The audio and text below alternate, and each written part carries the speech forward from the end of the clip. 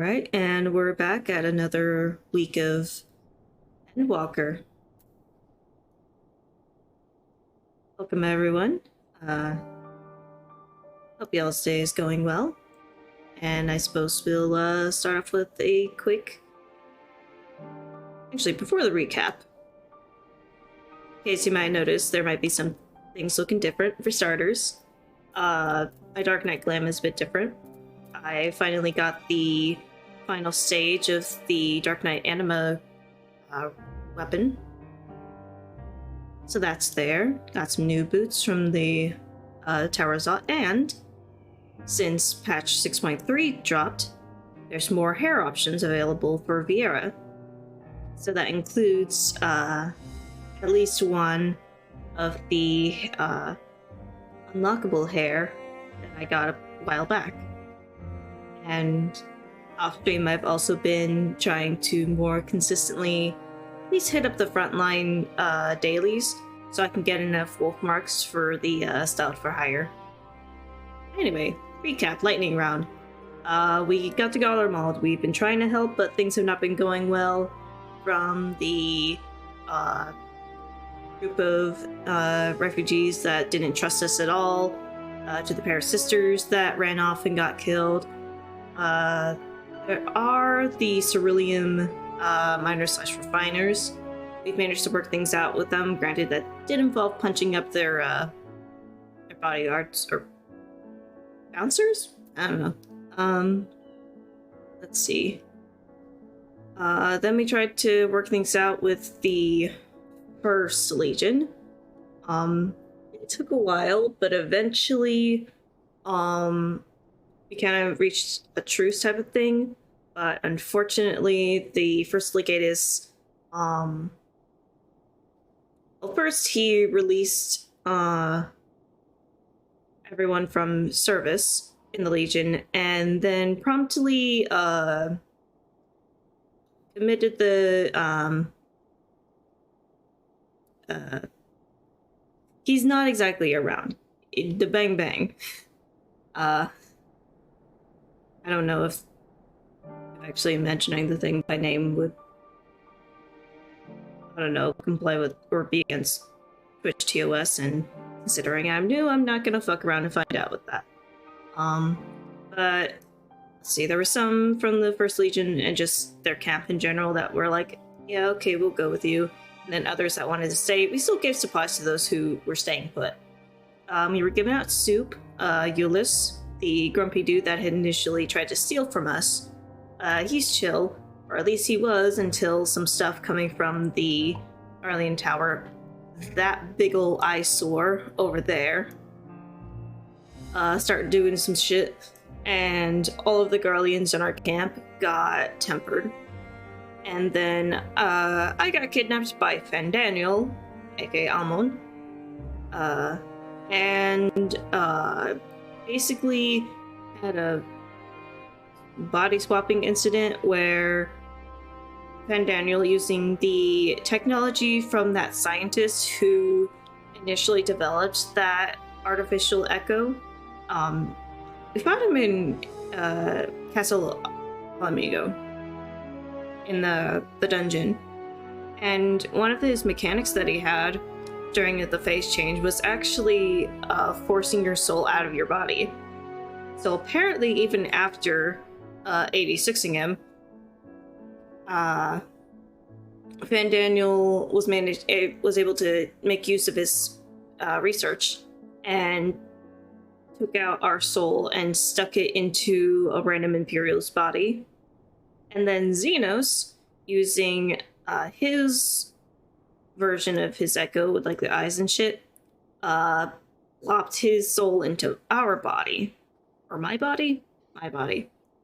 Which, yeah, body hopping, similar to what he did after he turned out to not be fully dead. Which, in hindsight, it's very similar to Ascians, and that's kind of got the brain going about, like, okay, that's a little suspicious. But, yeah, he basically hopped into my body and started heading to my friends to basically kill them. And Van Daniel's like, oh, you'll chase after him. It's such a fun game. And I'm like, I'm not having fun. But yeah, basically I had to go through... let me pull up my map. This little, like, urban section of the capital that's basically in ruins now. I had to wander through there in the body that's not my own. Tried to escape, then came across some other Imperials that were fighting the Magitech there. Turns out, it's basically attacking anyone on site, and they're like, hey, let's get out of here. But then there was an explosion, and despite our efforts to survive, none of them survived, and the body I was in was basically in critical condition. We managed to catch up, and thankfully, Graha was able to catch on that, oh, this ain't me, Xenos in my body that showed up. Y'shtola, however, was having a little difficulty being able to tell whether or not it was us, because apparently the ether given off by the tower has been interfering with her regular ether sensing. Because, reminder, while she can see ether, she is still blind. She can't see shit besides ether. So when something, is interfering with that, she's like, I can't tell, something's up. But thankfully Graha was able to, figure it out, and then I showed up in the Imperial's body and managed to interfere. Then we swapped back. The Imperial body that I was in died. I'm guessing the soul of whoever that guy was is long gone.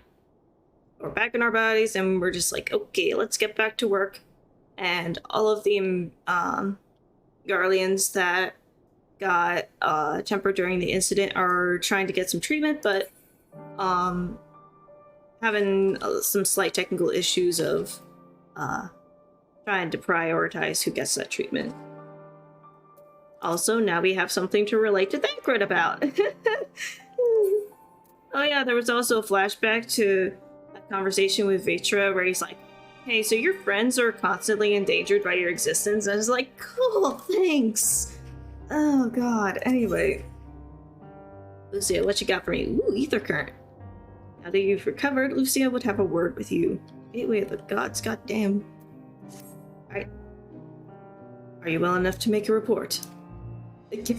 Physically or mentally? Please don't ask. But yeah, shit's fucked. Right, so Van Daniel used the previous Emperor's corpse to make a primal, and that's what's been tempering the Garleans. Yeah. This anima was summoned with the corpse of Emperor Varus. Their depravity no bounds. No. No, his depravity does not know bounds. Seems not. More to the point, we can surmise that wave of ether issued not from the Tower of Babel, but from the primal lurking within it. Primal whose cry rang rather more loudly in your ears than ours. Yeah, also it was revealed that the excess ether that had been drawn up by the outer towers, it's being used to sustain the primal. So that's why the towers have been drawing in more ether than it actually needs to stay stable. It's been going to the main tower, and specifically to Anima, which is kind of an ironic naming convention considering there's a whole thing regarding regarding the Anima weapon quest chain in Post Heavensward. Where you got a whole other thing named Anima, so it's just like, this is identity theft. If you were taken to the tower itself, then this proves beyond a shadow of a doubt that it is the beating heart of the Telophores machinations. So we gotta get rid of the tower. Yeah? In which case, we have some highly relevant information. Oh. As many of you know, ever since we dispatched troops to free the Leviers, we've been developing a plan to infiltrate the tower. Oh god? According to Thancred and his scouts, the main structure is Laozu. See? With tempered and enemy magic. Lousy? Maybe it's just British terminology I don't get. I don't know. Furthermore, the road leading to it has collapsed, making it difficult to approach in numbers. Ah, shit. We gotta approach it in a party of 4, maybe. Also, we propose dividing our forces into 2 parties. One to distract and one to infiltrate. The diversionary force will be comprised of the Asgardian, Gridanian, and Luminiscent delegations. It will begin the construction of bridges to make the Tolofroi believe we are marching upon the tower. Meanwhile, the best suited for our Alamegan, Uldan, and Eastern comrades will use a different method of ingress. I know what ingress is. That's a gap closer for Reapers. Also a fancy word for entrance. Ooh, look here. I'm looking. Oh, you meant at the map. Oh. Facility marked in red is the Insulatum. Latin. A vast magitech manufactory. In ruins now, of course. Yeah, much like everything else here. The freight tunnel connecting it to the erstwhile Imperial Palace remains intact. While the Tolofroi's attention is elsewhere, our infiltration force can use it to enter the tower undetected. Okay. Like a back door. Make sure they've been keeping that clean. Be aware, however, that the underground rail networks remains very much operational. Tempered are using it to bring supplies to the tower even now. It can carry their material, it can carry us too, providing we sneak aboard unseen.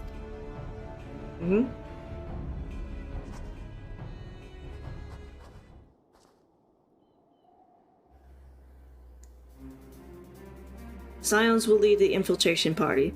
Once inside, you must locate and dispatch Pandaniel and Xenos.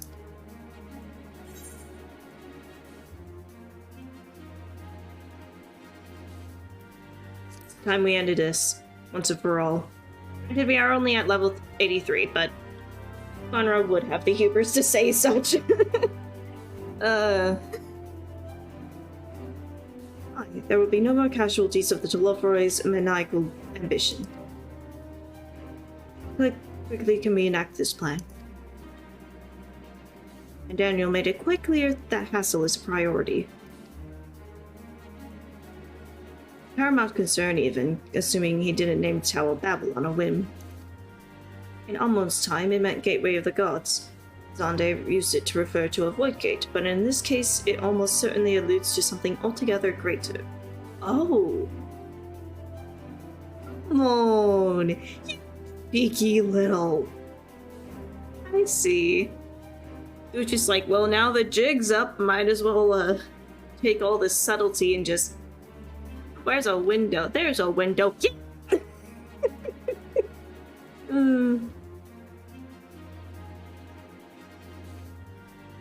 Granted, I guess there's no point in being subtle about being technically elegant once, you know, that jig is up.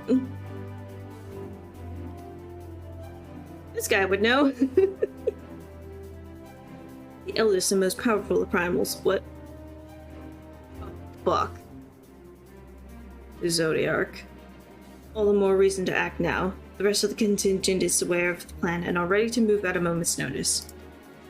You are to proceed north to Forum Hattons. Lisa's group will meet you there. Please. As ever, we are grateful for your foresight. This is the moment we've been waiting for. Spare no effort in your preparations. Oh, I'm prepared. I've been itching to get this on this quest, man. It's been very interesting limiting myself to only playing the MSQ once per week. Anyway, Lucian? Oh. Oh, we're going with that tune, huh? Let's fucking go. Lisa's party ought to have secured the tunnel by now. Rendezvous with them and make your way inside. May the Fury guide you, and us all. Those not taking part in the assault will defend this camp and the airships, as well as safeguard your safe route from the tower. You need don't worry what comes after, so fight with all you have.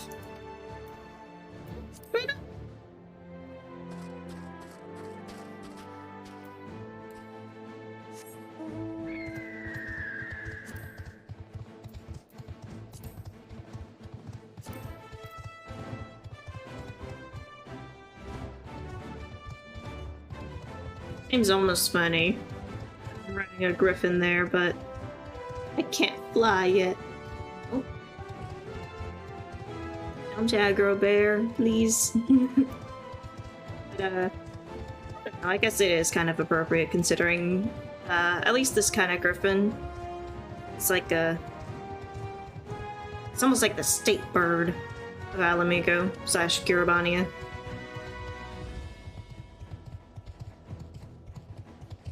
That's kind of around the point where we started majorly, you know, putting in resistance.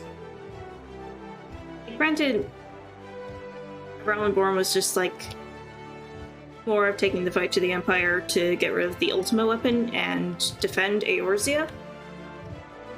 Oh, and hello, Isoballs? Oh, and I just aggro, whoops. Welcome. Hope you're having a good day, and it's nice to meet you as well. Where's my brain going? Right, Stormblood was around the point where it's just like, fighting the Empire to reclaim, lands and territories that were originally, conquered and, colonized. I don't know. Maybe I'm just reading too much into it. Anyway, Serena, what's up? I'm to accompany you into the tower. It is an honor as ever. Oh, hell yeah. Sadu. Damn these frigid lands. God. Sun does not sneak. However, he will travel this path of yours, and those who walk with him will bask in his radiance. I see Magnaya still has his, sunny outlook. Mm-hmm. So please.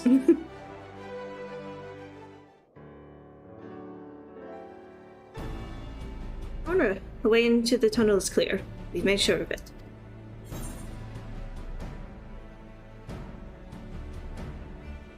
We'd best get in there before we freeze, especially you. You're still not bundled. Oh, the shoe will be on the other foot once we're in, believe you me. A good fight should warm us right up. Barely enough cloth to swaddle a newborn. Clearly you have spent too long around this feral dog of a Dotharl. Okay, dude. Watch your tongue, fool, lest I feed it to the crows. God, not this. You will see who's the fool when you freeze to death. Expect me not to warm your ill-prepared hide. These furs are for myself and my Nama alone. Should I be blessed to meet her this day? Dude's still on about that, huh? Okay. As if any woman of worth would wish to be warmed by you, little son. Ah, good times. Should we find such a warrior within, she will bask in my glorious flame. God. Stop, both of you. Save your fire for the enemy. As for extra fares, I have plenty to spare. Girlfriends, girlfriends, girlfriends, girlfriends. As do we. Of course. Mama Stola bringing in all the extra... Oh, they changed out. Okay. Are y'all not cold? Everyone, all set up. Set for battle, I see. Okay. Same energy as someone stepping out to check their mail in like boxers and socks. Like, are y'all not gonna freeze? Please. It's free of unnecessary encumbrances, if rather more susceptible to the cold. Let us review our strategy, quickly if you don't mind. Finn's group has gone ahead into the Installadium. We are to meet them there. We wait until the Tempered's attention is drawn by our diversionary force, then we sneak onto the train. Stop the Tower of Babel. If any, Tempered included, are injured, we Zayla will tend to them. You Scions must press on, no matter what. Yeah, okay. We should avoid moving as a group until we're underground, so we'll need to make our own ways into the Insuladium. See you there. Bridget just dips. Just head north and you'll reach the Insuladium soon enough. Scions are welcome to our spare furs as well. You might mention that to Urianger. Oh no. Brave battle, not this insipid chatter. The glorious flame. Nay, I would have seen it were it so. Dude. I think it's time I was off. If I look at Urianger for one more moment, I'm liable to freeze solid. Fear not, no serious wounds have gone untreated, nor will I stand for being left behind while the rest of you rush headlong into danger. So you needed to bother suggesting it. We'll stagger our departures so as not to raise suspicion. You go on ahead. I could possibly be cold at a time like this. My heart is pounding with anticipation. Cold? Nay, I feel nary a thing. Nary a thing. You feel nary a thing because you're cold, Urianger. How it... Right. Right, I just remembered during the recent, or I guess latest, Halloween event, where they let us, glamour into NPCs, we discovered, granted, to be fair, this guy is wearing the Shadowbringer's Astrologian, artifact gear, so I figured it should have been obvious at this point, but there's no pants underneath that. It's just the robe. And a subligar. There's no pants covering this man's legs. He is freezing. Someone get this guy some pants, please. And you're 100% certain you're fit to fight. No wild specters haunting your wake? Nothing feels tingly? He's worried about us. Stinian. When I infiltrated the palace with Gaius, we took an entirely different route. Since then, the whole place is being reconstructed, and it would appear that path is no longer accessible. Oh. That's rough. Apparently there's like a hunt train in the area. Nice. Anyway.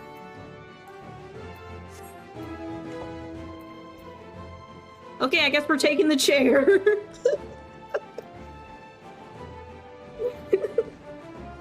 We're taking the chair to the tower, or I guess more the entrance to the tower. Oh, I haven't...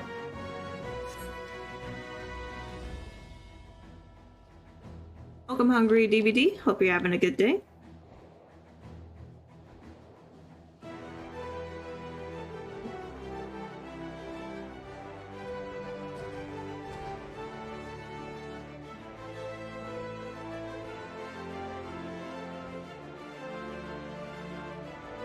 If there's anything video games have taught me, it's that jumping always makes you faster.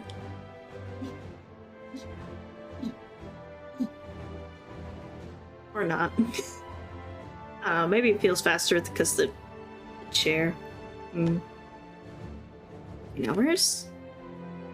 Hopefully I'm going the right way. I don't think I'm going the right way. Oh no. My level's okay. If these things aggro onto me, I won't die. I'll just have to circle around the building, because I guess I missed where I was supposed to enter. Whoops. Just sneak past it real quick. Yep. Circle around there.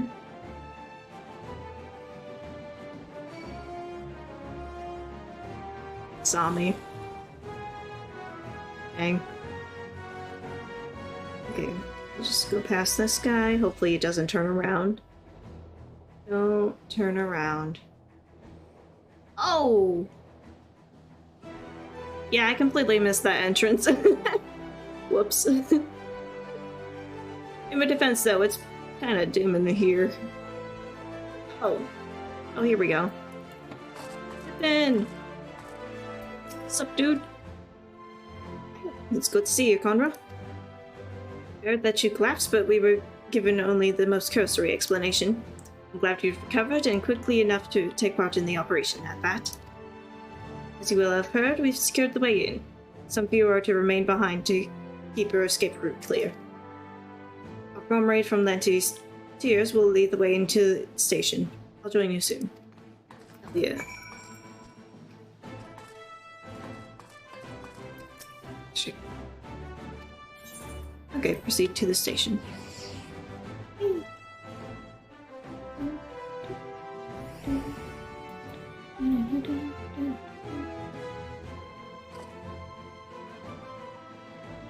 Hey, you got a lot of prog done with your static? Really cool. Always good to get prog, and always good to be able to do it with people you know. It's been going night. Had a pretty good sandwich today, so that's something.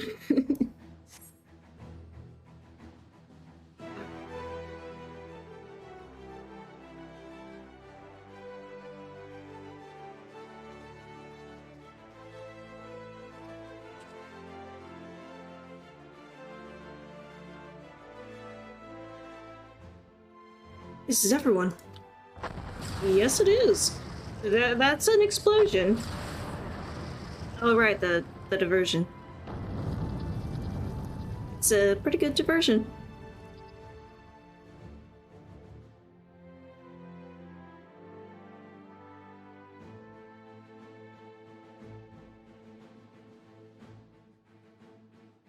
Another group I'm getting along with without any struggle. I'm usually trying to even get near to the point of being included. Yeah, that's a fair point. I'll go be honest, I hadn't really been interacting with much people in-game until I joined my current FC, and also started joining party finders more frequently. But yeah, once you find people that you vibe with, it is lovely.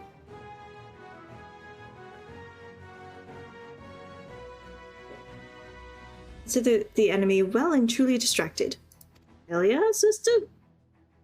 Time to go. Our primary objective is, of course, the Telophores leaders. Should we be presented with an opportunity to vanquish Anima, we must seize it. If it is indeed the force behind the towers, destroying it will deliver our allies from the Telophores' reign of terror. Okay. And I, for one, would not see the Garlean people manipulated any longer, be it by Primal, Ascian, or anything else.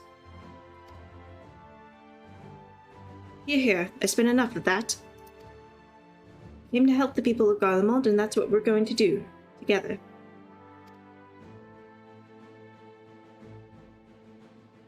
To the very end. To the very end? Forge ahead.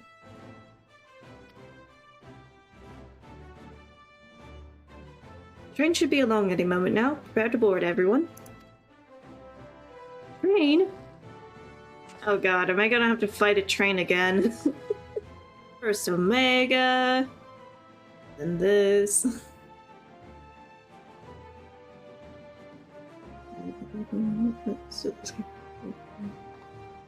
Oh yeah.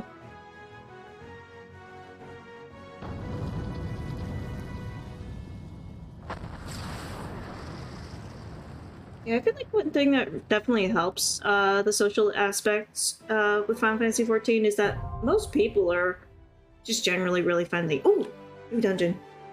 I think? At least I'm guessing that's a dungeon. Oh, it is. I'll talk. We're only able to ascertain that the tunnel connects to the tower. I fear I have little to offer as to the details of the interior or present situation therein. I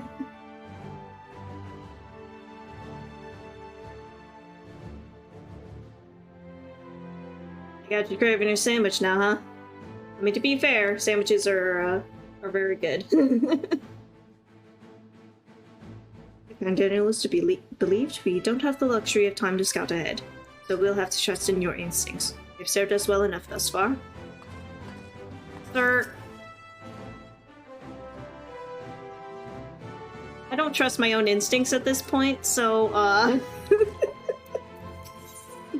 we're fucked. It's no meager delight to watch Alizé and Alphino grow more resolute in mind and heart. God, you're so fancy. And remarkable through their accomplishments may be. Oh, I can't read. I doubt not that they are destined for still greater things. Grant them thy protection, Master Louisoix, I implore thee. Yeah, okay. Not really entirely sure how much Louisoix can do currently, considering the Bahamut Coil stuff, but fingers crossed. If Daniel truly is Amon, to create a gate through which a primal may pass will not be beyond him. From what I gather, he was utterly brilliant. Utterly mad. Yeah, he's... If the clone we fought in Circus Tower is anything to go off of, dude is a cuckoo for Cocoa Puffs. Assuming Daniel intends to make Zodiac serve as a catalyst for the final days, one cannot but wonder if he will willingly part ways with the other Astians long ago. Oh, if he willingly parted ways. Surely they would not have permitted the very god they created to forestall the world's end to be used in such a way. Did he get disowned? Or maybe he just internalized his shit for a while and then only started to externalize that after we kinda elitist, have it sulk in the Lidibus. Maybe, perhaps. When Xenos murdered Varus, Gaius was upon him in an instant. Seldom have I seen such fury. I won't pretend to know the bond they shared. Pain, fear, rage, I know them well. I know what can drive a man to drown in them. Though his homeland may have wished for his blade, my lands will roar in its stead. Justinian's so cool.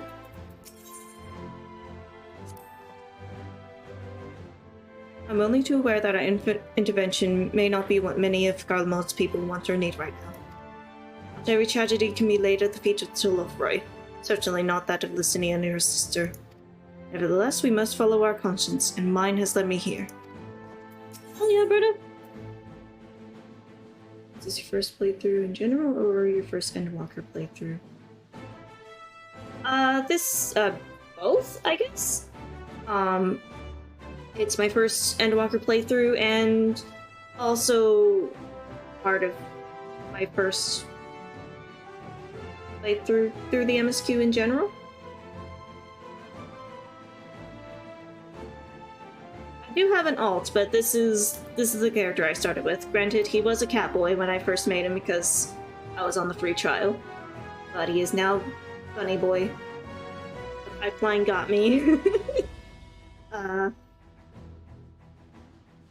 yeah, this is pretty much blind walkthrough, playthrough. Yeah. I don't know where I'm going. At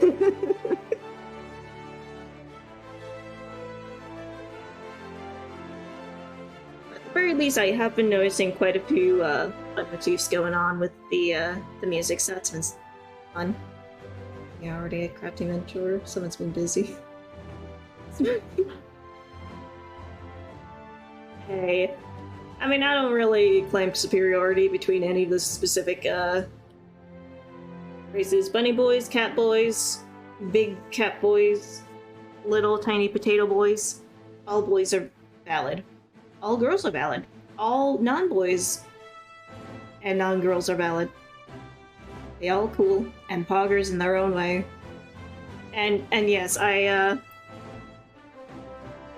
so just to kind of, I guess, preface how much of a maniac I am when it comes to grinding in this game.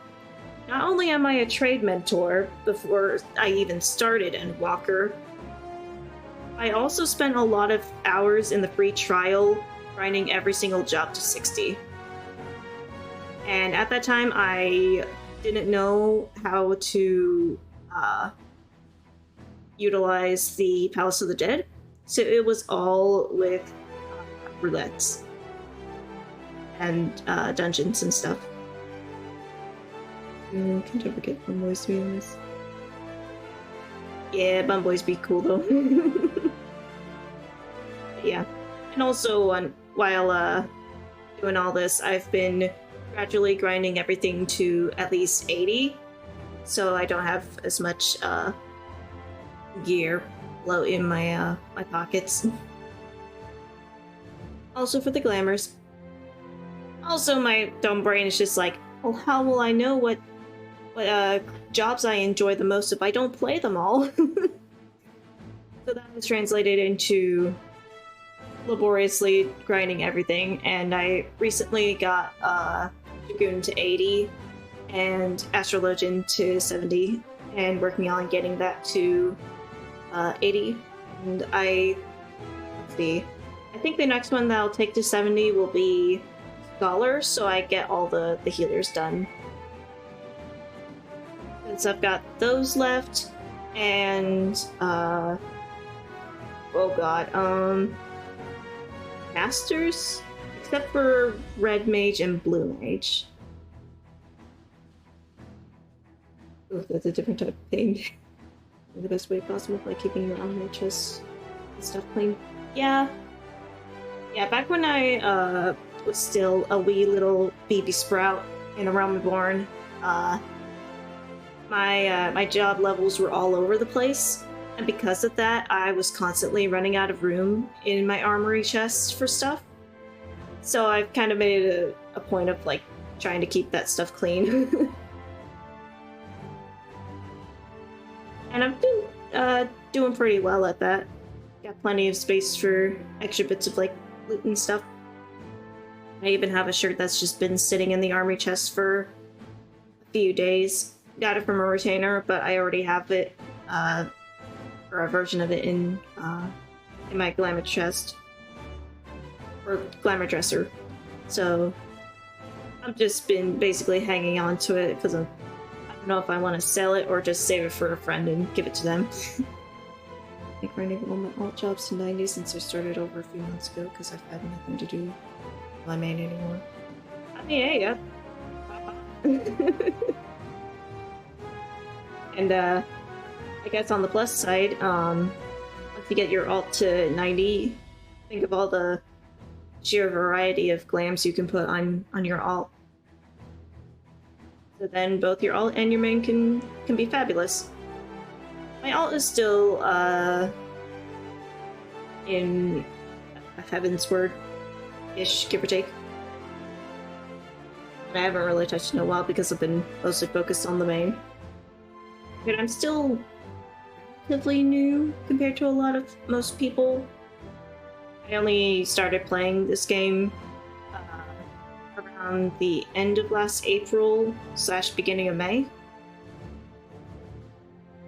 So I've just been chugging along and I'm still very baby. But I've also, I guess, come a long way considering it's been 8 months, give or take. Yeah, 8 months, give or take. Oh god, it's been 8 months. I'm telling you when I started playing and how many hours I've gathered over the time. Yeah, no worries. There's a trade mentor in my FC that has like thousands on thousands of hours. And we're just like, dude, what have you been doing this whole time? It's basically a de facto guy to go to for crafting tips and stuff, because he's been around the crafting block for a while. You have 10k hours. Oh my god. You know, out of curiosity, I'm just gonna check my playtime right now. Let's see. Right, it shows it in only, like, days. I gotta do math. It's 24. It's 22. Okay. I'm a bit over 2,100 hours. Give or take. Oh, and like 45 minutes on top of that. But, yeah. And basically, crunching that down to, the time that it shows in the chat, that's about, 87 days, going on 89 in a couple of hours. Yeah. So I take it 10k hours, that makes you like a veteran or something, right? I've been around the block way longer than a lot of people. Or at least more than me, because 10 is bigger than 2. 193 days. Woo! Almost. That's getting close to 2 years. Playtime for ya. Hell yeah.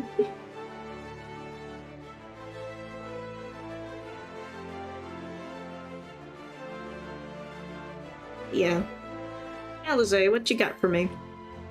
Just I'd like to be the one to wipe the grin off Van Daniel's smug little face. I haven't lost sight of why we're here. Our ultimate goal is to prevent Tulafori from doing any further harm, no matter how. If I do get the chance to introduce my fist to his jaw, and gods do I hope I do, I won't turn it down. Alizé, you're gonna need to get in line.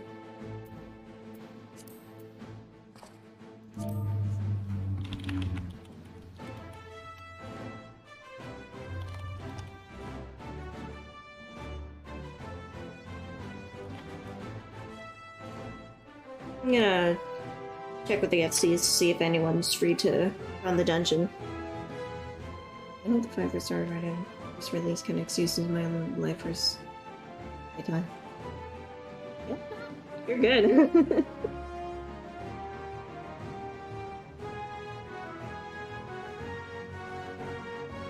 Okay, it looks like one person in the FC's down to run the dungeon once he finishes his roulette thing. Okay. If I end up with less than 3 people, I can probably put up a Fari Finder or something. Well, normally, at least back when I was playing through Shadowbringers, I did duty support, so I wouldn't have to sit in queues. But since I now know people, I can just ask them. And also, it's faster with real people than the NPCs. As much as I love these guys and wish them all the best, and they deserve all the hugs and head pats, the single polling and single targeting and very low DPS do sometimes grind my little gears a little bit. Which, yeah, it took me like, 3 runs of Tower of Zot just to get the boots that I now have. These ones. And it's kind of a slog to get through. To just kind of put it into perspective, food buff for XP lasts 30 minutes. And normally in a dungeon run with people, it takes about 15 to 20 minutes tops to run the dungeon, or just any dungeon. Well, with duty support, or trusts, it takes the entire 30 minutes of that food buff, if not a little bit more, to get through. That's if you don't wipe.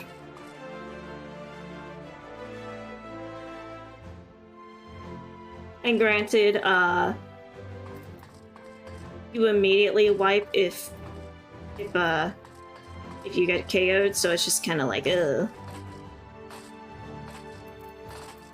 I kind of wish that even if the player got KO'd, the NPC can still swift cast raise you. Rather than just like, oop, that's a wipe, game over, and it's just like, bro. The healer's still up, they can get me. Also, Alizé's here, and I at least leveled her trust to 80. I leveled all of these guys' trust to 80s when I was grinding my Shadowbringers jobs, specifically for the role quests. She should have her raise. I never use the NPCs, honestly. I'd rather meet up with the random soul. Yeah, that's fair. I guess the main appeal with duty support is one you're going with the NPCs of the story, so it's like, oh, it's with your favorite characters. Like in certain duty supports with Shadowbringers, I was basically taking the kids on a field trip. And that's fun. Also, certain NPCs have unique bits of dialogue at certain points in dungeons. I guess, for example, in Holminster Switch, the first dungeon in Shadowbringers, if you have Alize in your party, she reacts to the first two bosses. The first one being the Sin Eater that turned, oh god, what was her name?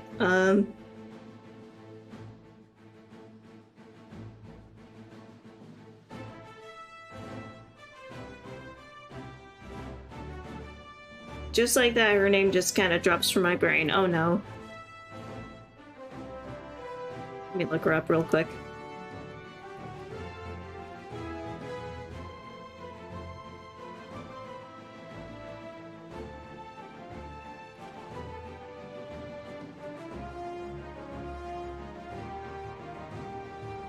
Tesleen, that was her name. Tesla. But Tesleen. First it was the Sin Eater that turned Tesleen, and she's like, ooh, time for some vengeance. And then we ended up fighting Tesleen afterwards, and that was sad, because, you know, Alize dialogue. Also, another good fun instance of the NPC dialogue in duty support was, oh god, Nabath something, I think the name of it was,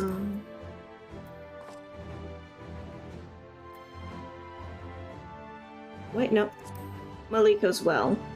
The, that boss with the, bucket. Oh, there we go. Oh, so Endwalker dungeons have their own little segment. Okay.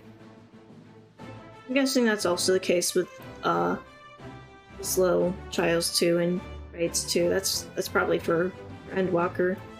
I think it's similar in the quest journals for completed ones. Yeah. Raid Scenario, Endwalker. Also Tribal Quest, Endwalker.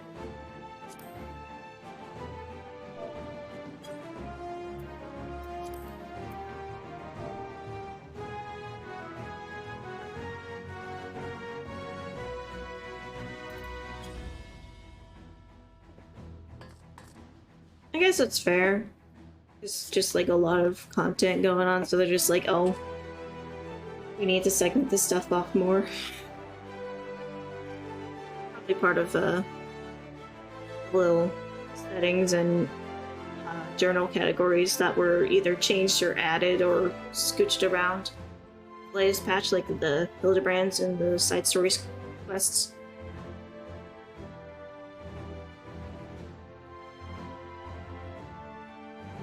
Like trying to make it easier to navigate or something.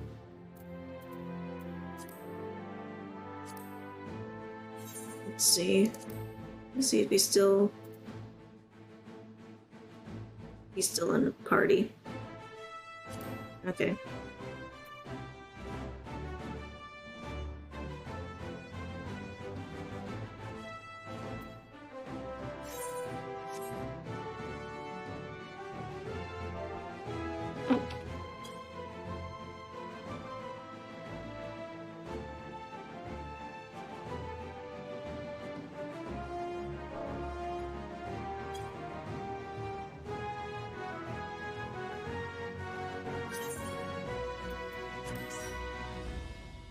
Oh shit.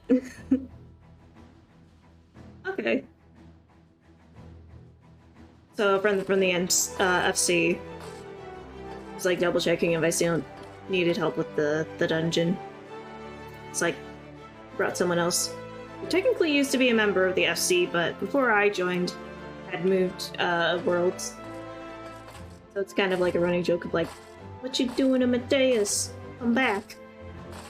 Or if sometimes, you know what, you can stay in Mateus.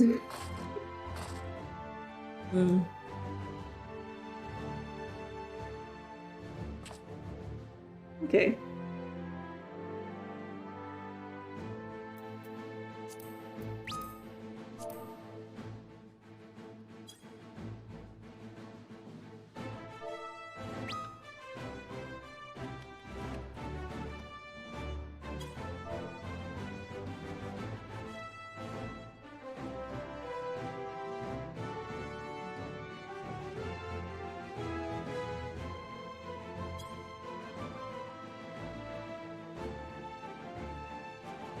Oh yeah, and if you, yeah, you'll definitely be hearing the ba-dink.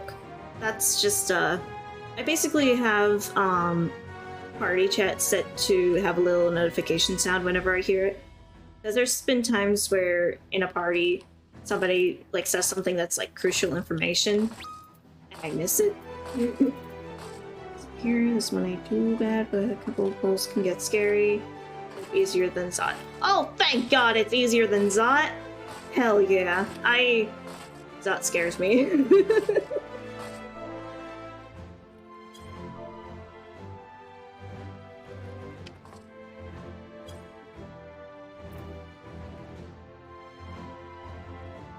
Also, it's just like a lot of pulls, they hit really hard, they take a lot of hits, making it pretty easy to wipe when in duty support, where it's either very difficult, if not virtually impossible, to wall duty support without popping your invuln.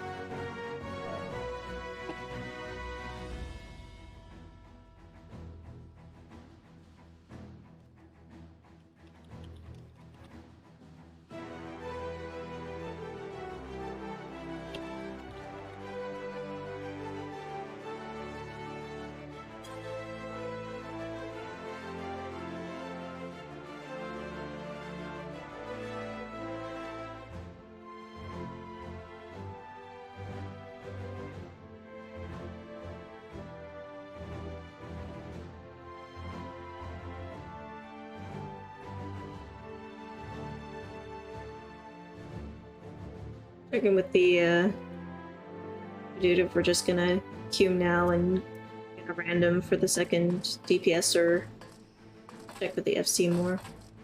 I guess there's a kill time, I'll just keep rambling. I thought that occurred. It's been pretty concerning that it's been kind of framed as, oh, the confrontation, we're gonna end this, and it's only level 83. And if there's anything I've learned, level 83 is still like the second act if we're to frame these MSQ expansions in 3-act structure. So like with oh god.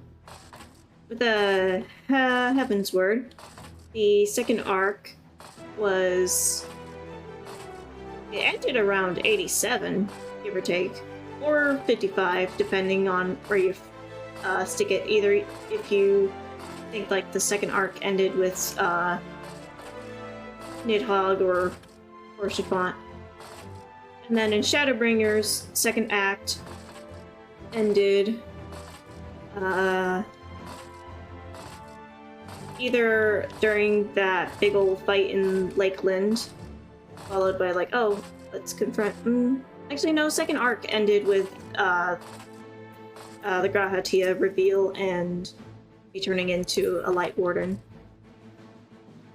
So with this, we're still in like the first half of the second arc based on that structure. This was around the same level that it was like, oh, let's go meet Hraesvelgr, or we're with the Pixies and gonna fight Titania. This would be like if it was around, I don't know, the Ifrit fight or Titan arc with the cheese, where it's like, oh, we're reaching the end, we're in the final stretch. Which, granted, A Realm Reborn was a bit funky considering it was stretching over the course of 50 levels rather than 10, but still, I'm very scared of what this expansion has in store.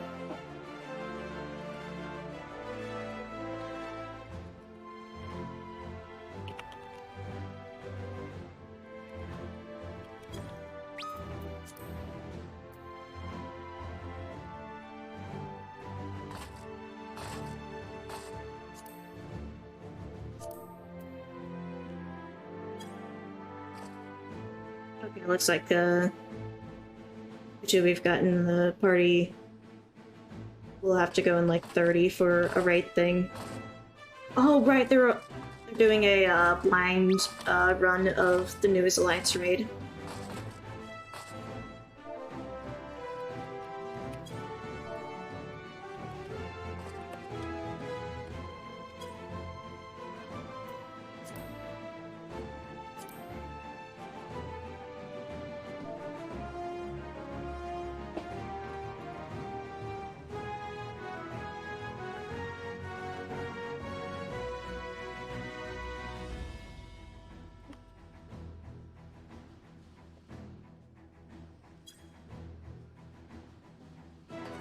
Gonna give it another couple of minutes before we just queue.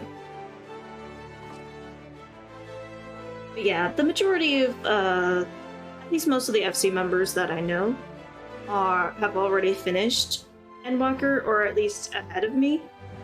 So a lot of them are getting like post Endwalker content, including the new MSQ and Alliance raid stuff that dropped with 6.3.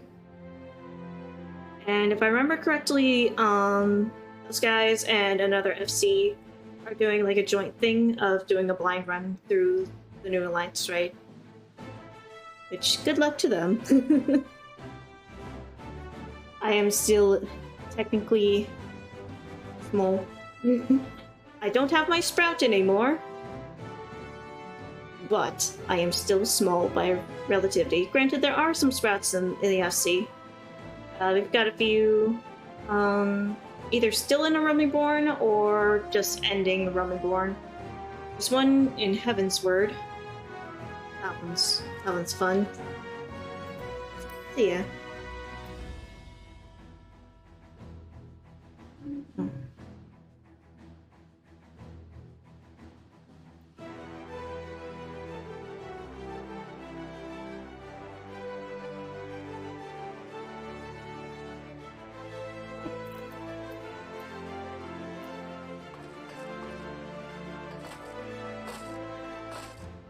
And apparently, what causes the sprout to go away, it's got like 2 factors to it. The first being having finished the 5.5. So, excuse me.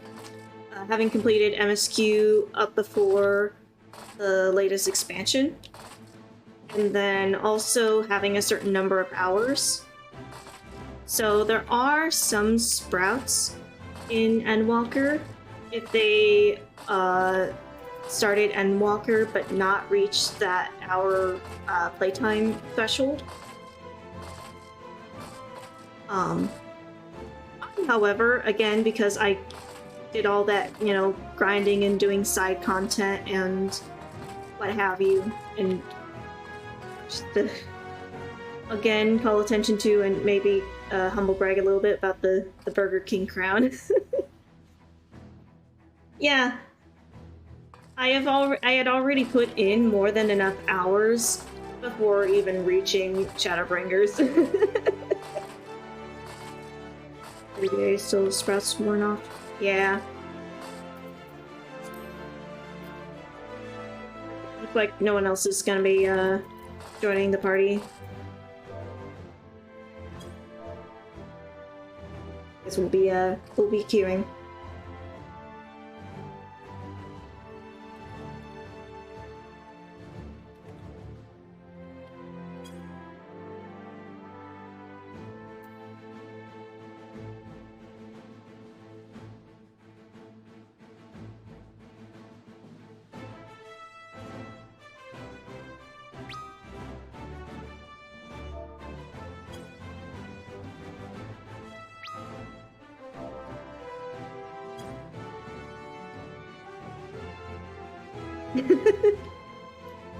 Apparently Ben forgot that he was a party leader.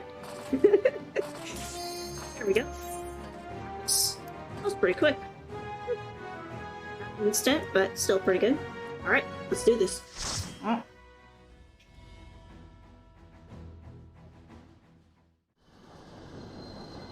Be on a train, but not gonna fight a train, 'cause that's some Omega stuff. Don't quote that to the fanfiction people out of context, so, 'cause Omega means other things in that context. He's sneaking. Now or never. Let's do this. Oh, Vin's in a new drip! Yeah, there's a new outfit that dropped with 6.3. Some side quest stuff, and it looks really cool. Apparently it's locked behind finishing Endwalker, so yeah. Okay, egg.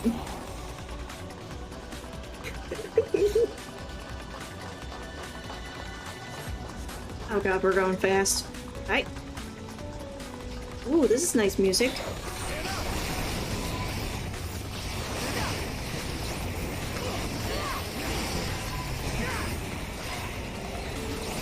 Oh. I keep forgetting that, my level is actually a bit ahead. So I tried to do the thing, Salted Earth, where it explodes. And and realized, wait, it doesn't explode. Whoops. Eh. We got this though. Yeah, the DPS itself is looking a bit. Oh god. Then you good? I'm gonna Black Snipe. It tends to go pretty well against groups. Yeah.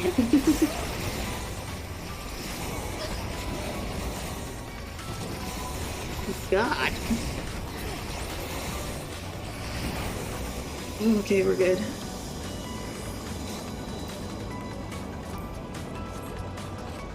Oh, I got stuck on a railing. I couldn't see.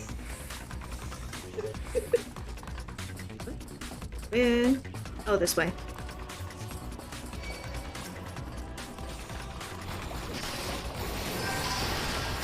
Okay, we're good. Run. And then, whee!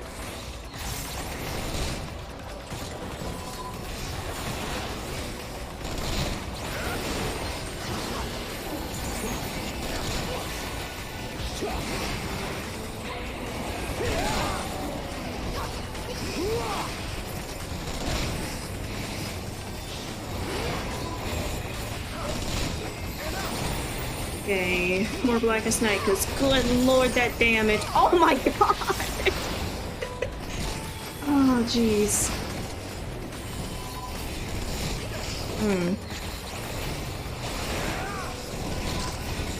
But we're good, we're okay. The White Mage has... Eddie has, the Benediction, so if I die... Also, we have a Red Mage, so we also have, quick res there, so even if the healer dies, you'll be AO. What the fuck's you? What is you? Who's that? What the fuck? Okay. On guard, bitch. Time for the bopping music.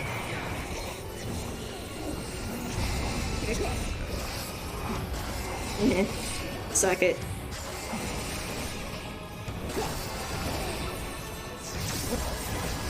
Ring.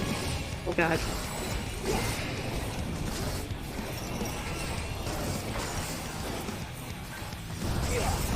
Okay, so when he's casting ground and pound, avoid the front. Cool. Oh, where are you going? Oh!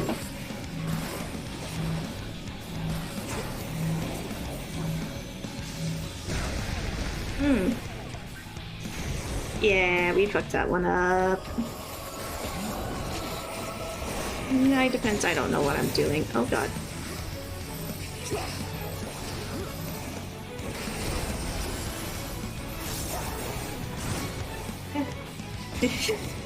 Ben, I'm trying to point his ass towards you, please.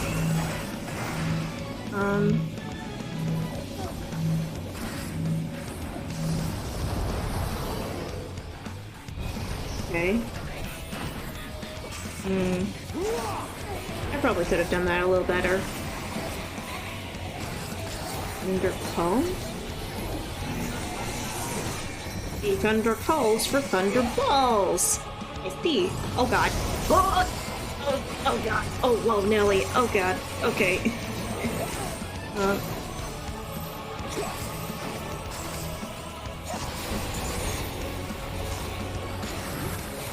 Okay.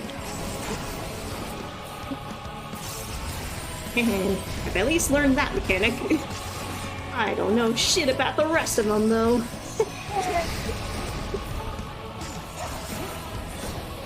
Nothing pick me up, I'm scared. Oh, it's only at 17%. Oh. We're okay. We can live this out. God.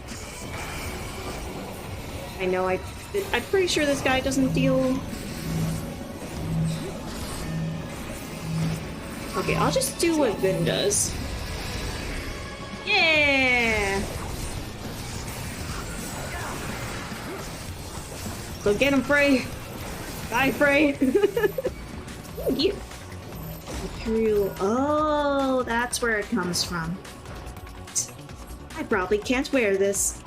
Because Vera's can't wear hats. Except for some reason that 190 gathering hat. Anyway. Ooh. Elevator? Maybe. Just like how 3 of us all have the same Burger King crown, and then there's this guy.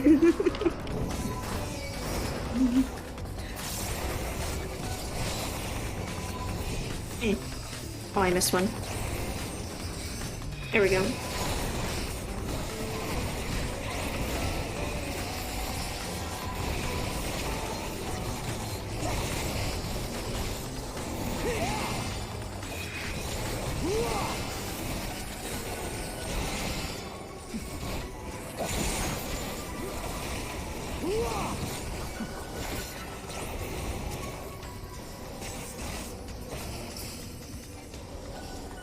Okay, yeah, that went well. We didn't die! Woo! No. But wait, there's more? Okay.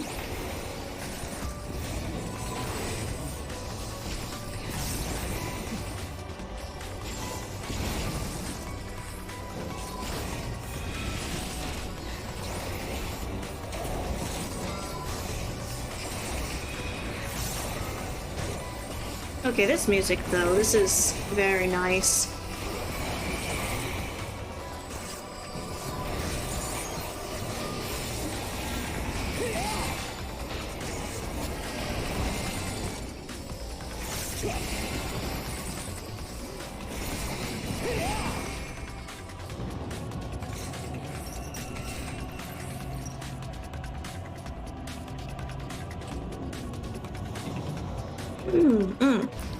Excuse me.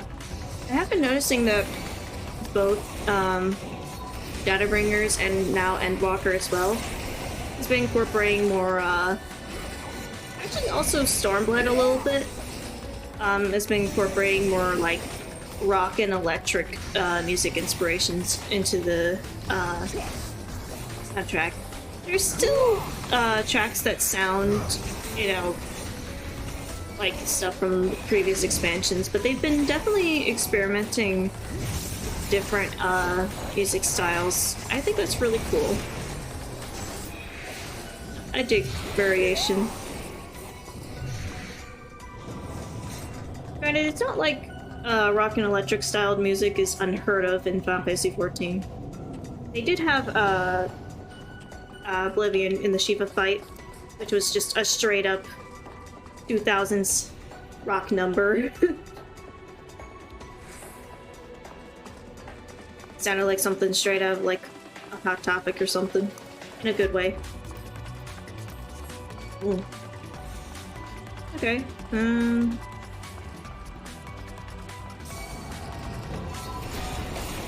Got all those guys? Yep, we're good. Running. Okay, it's a left turn after that. Ooh. Oh, I can't go that way. Okay. What?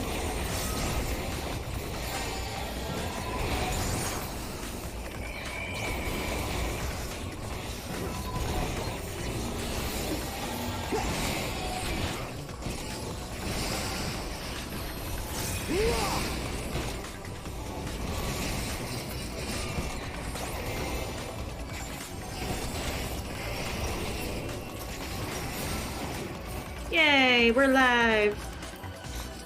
Loot! Oh. Blue guy. Blue guy? I don't know, Latin's weird. Anyway. Hello. But yeah, they also have, at least part of the, like, style experimentation.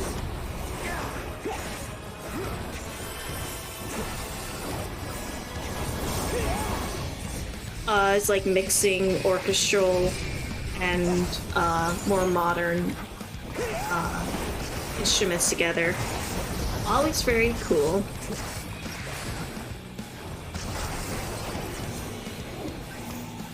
It's like mixing ketchup and ranch. It's always the best that way. I don't know what this guy's doing. Toad? Oh no.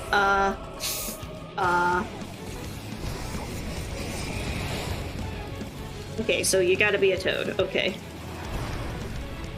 So be toad, but don't shrink. I got it.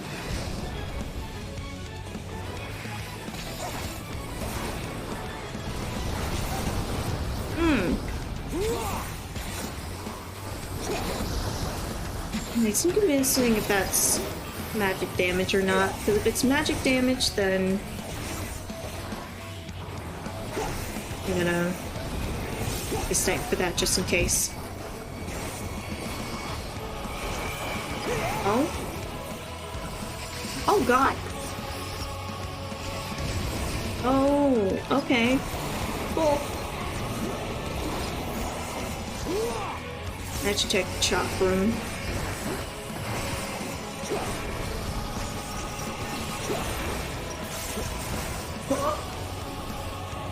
Oh! You get small to avoid the chop crumbs. Okay. Okay, that's smart.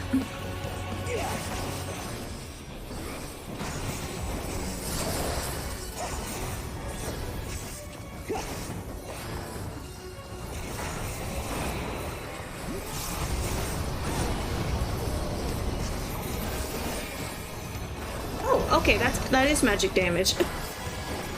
I could have used Dark Missionary for literally any of those times he's done thermal suppression. Whoops.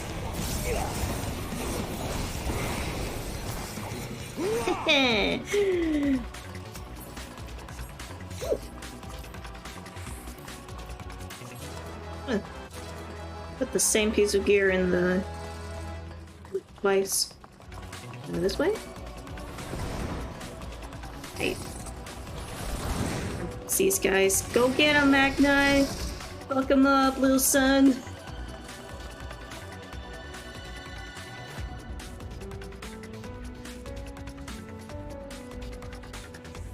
Kinda sounds a little bit like the Realm Reborn leitmotif. A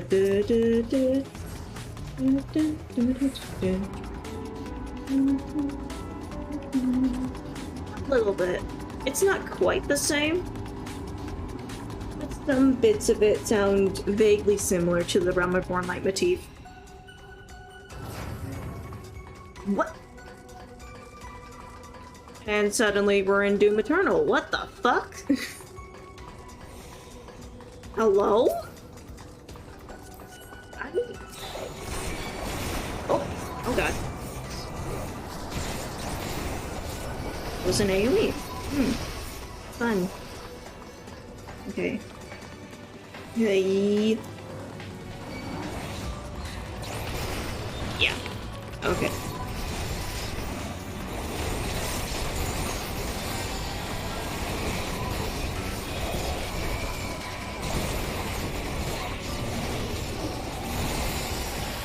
Okay, so I'm gonna need to pop Blackest Night as soon as it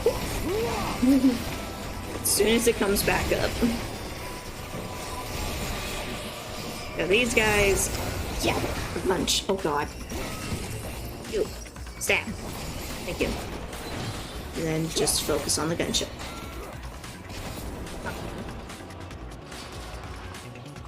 Hee hee, come on. Come here. Here, boy. You going for walkies? Oh god. Oh balls.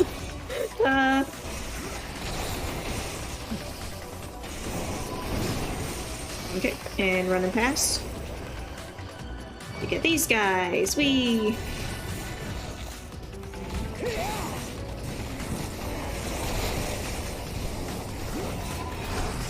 I don't know if Dark Mantle's gonna do anything in this situation, but I'll take it if it gives me any kind of protection. I'll take whatever protection I can get.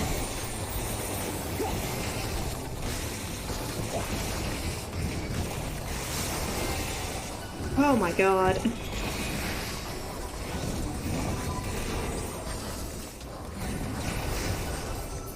I really do not envy the healer at this point.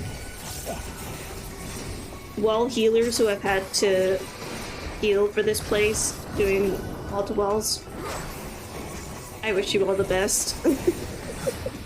Also, sorry in ahead, because oh boy. I know far too well the kind of stress things can give. Especially when going wall to wall. Oh, that's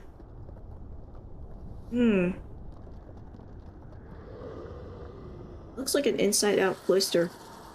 Oh, it's the thing. Icon of icons. Anima. Ew. Okay, time to kill it. I don't know what the fuck I'm doing, but we gonna do it.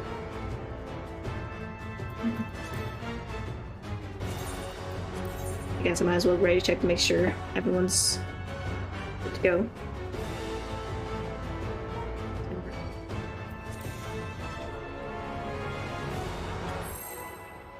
Oh boy.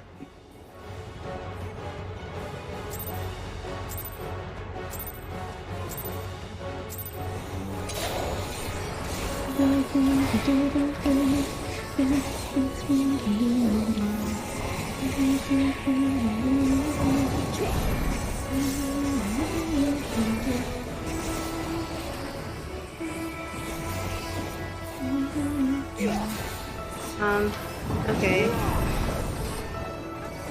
Okay, I can't really say I understood that, but I'll just roll with it. Oh! Tasty, okay.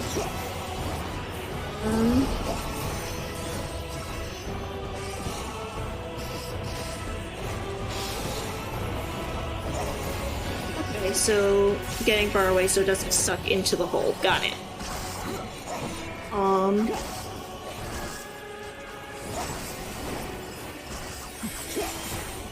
Wait, what you do? Oh! Oh! Okay. Oh my god! I can't see! My eyes! Holy shit! Ah, that actually kind of hurt to look at. Oh god.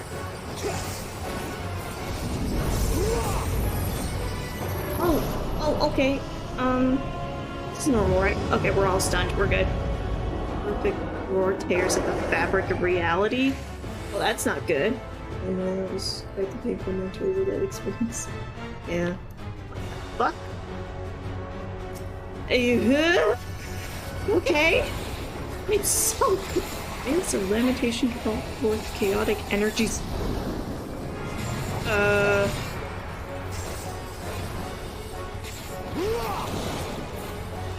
I'm a failure leads. Then I don't know what the fuck I'm doing. I'm just gonna follow this guy and hope that God I know what I'm doing. Hey, look at that! Ah!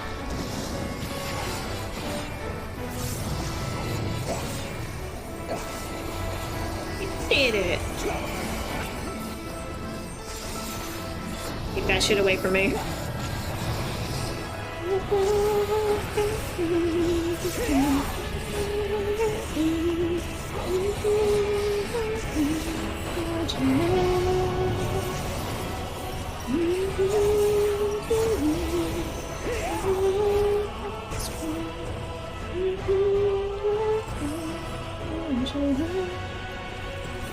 No, Blackest Night and Dark Missionary.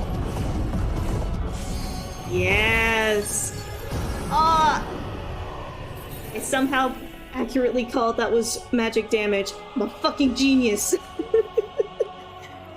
I'm not actually, but the one time Dark Knight is a viable. Let's fucking go.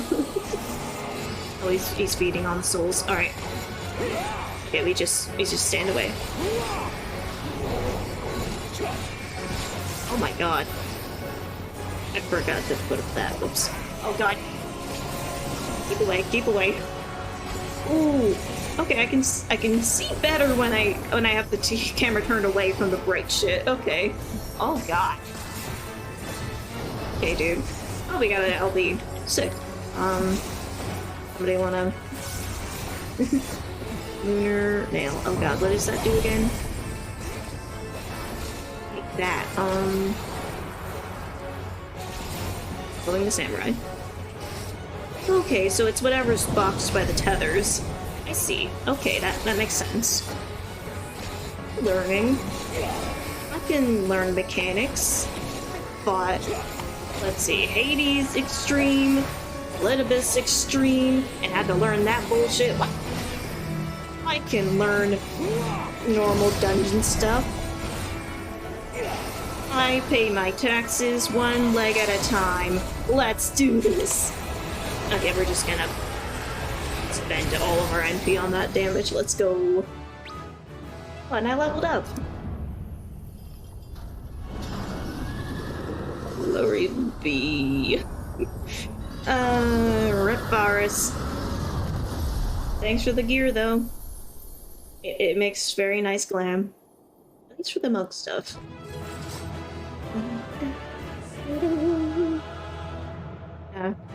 Yeah, I guess white people sad for that dude. I get more pity for Varus than sympathy, but oh, the other guy left. Somebody got the striking thing. But hey, I leveled up. Now both Dark Knight and Monk are the same level again. Do this. Oh god. I feel like they really ramped up the difficulty for these dungeons, but it feels appropriate. Farewell, Varus. May the gods have mercy on your soul. God, that is a raw line. Not may your soul rest or something. Nah. Hopefully the gods treat you better than Van Daniel did. Holy shit, bro. Oh my god. We're all good. The other two await. Other two? Oh, Van Daniel and Xenos. We gotta pull out our cans of whoop ass. Unfortunately, I didn't bring my can opener. Van Daniel's head will have to do. Buttons. Pop it. Twist it. Spin it. This madness ends here. Better fucking end. Oh, hush. This is the best part. Enough! You and me both, Justinian. Stab his ass. Oh, damn it. Of course they got a barrier. Stinky.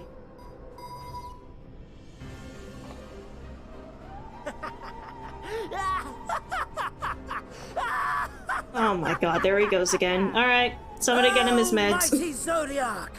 Awaken from your slumber and descend! What? Zodiac in the moon or some shit? What the hell? Some manner of magical defense? Kinda looks like the Jolly Rancher crystals I got in A Realm Reborn. With the same circle. Huh? Cryle? Oh no. Cryle? But how? Hydaelyn, you bitch! Stop puppeting my friend like that! That's really The creepy! shackles that bind my adversary will not be so easily broken. Okay, those Zardiarks in the moon! Feeble Cool! relic of a forgotten age. Shut up, Van Daniel. You'll have to get in line. I got beef with everybody. Hark! Victory is mine! Who the fuck says hark unironically? Right, this guy's Beatrix. Also, those crystals. That's gotta be the crystal of life that I collected initially. And they exploded. Damn it, I was saving those Who? The Apple Jolly Rancher.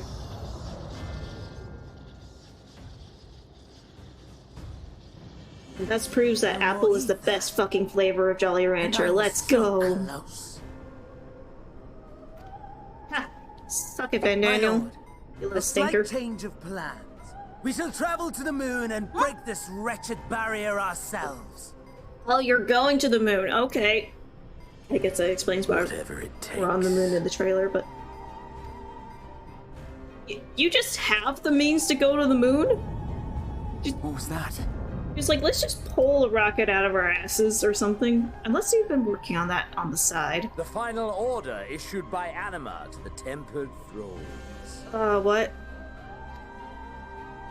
Should the Empire fall, the world must share her fate. Oh, no. Of course, Father lacked the conviction to give such a command. The abomination born of his flesh was but a puppet, and I the puppeteer. So they were more carrying out your will? You madman, you monster! Accurate. That's not gonna make him stop doing stuff, considering I basically rejected his little confession thing, but he's still obsessed with me. There's a funny joy in watching your flailing attempts to fight the inevitable. You're all going to die, and they're powerless to prevent it. I mean, so are you, but I mean, that's kind of what you want. Who needs a hobby? Like knitting or something. Right! My eyes! Did he just make a fucking transporter from Star Trek? What the hell? We really must be on our way. You're welcome to give chase, provided you are content to leave comrade and tempered alike to die screaming. Ah. So if we go after him, plan is kind of fucked. And they just go to the moon. Helen. What you doing? What? Oh my god. Okay, everybody get your fucking Capri Suns ready for Kryl. I have asked too much of this child. Tend to her. Props for self-awareness, but also... if I see you again, not possessing my friends, my sword, and/or fist, and/or boot, up your ass. Capiche? And I'm keeping my Capri Suns. And that Jolly Rancher, okay? I'm saving that for later. It's gonna be a really good Jolly Rancher. It's always best when they've been, like, sitting in the couch The cushion a last bit. run at Mare Lamentorum is yet unbroken. Mare Zodiac Lamentorum. remains bound. Mare Lamentorum. Okay. I have shifted the flow of ether and sent the enemy far from their destination. She fucking cut their brakes! God damn! It's like, okay. Like, thanks for Now, helping, but... I shall divert Damn. it once more. An ally awaits, and I will deliver you unto him. Oh. You got a friend? Seek his aid. Restore the seal. Zodiac must not be set free. Hey. But also... I still don't trust you. I'm sorry. Like, cool, you're trying to help, but also I The don't Tempered are running appreciate wild. you just, Not only like, those at the walking tower, but around those back at the with my camp. friends like a bunch of skin suits. It's creepy and also very invasive and crosses boundaries and shows no regard for their it kind of robs them of their bodily autonomy, and we're all about that in this house. If you can't walk around in your own body without a primal hijacking it. That's not okay.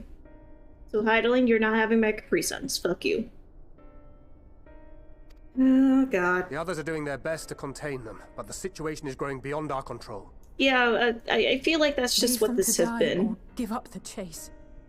Just like Van Daniel said. There's gotta be a third option. There's always been a third option. If we were able to come up with a third option when I turn into a Light Warden, there should be...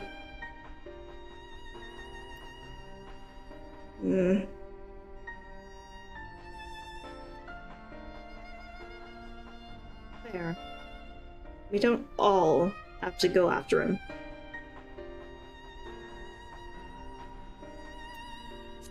I'm the one Xenos wants.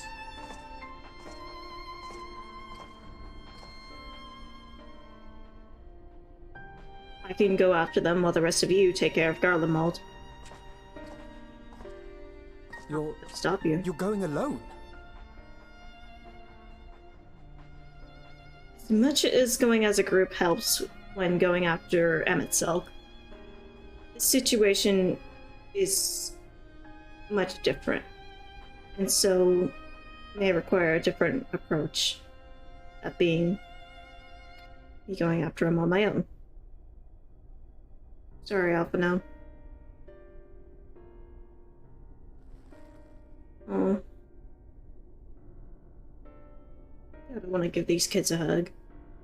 I don't You even have like our kids trust and IRL. our faith. I pray we have yours. Of course. It's not that I don't trust y'all to do stuff, it's just that one, I want to keep y'all safe, and two, I trust your capabilities here, and that's more than enough. Oh god. Oh jeez. I've gotten way too attached Our friends to in these the temple characters. need our help. We will save as many as we can, I swear. Alright. Hold you to that, kid.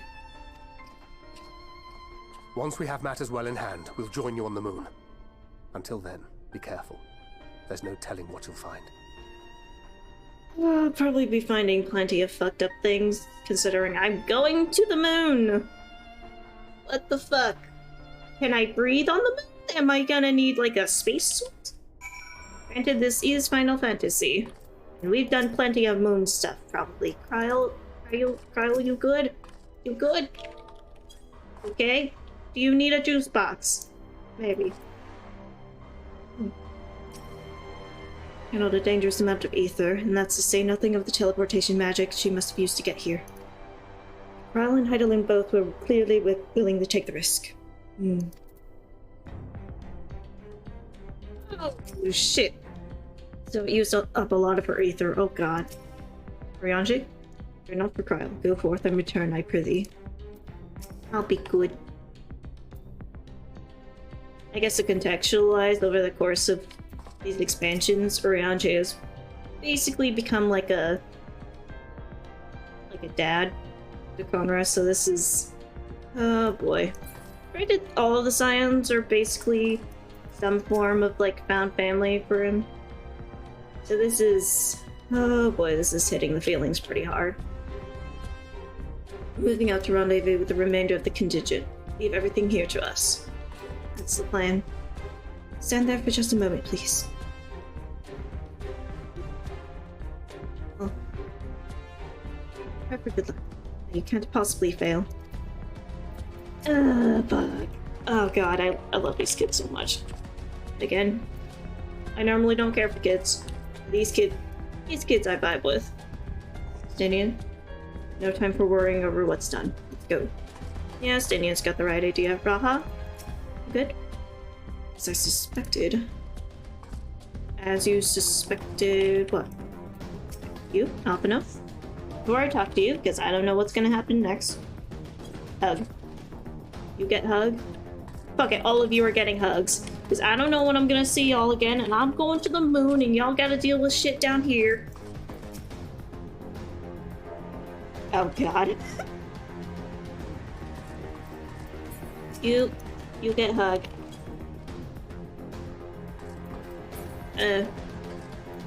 Stella, you cool if I hug? Respectfully. Ah! Carry on, Dad. Daddy on Jay. That doesn't sound right. Okay. Look at Kryl, but she's kind of unconscious. So, another path. Oh god. Oh jeez. Alright. If all of the tempered are affected, Ulus and his comrades are likely put up quite the struggle. Find a way to save them. We must. I only pray we are not too late. In the meantime, may the 12th carry you to victory. Oh, okay. Oh god. You may now enter the tower. Yep. Trust. Oh, I can now fly in Garlemald. Hell yeah! Got the tonal shift between all of this and then, oh hey, you can fly, by the way. I'm gonna extract this materia real quick. If I don't take care of it now, I'm gonna forget.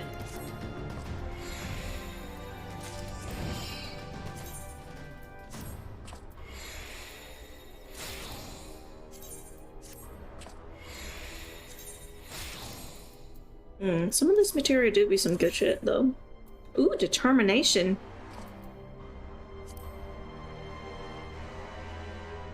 Yeah, I'll take it. Determination. I think at some point determination used to be just reducing damage taken, but it used to be more about damage dealt and health restored. We'll pop some tenacity on there.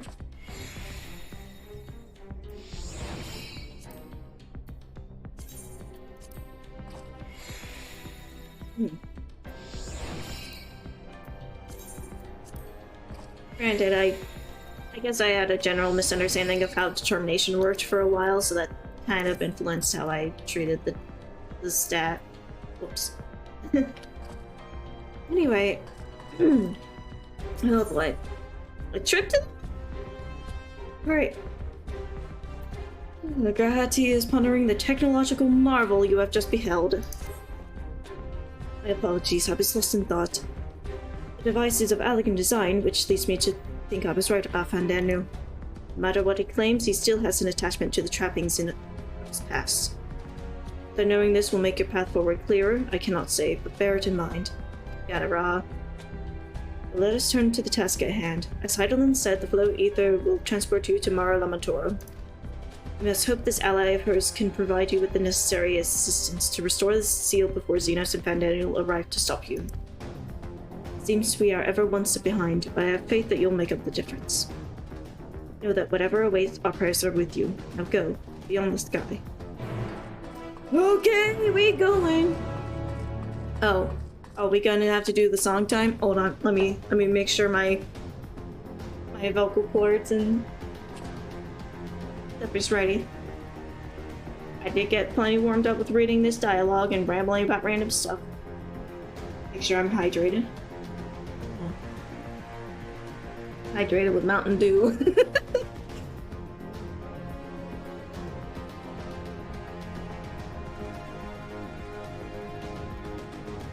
And I'll throw in some water for good measure.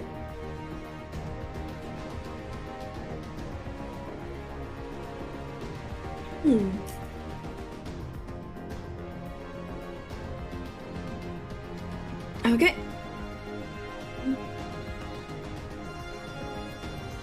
This my XP for Monk. Alright. You know what? Yeah. We going as Monk. Travel to Mara Lamentorum. Interact.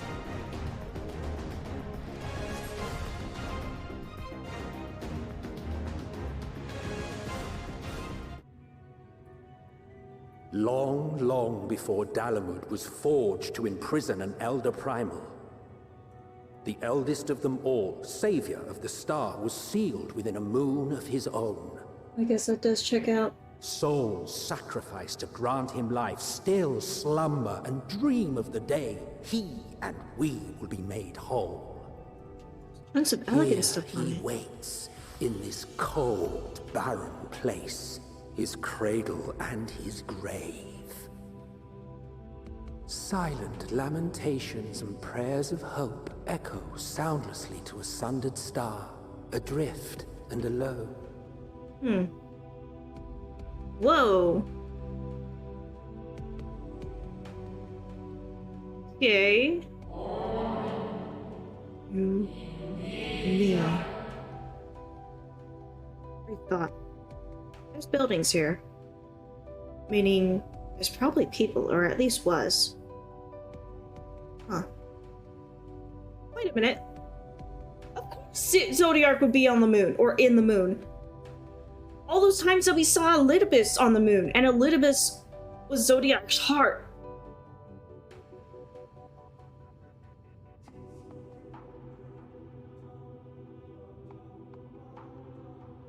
Fucking 5D chess over here with Squeenix, holy shit.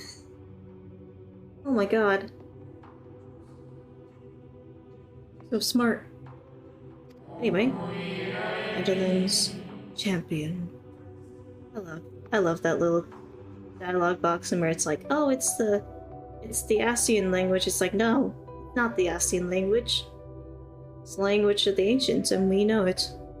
Because we were sundered from the ancients, specifically the one who was in the seat of Azim. Brief side note. Apparently, according to a friend of mine, the ancients got like a naming convention of names from Greek mythology. So for Conra, I've gone with Icarus. Specifically the flying too close to the sun and hubris type of thing. I feel like that just kind of fits him.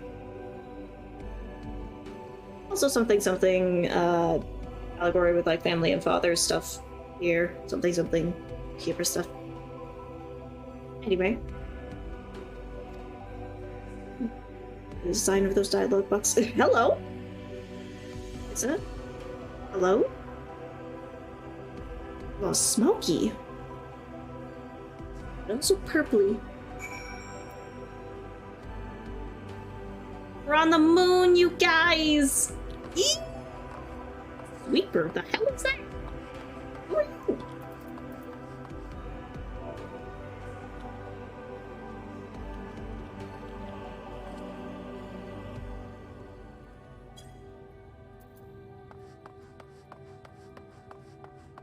Oh, and there's the planet that's like, it's kind of eclipsed. Oh. Right, of course, because, you know, oh, okay. I guess that makes sense, yeah.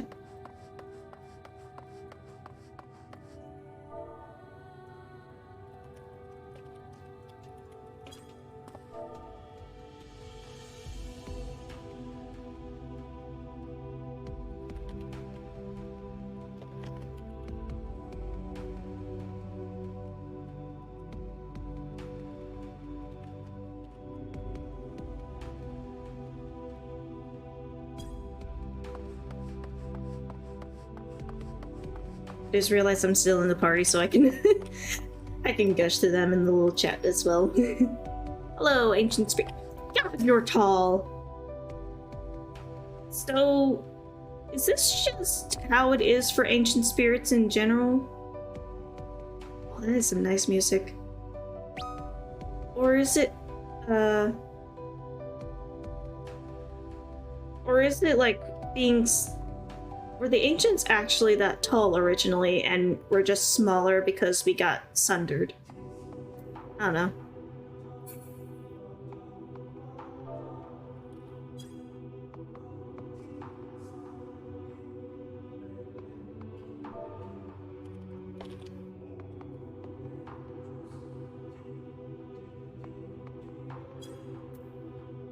Hello. I return. I must return. Why? What? What? Oh.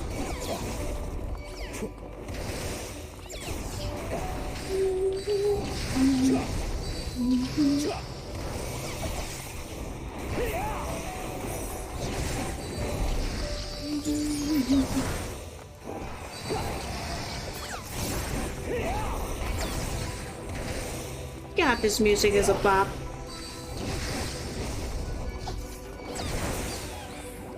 Okay, you good, dude?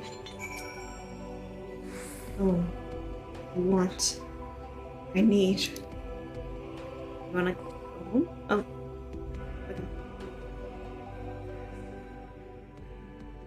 Okay. I innocent. Which what? Just these? What are you? In cerulean halls. Find me. Oh. Oh, that is blue. I'm gonna be honest, I wasn't sure if that was blue or if I was just tripping. Ooh, etherite. And I had to. God, these steps are huge. Suddenly back in Amarok. Or I guess more. A copy of Amarok. God, this etherite is massive. Also very fancy. Hold on, let me pop up the mountain real quick. I want to get a big, good look at it. Oh god, there's more. Every time I step back, just get more look of aetherite. There's more aetherite to see. Jeez! Look at that. That is... Oh! Oh! Oh! Like you... Sorry, my... Oh, God. My brain just put two and two together. With, like, the metal frame and the design on that. It's Art Deco. Just like the architecture style in the Tempest, specifically the Amarok copy that Emmett Self made. Because that's the style that all the architecture was in. Which is kind of like...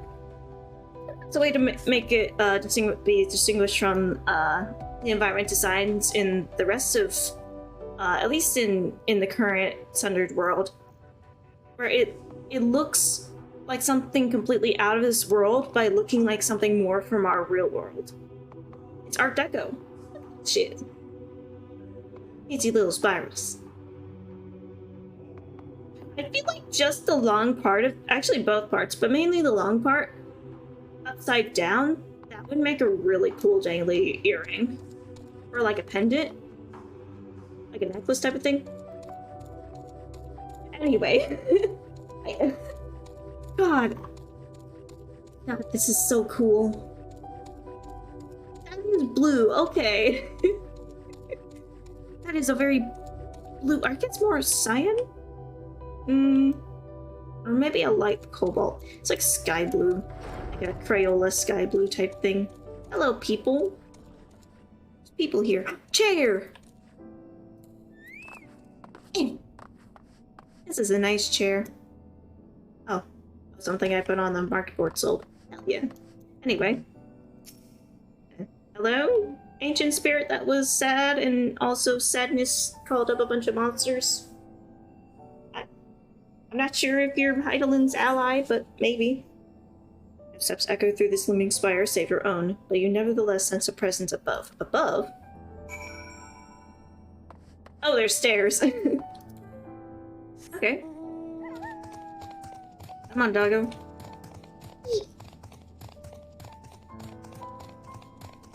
Stairs.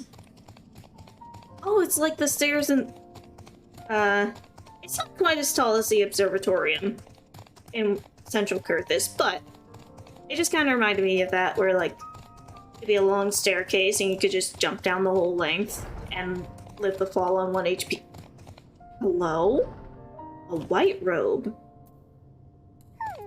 That's different. A blue swirl. What the fuck is that? What is that?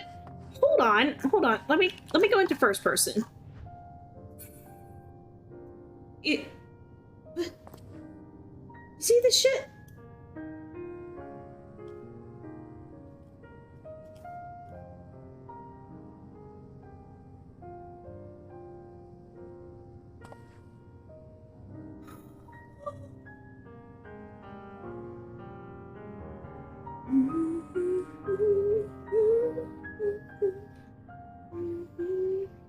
It's the Amarok theme!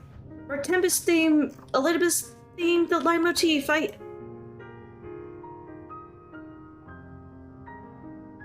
Oh, full circle. Oh god. It's been so long since I've heard that. Oh, I love that thing. Hello? Apologies.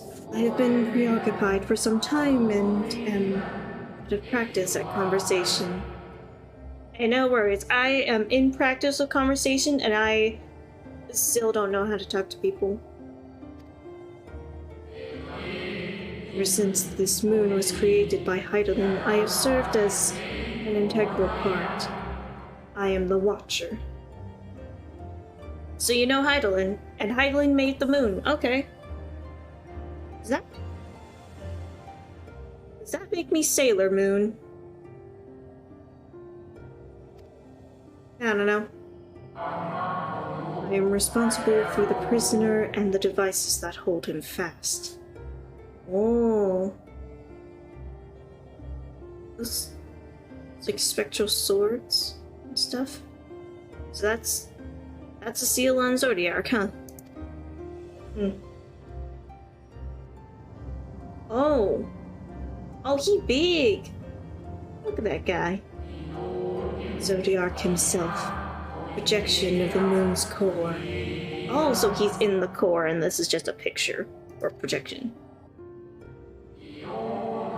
Though rent asunder by Heidelin, he grows more powerful with every rejoining. 7 there have been. 7 too many. Yeah, there have been 7 too many. And yet, for all his servants' machinations, he remains incomplete.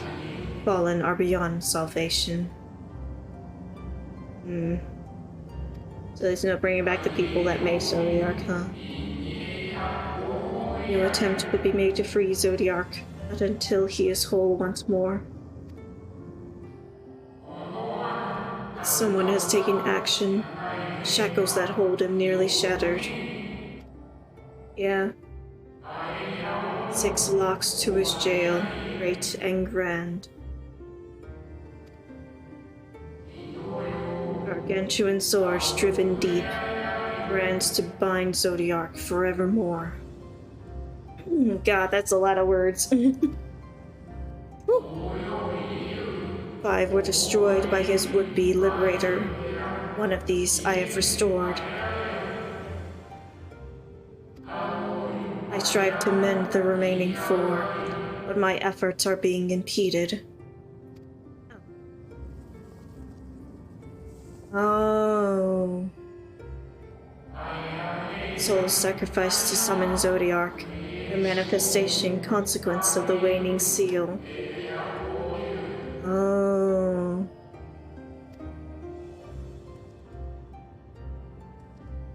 I see. They labor in opposition to my work. They must be expelled for the preservation of all.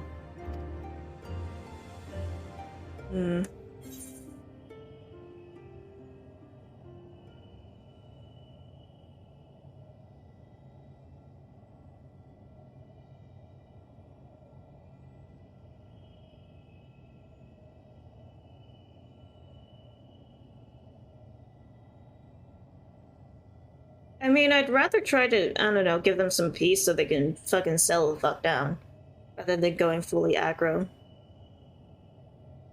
Also, I have learned to not immediately take orders from people, even if they seem nice. I will only resort to expelling them if all else fails. There's gotta be other options. There's gotta be another way. But I have no doubt. You are her chosen.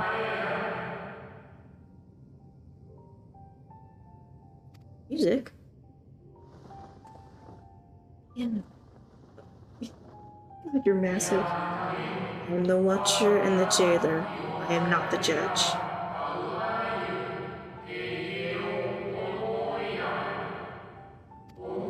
Know this. Heidelin commands the force of stasis, and this moon is a product of such power. So long as Zodiac remains imprisoned in this place, no more sacrifices will be made in his name. Nor will those souls rendered up in his name fade into oblivion.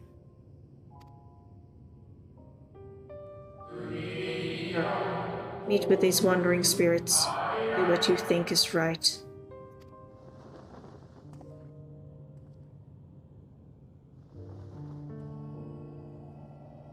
Granted, at this point, I'm not even fully sure of what's right at this point. But we gotta keep forging ahead. That song goes. Ooh, there's a mender. Watcher would have you deal with the specters haunting the moon. You must confront those lost souls, yes, but you need not expel them by might of arms. A feather touch, a firm word, simple methods may send them away, faint echoes as they are. Beware the strength of a sentiment that drives them, however, emotions that do not fade even with the passage of centuries. Strong emotions. Got it. And make haste. We get distant, unwelcome guests draw closer. Sick! Can I just hop down here? Whee! Sinus. Sinus lacrimarum. Okay. I can just hop down. Juicy. Okay. I'm gonna real quick.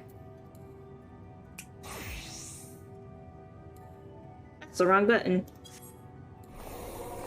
Addiction. Oh, I don't have to sit here and regen for as long. This music is soothing. I should find this sometime. This would make a very nice. This would be nice to listen to while drawing. Hi. When alone.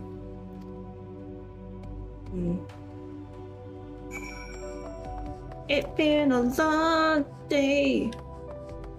To my friend, and I'll tell you all about it when I see you again. Reigning spirit. What's up, dude? Is it truly so long ago? Okay, so it might be possible some of these are kind of aware of it being a long ass time since they became part of Zodiark. Hey, dude. We were happy, at peace with the star. We nurtured it, helped it grow, with our will, our creations.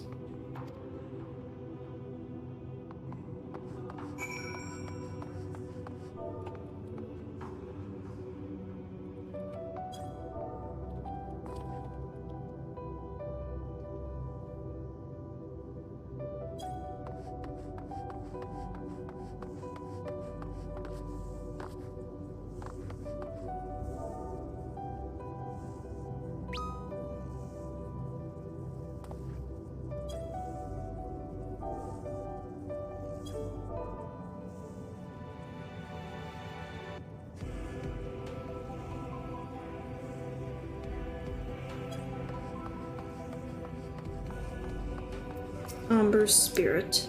Hello. How you doing?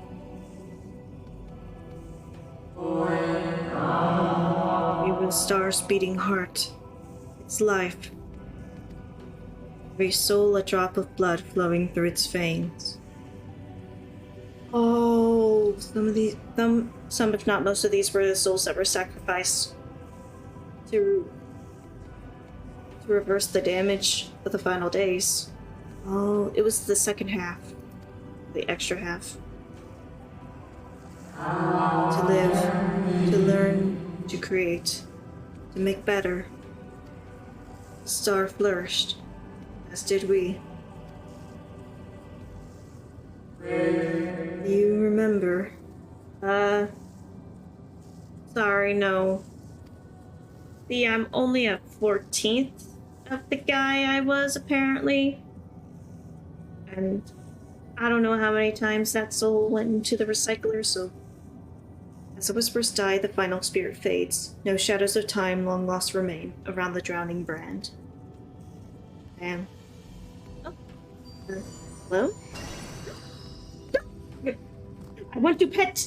Let me pet dog. So fluffy. Moondog. It's like cheese.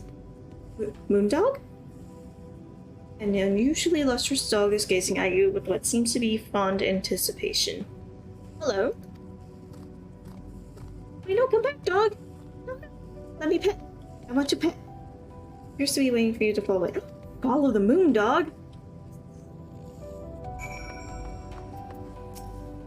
Follow the lustrous dog and try not to fall behind. Dog. Follow dog. Moon dog, moon dog, moon dog, moon dog, moon dog. Go. Moon dog. Following the moon dog on the moon, and it's really glowy and cute, and I wanna pet the dog. Let me pet the dog.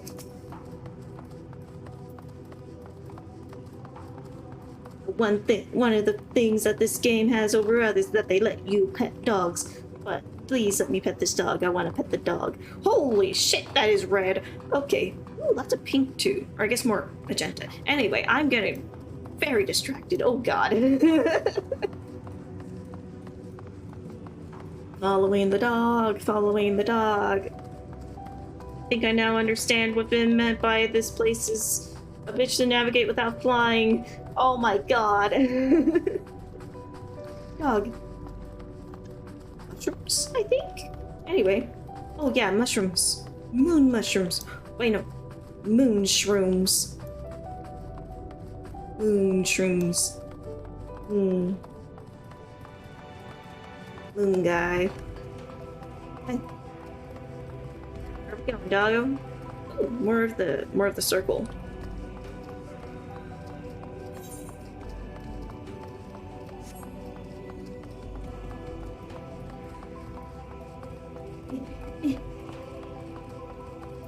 Temperamental spirit.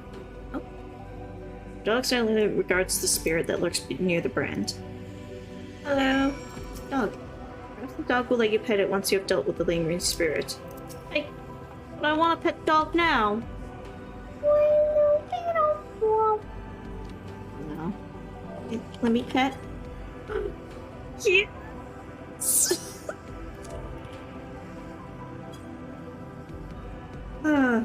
This is the best game ever. Okay, let me pet the moon dog.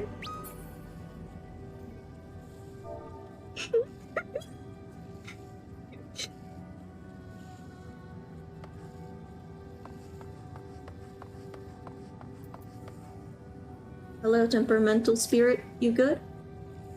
Me and the star were fulfilled. Wanted for naught, mourned for naught. But why? Why did it have to end? I mean, isn't that part of life? Stuff ending? Starting new?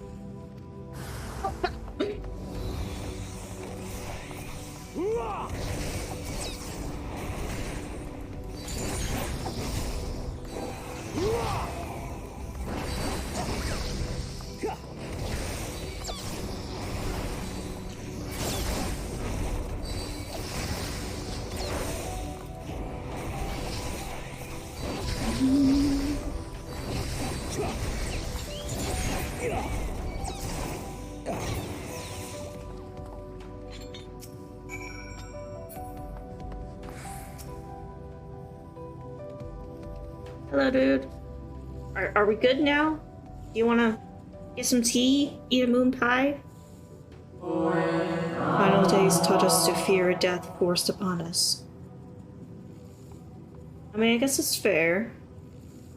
The ancients lived for a fucking long time, if not indefinitely. So to be suddenly faced with mortality as a concept. Yeah. The injustice of duties and dreams left unfulfilled, the grief of unexpected partings, swift in darkness, cold as ash. Such tragedy, yet no catharsis. Such truth, yet no consolation. Yes,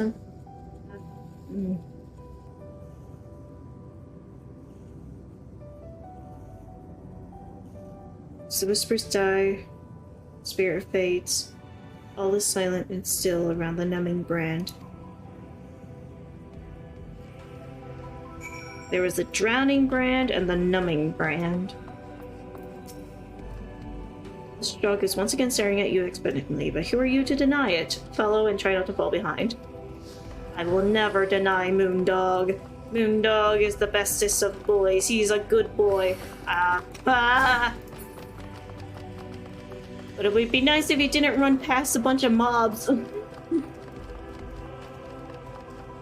That is a fucking praying mantis on the moon. What the hell? Moonbugs. We got moonbugs and moon people and moon dogs and moon shrooms. No cheese, however. We've yet to find moon cheese.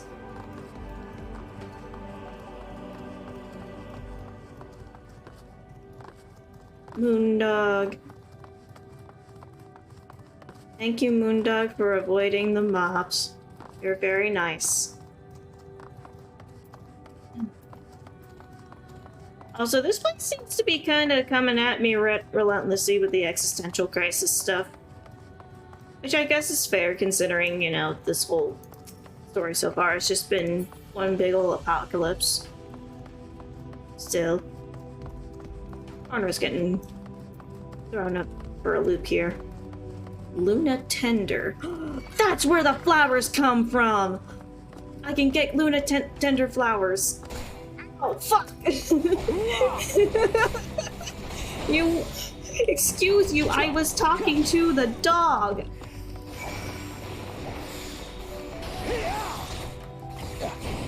You jerk! I'm having a touching moment here! Thank you.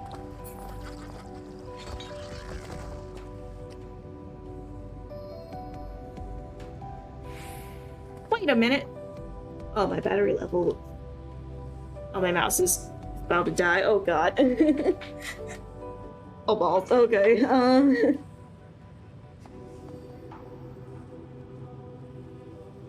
Let me get that shit plugged in.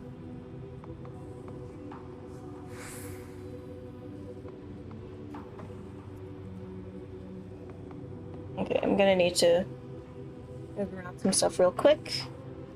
I hear some noises, but trust the process. So, I got caught on the corner. Okay. Okay, there we go. Here. This.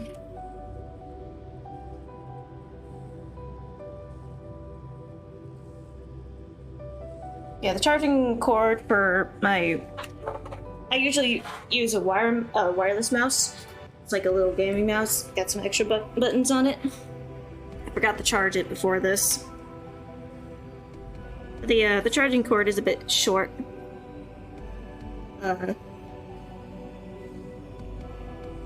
So the reach is a little bit much, and it's got to go over a spot where my graphics tablet is usually, so I gotta move that.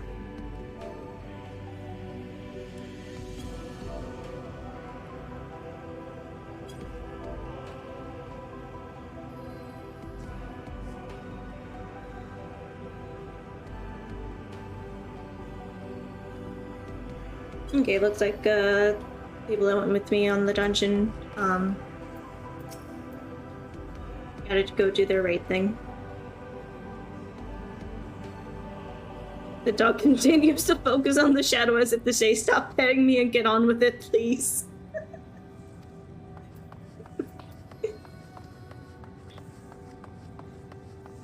Phoenix really, man, the writers were really like, yeah, the players are gonna want to pet the dog. Oh man. Oh, hello. You good? Perfection came crumbling down. Such overwhelming despair. In that moment we knew the end was nigh. Faintest glimmer of hope remained.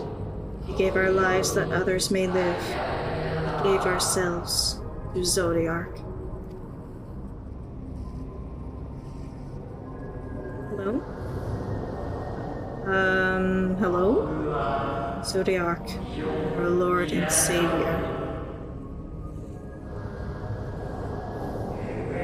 Towards our world anew. I need an adult? I'm surrounded. Oh no. Okay. I don't know if I have to live and love again. Emotional support AoEs. Oh no. There is a lot of you. I'm one with star.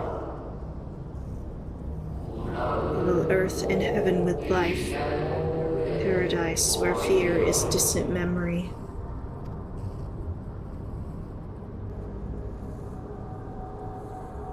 And there are a lot of you. I guess it's fair. Yeah. Pardon me, but would you be so kind as to step aside? Oh? Hello?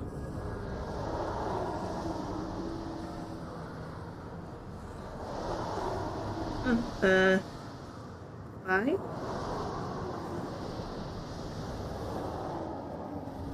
Dude?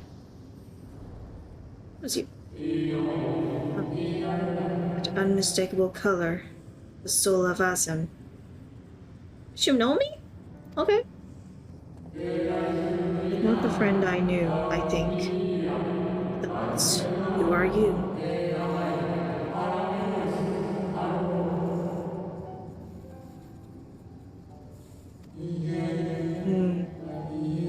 So I'm itself meant for you to have it. Familiar spirit. Is this Hythlodaeus? Not the one that Emmett, not the shade that Emmett Self made. The real one? You seem surprised. Why might that be?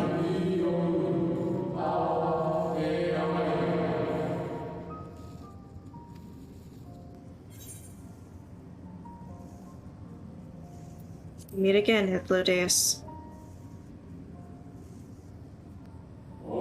Again? I do not believe I have yet had the pleasure.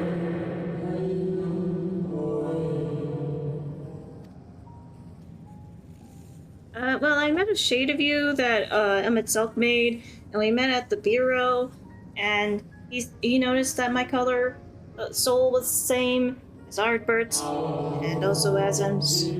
Itself created a shade in my likeness. And not only me, but all of Emerald. Yep. Very like him.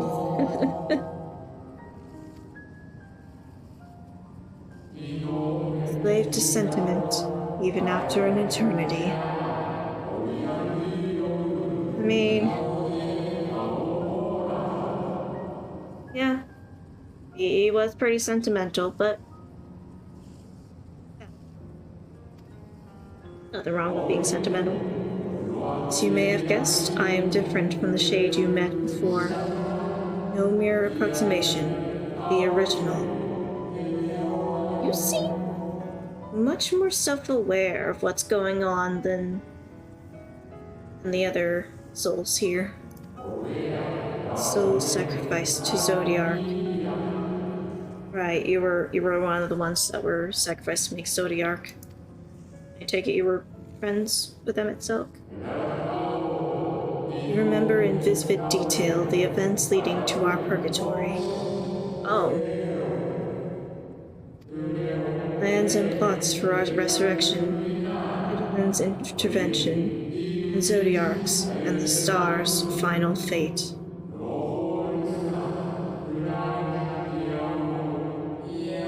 So, you remember everything that happened up until the sundering.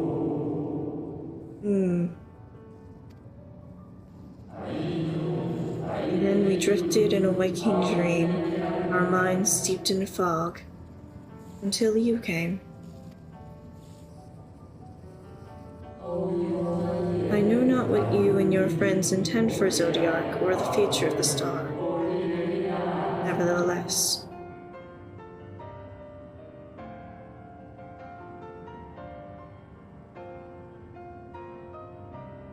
In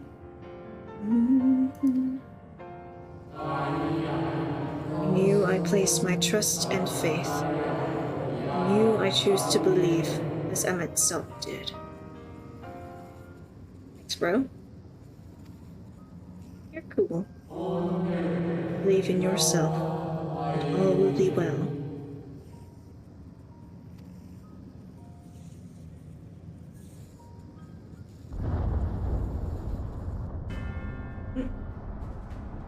That's not good. Oh, it exploded. Oh no. More new arrivals. Oh. And Daniel. Mother, I know. You know Fandaniel, right? Because Fandaniel was part of the convocation. He was sundered. And another I do not. Unfamiliar but fearsome being. That's probably my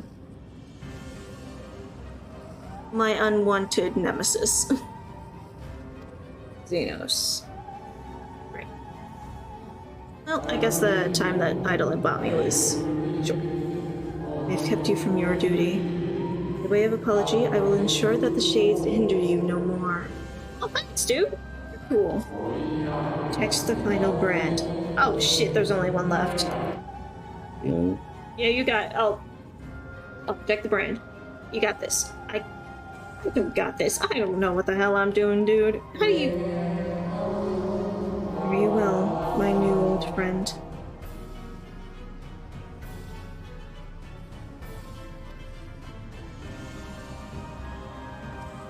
You too. I know you're technically not the same as the shade I met, but still. Huh? Stress. Dog? Where's Moondog? Is Moondog okay? Moondog, where you at? Moondog!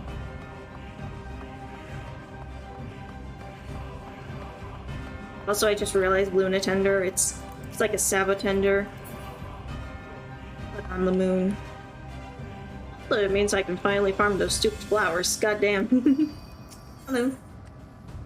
Something has raised the lustrous dog's hackles. I don't know what a hackle is. Real quick, I think I adjusted the size of the chat box in game, so I can probably adjust the size of the chat box on my overlay. So let me do that so it doesn't take up as much screen space. There we go.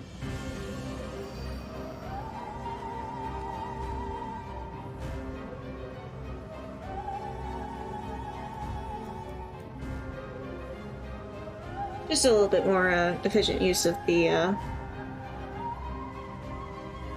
real estate. I don't fucking know. Space. Oh boy. Something has raised the lustrous dog's hackles. Dog growls, agitated.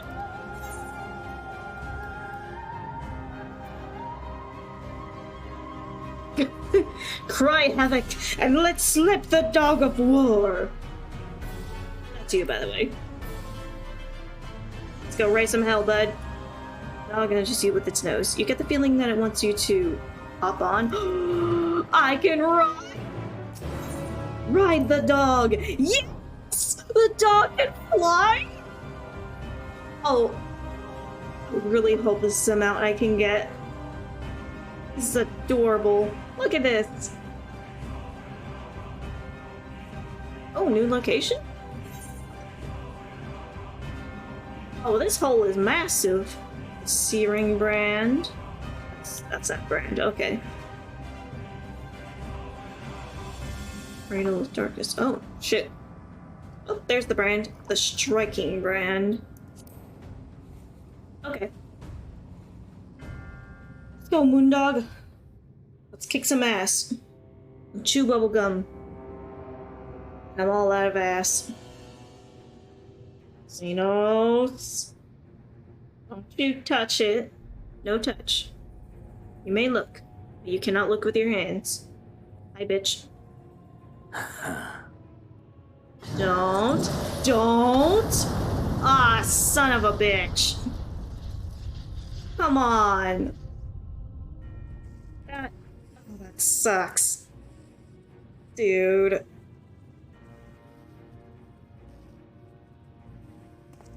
Stinky. In the nick of time to savor the crowning triumph. Stinky.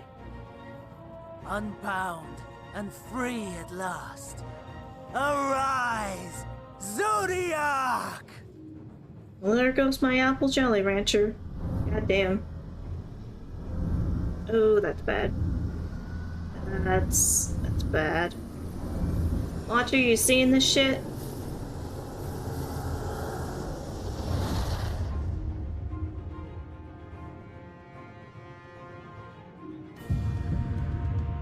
It's a very red hole. Kool-Aid. Oh god. Where are we at? Deprived of heart and will by the loss of dearest Elidibus. Oh A shit. creature of pure instinct, wanting for guidance. Oh no. But powerful. Oh, so powerful. More so with every passing moment. That's bad. Such potential. Even in this incomplete state. Still the savior who delivered a world from certain doom. Mmm.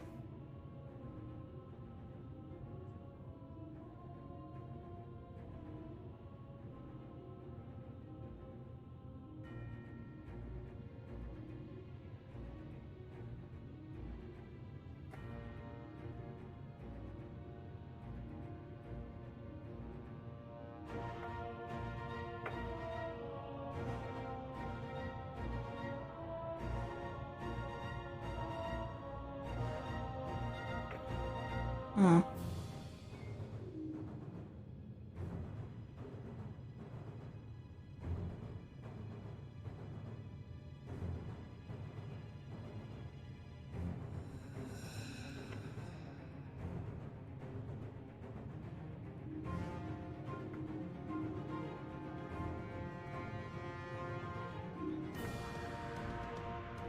Okay. Set to dink around with something real quick. Sorry about that. Anyway. And Daniel, you are up to so much stinky. What? Here we stand. Sir, I could not care less about what you are here for. I got some shit to deal with. And you not. You know my intents. Consume the god, then the world. Stoke your fury to a raging inferno, and dance among the ashes. What, are you trying to merge with the Zodiac like you did with Shinryu? Because that'd be Or pretty perhaps you would freaky. face me here and now. A lesser but welcome amusement. Will it make you leave me the fuck alone? Fine. Yes. A taste to whet the appetite. I'm not a fucking mozzarella stick, damn it. I'm not your goddamn hors d'oeuvres. Sorry to spoil the moment, but might I ask that you postpone the slaughter until I've said my piece? I promise I will be brief. We interrupted his monologue. Dude.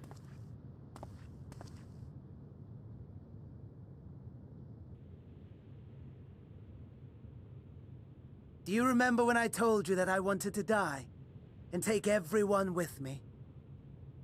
I meant it. I mean, yeah, I figured you weren't bullshit. Oh. Oh.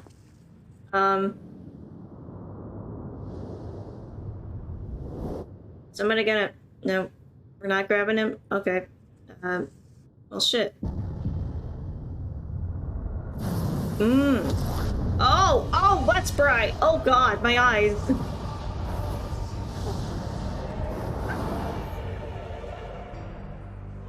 That's not good. That is not good. Man, a nickel for every time someone committed Sudoku in a fucking Endwalker on stream, I'd have 2 nickels. Which isn't a lot, but it's weird it's happened twice.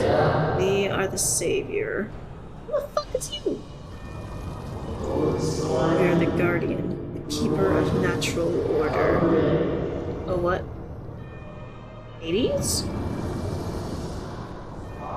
We are the martyr, bestower of new beginnings. I recognize that mask. It was on Hades. We are... what the hell? You laughing? Kick your ass. Such lofty aspirations. And what sweet irony that the world's saviors will become the agents of its destruction. You stink. You're not in this way. Must return and be made whole. Oh shit. Will of the star and forever.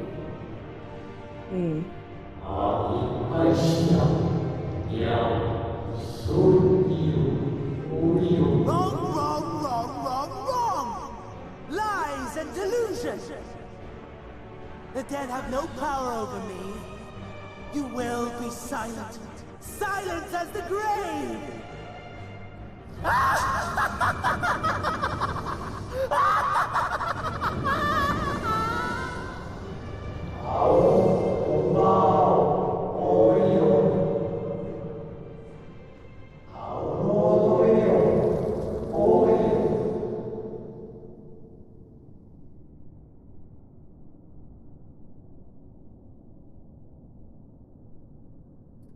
So they're being used by Fandaniel. Guess I'll have to kick his ass.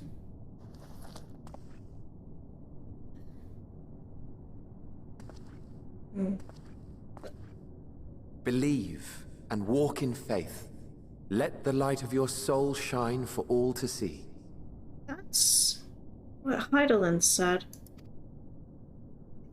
Oh! Not quite the outcome you'd imagined, but a fitting one nonetheless.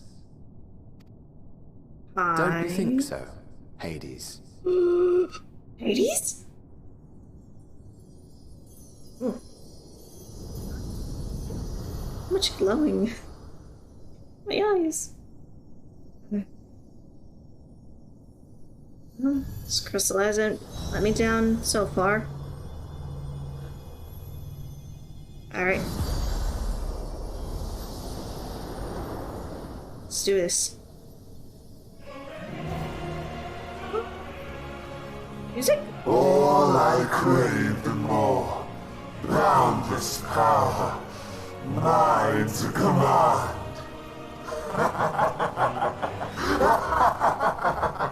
What is... Okay, the music is popping off. What the fuck? I had intended to pit my fractured divinity against Xenos, but a more tempting option presents itself. I think that included like a minor key of pitfalls. The greatest obstacle to my ambition. You will trouble me no longer. Okay. Oh.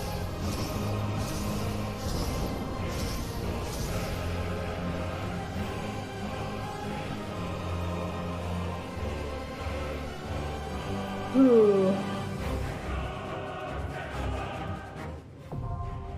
The dark inside now accessible. No.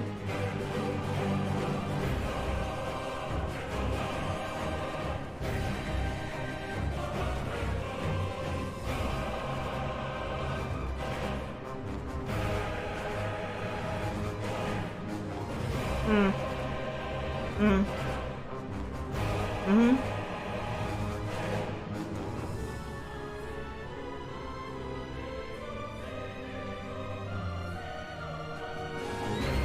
Huh? I guess I'm just now processing. We're fighting Zodiark.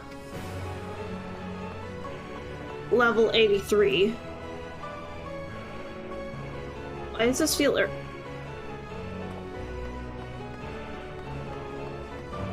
I don't know, it just feels like... if this guy, who had been built up as, like, the greatest possible threat to the planet, is being fought this early as the first trial of the expansion, what's gonna come after? Something is gonna come and top this, and I am very scared, but for now, we'll just have to focus on beating this guy.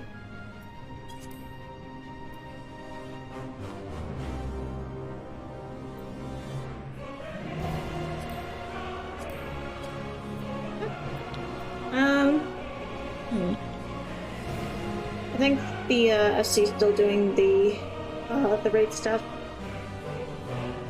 So I'll put up a party finder instead.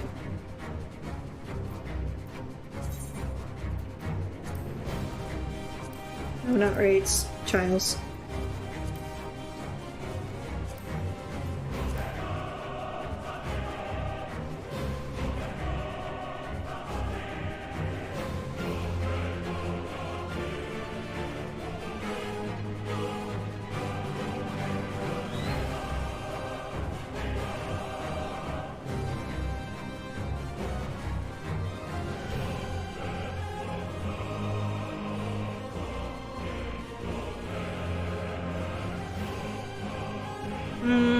Actually, probably go with Q. Oh, this thing.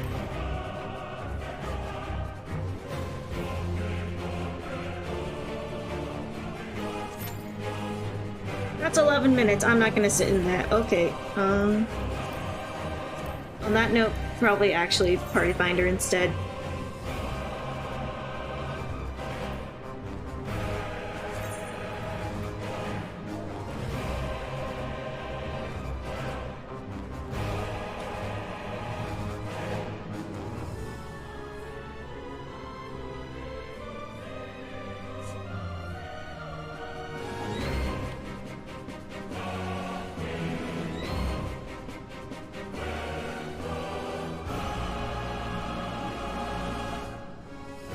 First time.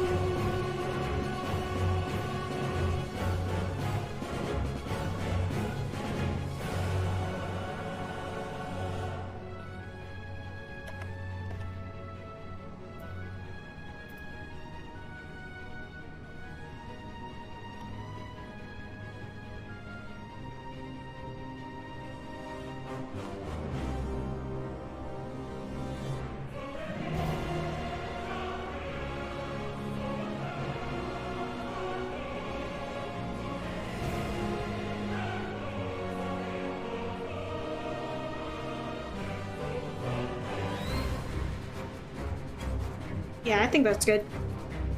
Alright, let's recruit members. This music is bumping though.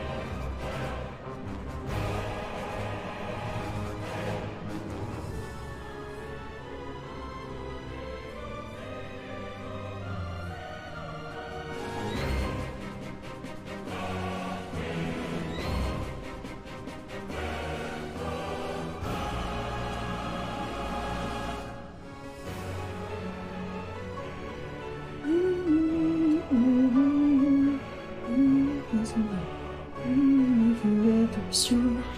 Told you talk till we came home. Things are cold, there's a cool at night.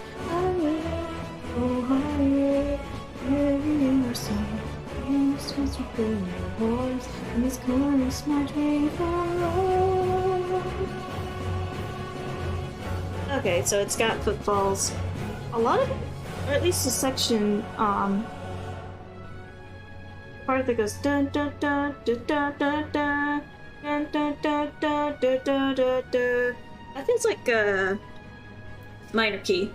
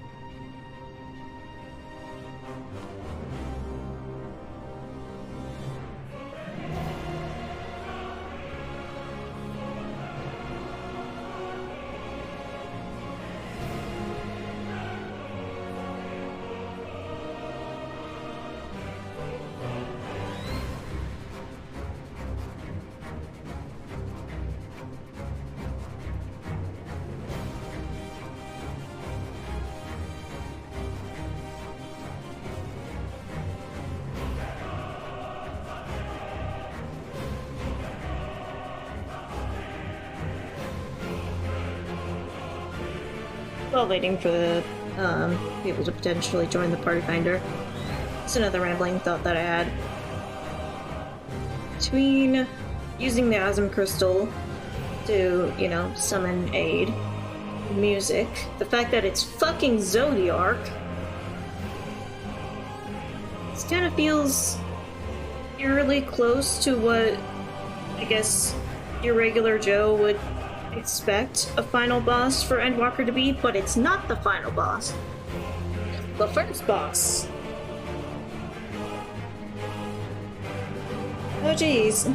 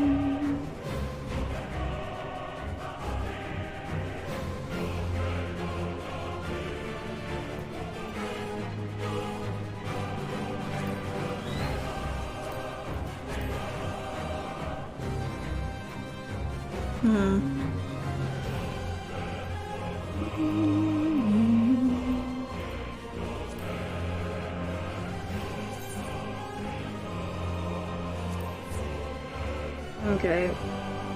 Considering it's been like 10 minutes and the original queue wait time was 11 minutes, it might just be more worth it to just sit in queue. Please.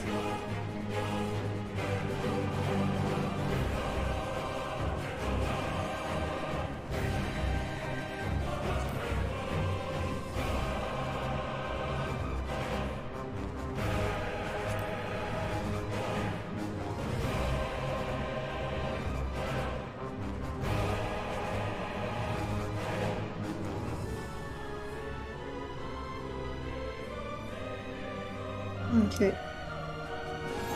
See, might as well prepare myself mentally for what I expect not being in my rotation. So I'm probably not gonna have everything Phoenix in there, maybe. Let me double check.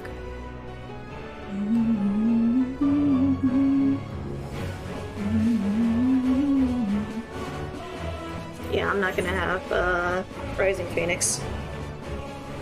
I'll at least have Shadow the Destroyer. That's good.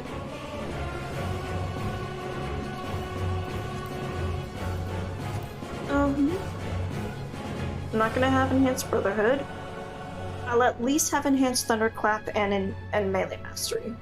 That's good. So Enhanced Thunderclap, 3 charges of my Gap Closer, that's good. And my stuff will hit harder. I just won't have Phoenix Rush.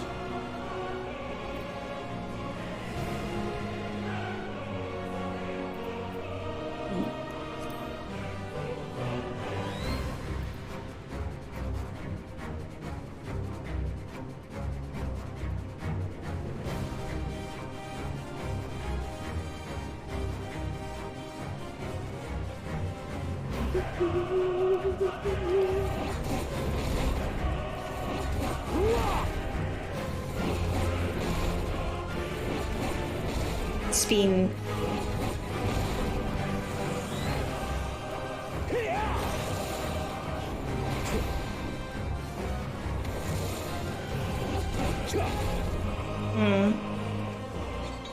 I mean, I do have a tank.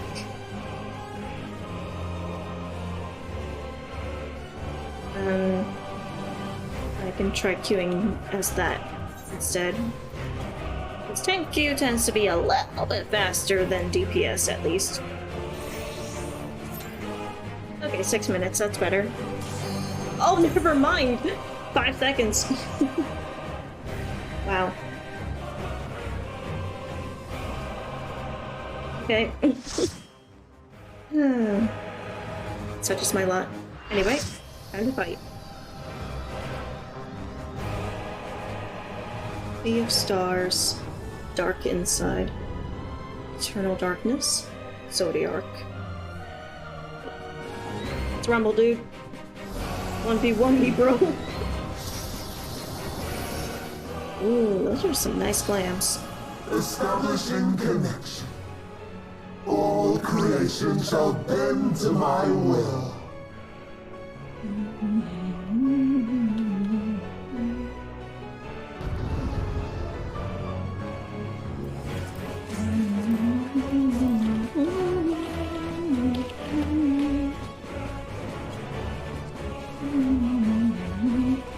And just like that, someone already disconnected. One of the astrologians pokeballed. I'm gonna let the warrior main tank this. 'Cause I don't know. I don't know shit about this fight. I'm gonna use one of the good foods. Tenacity sausage.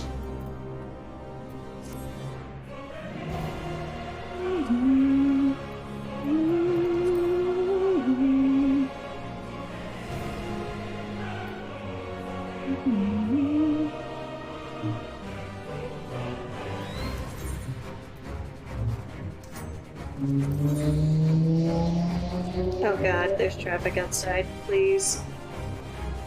Oh, that's really loud. Looks like the astrologian's still pokeballed.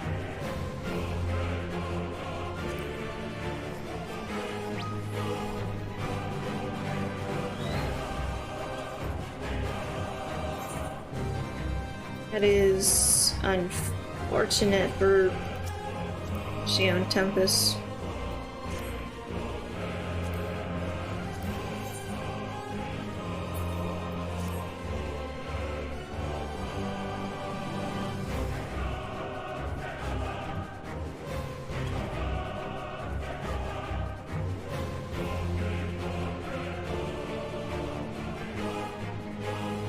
Gosh, come on, Bolt.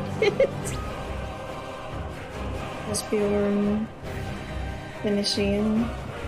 Just one of you, someone who knows where to stand can mark themselves.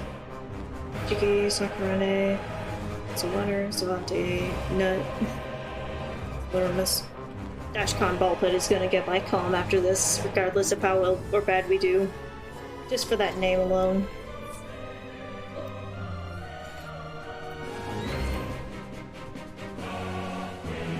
And they fully DC'd.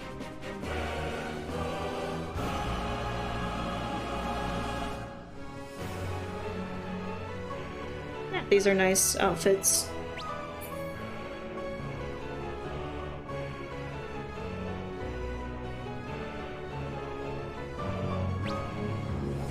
Hi. The end has come, and it will be beautiful.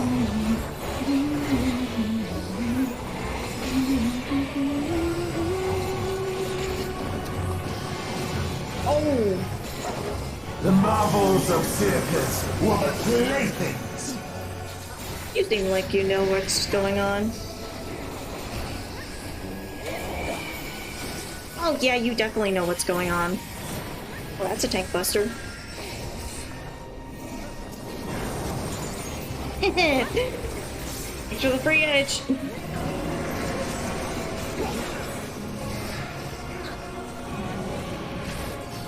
Is he here? It's based on what the other guy was doing. Oh no. Oh god. I fucked up. I misread that, I guess. Become flesh!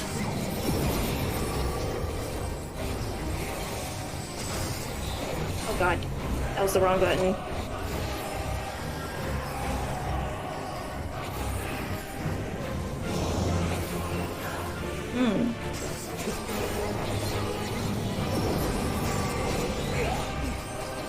Okay, squiggly thing. Don't stand parallel to it. Got it. Thanks. Self-explanatory enough. Legathon. Will you live to see the end? Oh. Okay, so it's like some, or Ockmore. Somaw's the location. Ockmore. And both of the healers are down. We have a res mage, so we're good.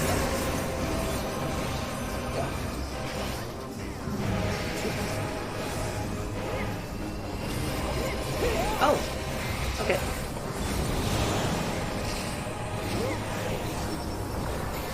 Soon I hold the And keep this back up. Good, good, good.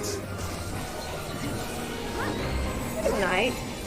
We already got him under 75. Mine! All mine! Oh, that's a cutscene thing.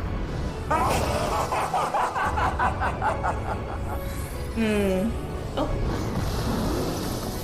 Oh! He got face. Oh, and he's got like a punchy I stomach. am become Zoya. What the hell? He's got tentacles? Ew. Ah!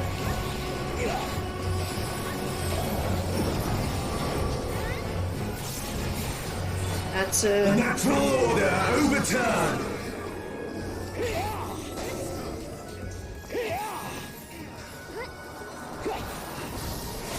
All in existence, bent to my will.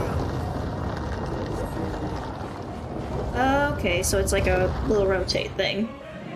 Cool. There we go. My life's work, my masterpiece.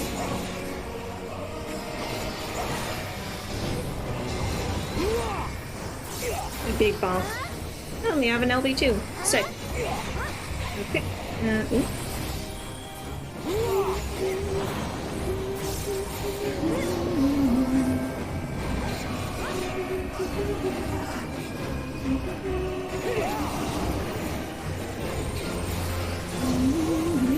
How I've waited for this day. Okay, so if he goes to that side, then sweeps the room. Got it. Okay. We're learning.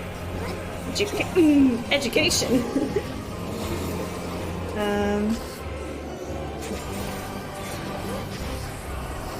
I'm a full dashcon ball hit. You seem to know what you're doing. Yeah, we did it. Okay. Because honestly, I have no idea what I'm doing. Great cataclysm, faithfully recreated. What? From broken skies fall tears of flame. The what? So we stand here? All shall burn. Oh. Oh!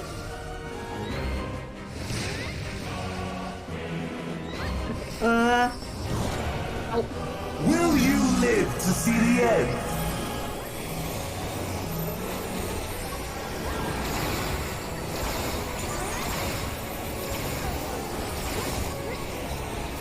Oh my god. Hey, the healer's still up. Good, good. He toes. He toes? Oh god.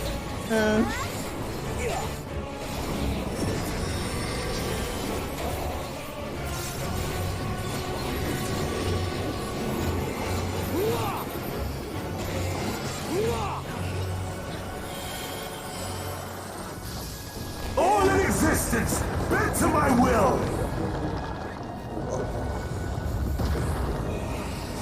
Okay. Will you live to see the end?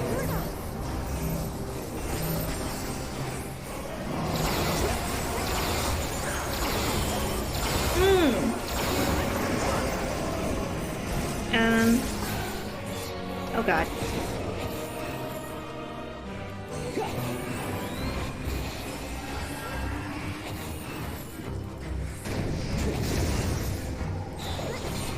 have no need for restraint.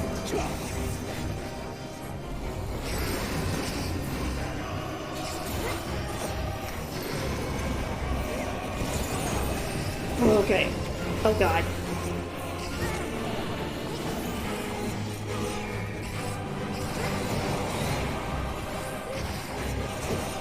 Yeah, I'm just gonna wipe.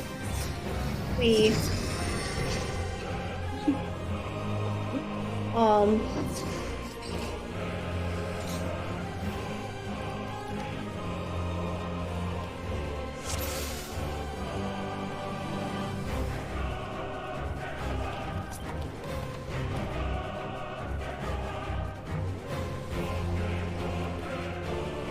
The end has come, and it will be beautiful.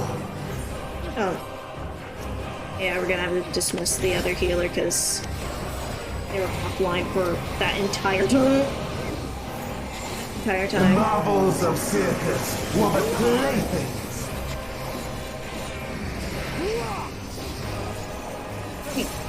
I don't know, it feels like they're doing like different. That type of mechanic keeps doing different stuff every time. Hey, Sage, let's go.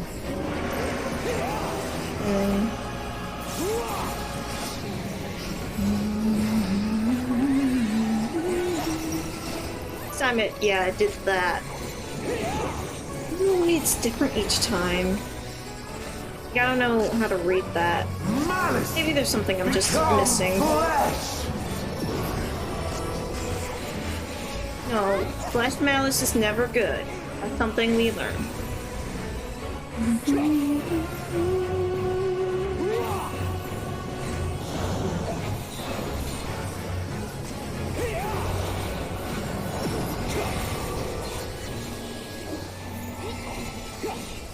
Alright, and this stuff we stand out of parallel.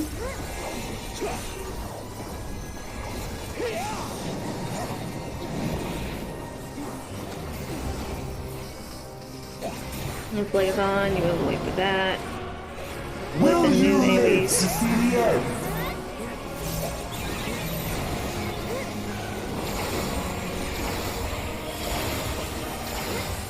And there's this stuff that's similar to more Dark Missionary combo with Black as Night seems to be good for that. Black as Night in general is good for that because it's a multi-hit. Oh god. So here. Okay, yeah. So if it's left, then it's a rectangle, but if it's right, it's a wave.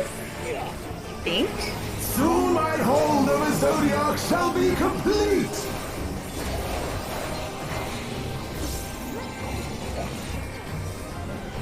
Mine! All mine! Cool. Complete control is the, he does that. He.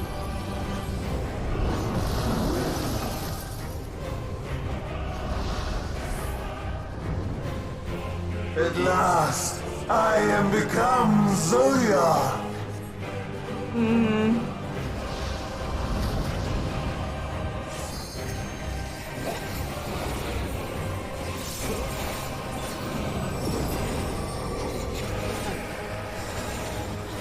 The natural order overturned. Following Dashcon Ball Pit. All in existence, bent to my will. Yeah. It's smart. I think. My life's work, my masterpiece.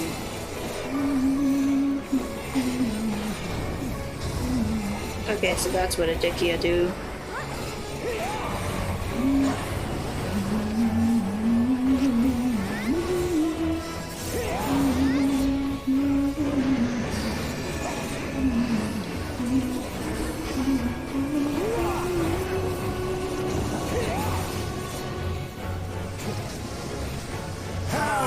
Waited for this day. And Aglodon, get on the opposite side of where he is. 'Cause that's big. seems to be incorporating some of some Hades mechanics. What is it? Oh, well, shit. And astral flow. Okay, gonna move here. All in existence, bent to my will. Hopefully that goes right. I did not place that correctly. Okay, it's fine. The great cataclysm, faithfully recreated. Back here. I still gotta bonk you. Broken skies fall tears of flame. Okay, ball bit going here. All shall burn. So last time you were just standing there, that did not end well for you.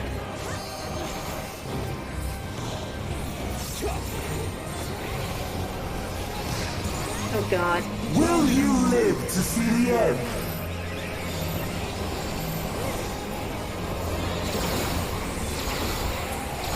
Ooh, I don't have Blackest Night available, so hopefully we live through this.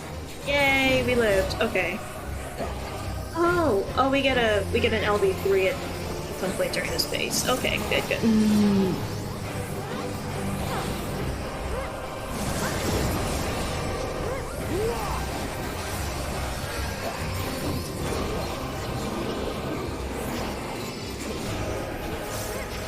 Following the White Mage. You seem to know where you're going. All in existence, bent to my will. Okay, we're good. Second, it almost looked like we were gonna go over the edge. Will you live to see the end?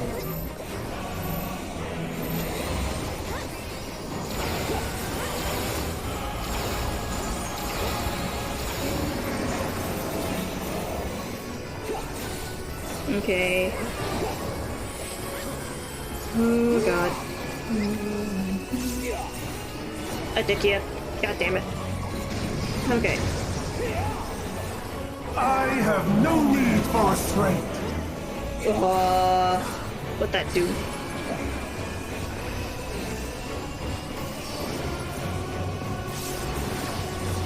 That's what it do.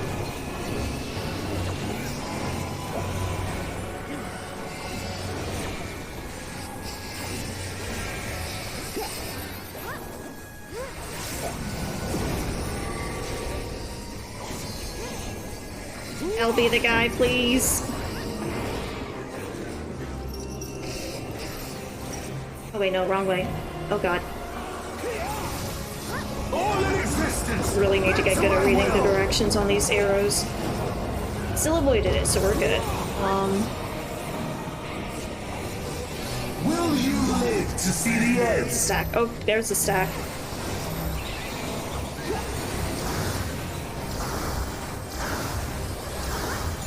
Somebody wanna LDM maybe?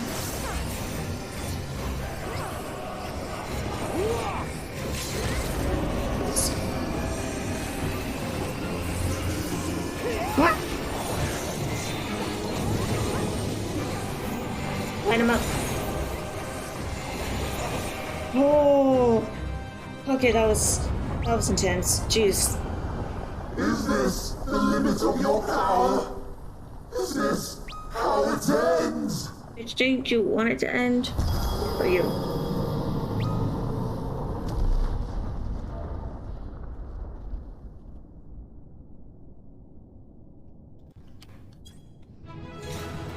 Ah, Paul Pitt left. You red mage. GG. It's sad that Paul Pitt left before I could calm them, but oh well. Anyway. Now that that stressful ordeal is over, what next stressful ordeal do they got for us? Because I am well aware this is only the first trial. Xenos, what you doing?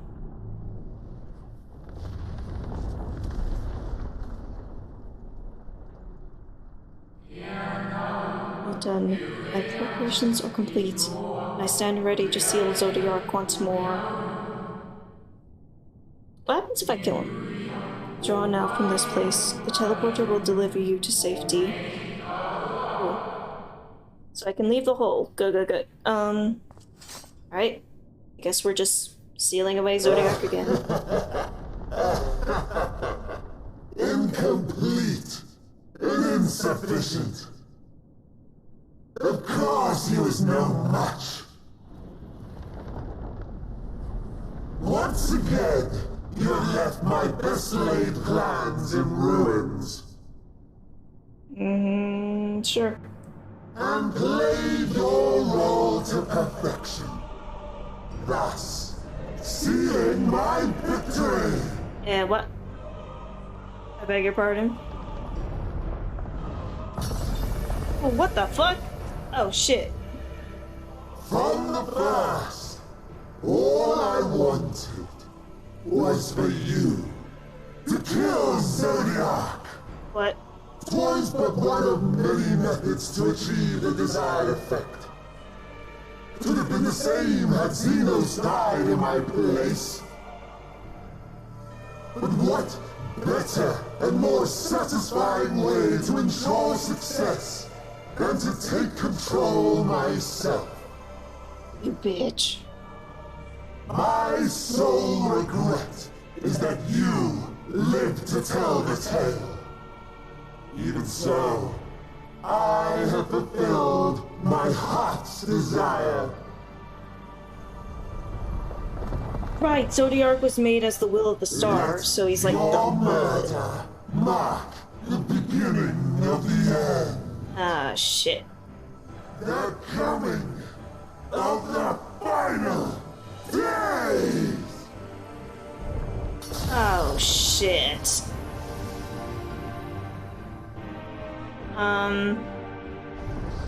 It's not good. Yeah, it's not good.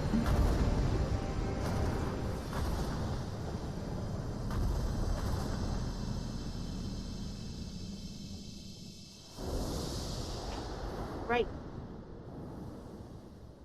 Zodiac is just straight up dead, huh? Quickly strength fades, and blood cools. Old familiar sensations. So many lives, so many deaths. No different this. I close my eyes and slip into the dreamless slumber.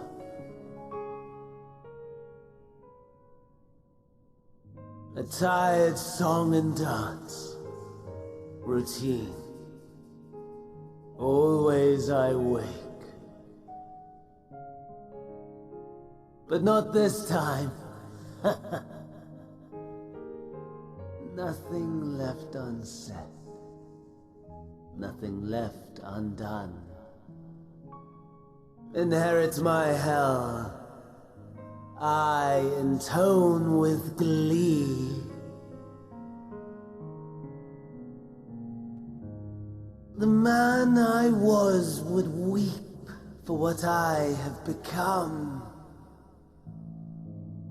The all-consuming contempt.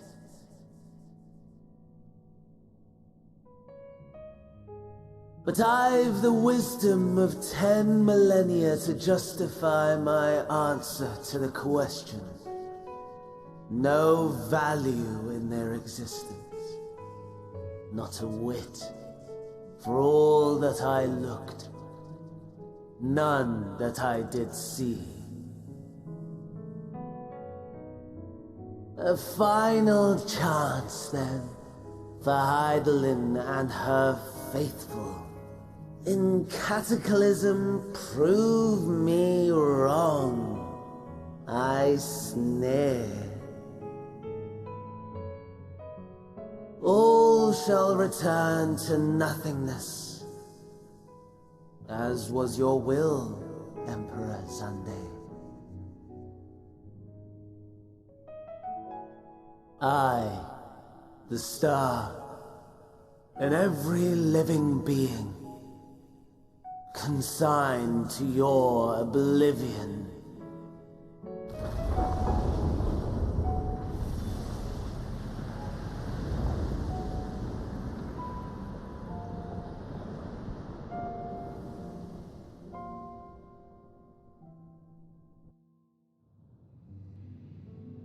Shit. Okay. What the hell? What kind of Evangelion shit is this? What the fuck? Some kind of third impact? The hell? Well, this is bad. And once again, making this worse. What the hell? Ah. At last. What?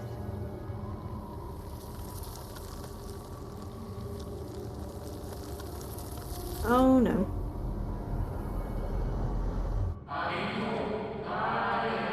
Deep breaths, slow, steady.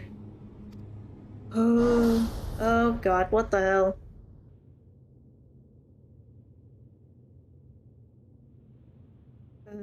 Hey, Watcher. Sorry, I screwed up. You saw too, yes? The stars below, thrown into turmoil.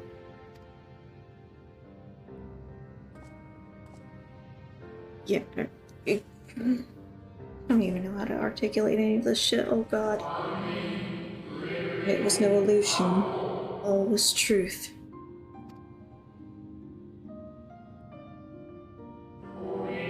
With the death of Zodiark, the laws of nature over which he presided have begun to unravel. The final days are upon us.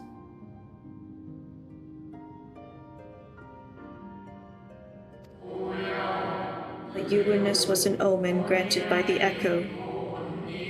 Vision of the horrors to come. Wait a minute. The Echo can let us see the future too? What? You mean I could have seen this coming? Time grows short. Oh god.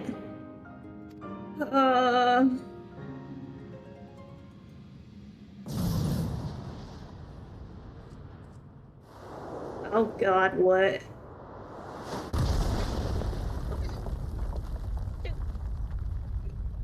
What's that? Oh right, Xenos was still in the hole. Oh shit, Xenos was still in the hole.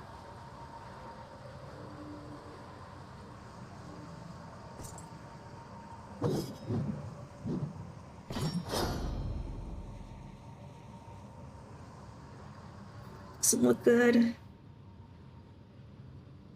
Do you mind? I got other shit to do, man. No. I'll find no fulfillment in a contest with you this day. What the fuck? Is that your enshroud? What is a abominable enshroud? Gather at your gates, ravenous and eager. Already you turn to them and away from me. Dude, you're a desperate, my guy. Get some therapy. I must go forth once more in search of power far beyond the might of Shinryu. Power to make your heart run over with rage. For the eldest of primals was a betrayal of promise. A pathetic creature incapable of inspiring true despair. That's what I crave. Pure, unadulterated despair. I mean, I'm kind of already despairing over here, but okay. Jerk. I will not fight for your amusement. If I ever fight, I'm doing it for me and people that I care about. I do not consent to fighting you. For your fucking amusement. We shall see. Oh my god. It's off, dude. I got other fish to fry. And a whole mess I gotta fix, considering I kind of caused it. Well, at least had a part in it. Oh god.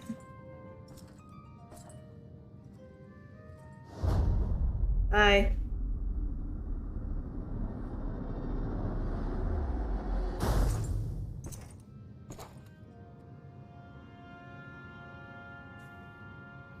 Asshole.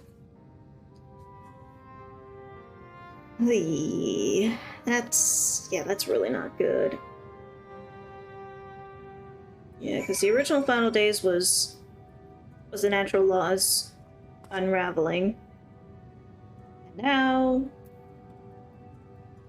Zodiark was made to get them back in balance. Without Zodiark, they're now back out of whack.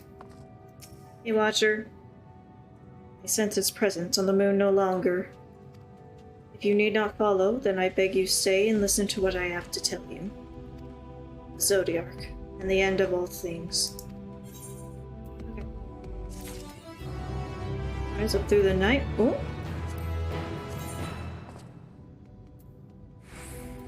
Got a new title. I'm gonna stick that on real quick. I'm always down for new titles. What the hell? Where is it? Here it is.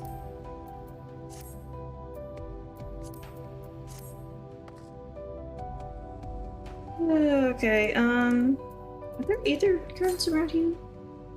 Okay. Okay, I'll probably need to, like, rope someone into flying me around there. Because apparently navigating this place is tricky without flight, so I'll probably just mooch some rides off of FC. Because that's what FC is for. Phrygian weapon coffer. Oh, cool. Before we speak at length, I believe a change of surrounds is in order. I have more than ill tidings to share, you see. I sensed others arriving not long ago. But there's others here. Though my convenience with Heidelin have grown infrequent, I have learned enough from her to know these are your comrades. How the fuck did they get here on the moon? And as luck would have it, they have already reached my abode. Come, let us join them. Okay. Wings. Can I just, there's Lamentorium. Words. And I got Sinus Lacrimarum. Snowman on the moon. Oh god. Still very stressed by what's going on. Good lord.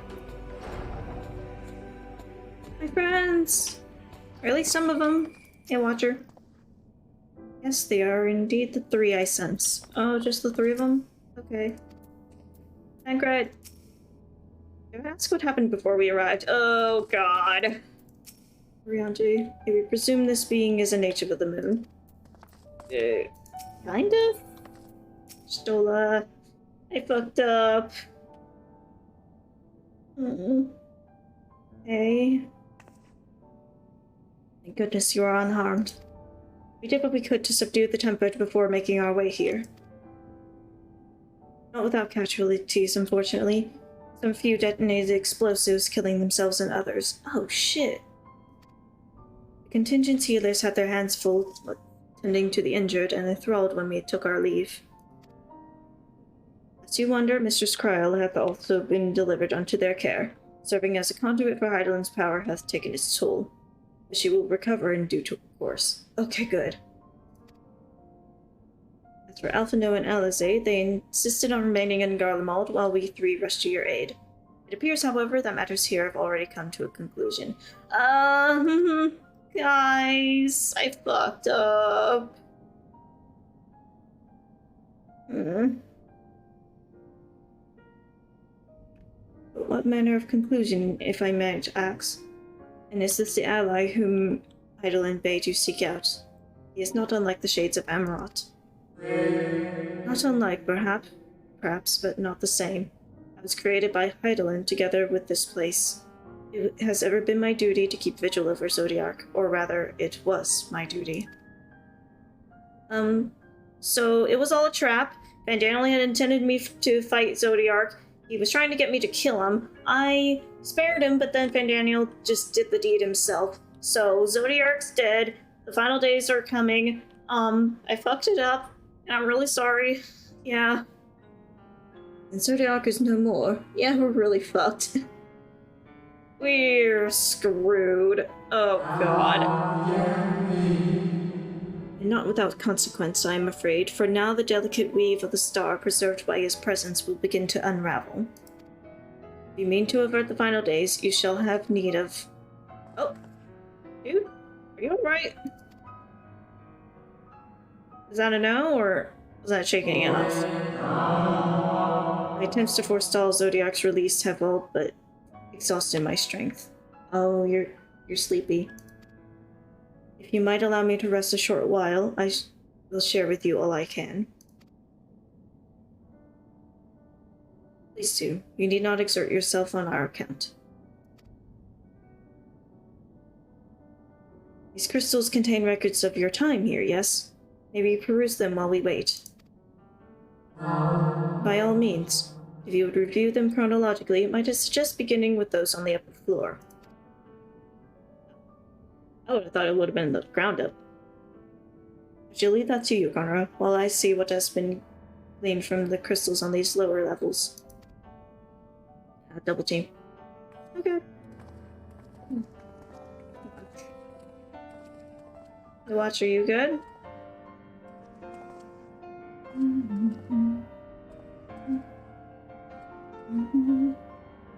Just need some nap. A little bit longer, friend. Oh god. Hello. Oh god. I'm gonna repair my gear real quick. Didn't need much, but it's still good to keep your gear repaired when you can. Oh god. Everybody knows shit's fucked. Thank God. Zodiac defeated. While he may have been in an incomplete state, that's nevertheless an impressive feat. Even if you hadn't, his demise was inevitable. Daniel would have seen to it one way or another. Instead, he probably would have wielded Zodiac's power to wreak untold destruction before taking his own life, making this the better of two unfavorable outcomes. I know you're trying to, like, make me feel... I don't know, I get that a potential intent for this is to make me feel better about this, but it kind of doesn't. Because based on that, it basically means that regardless of what I did, everything would have been fucked over anyway.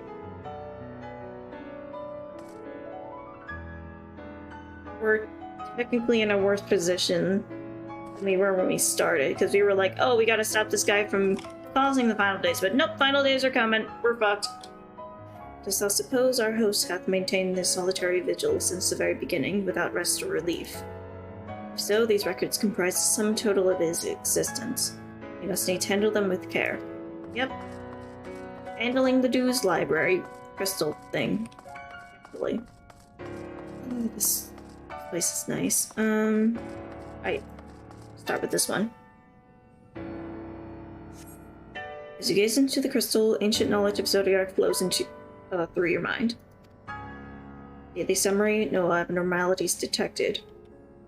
Daily summary, no abnormalities detected. Daily summary, no abnormalities detected. These appear to be records of a long, lonely vigil on the moon, dating back to the beginning of Zodiac's imprisonment. Oh my god! Okay, I'm gonna take them out so it's a little bit faster. This mounts, even at this speed, is basically just a perpetual sprint. As you gaze into the crystal, knowledge of past calamities flows through your mind. The records describe how, with each rejoining Zodiac's thirst for freedom grew, as did the strain on the brands. Maintaining Zodiac's imprisonment appears to tax Heidelin greatly. Okay.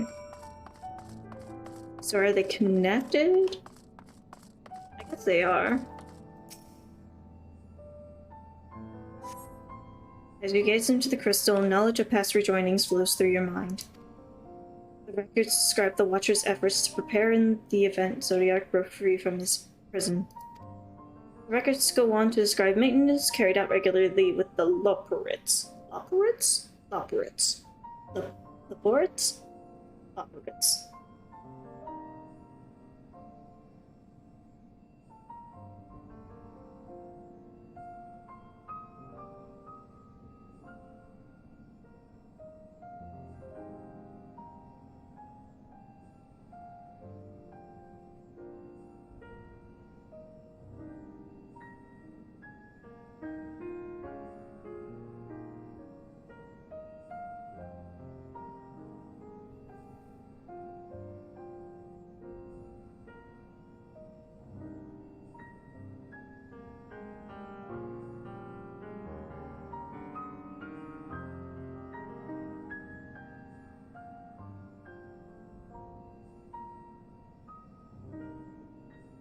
Though it is not clear who or what they are.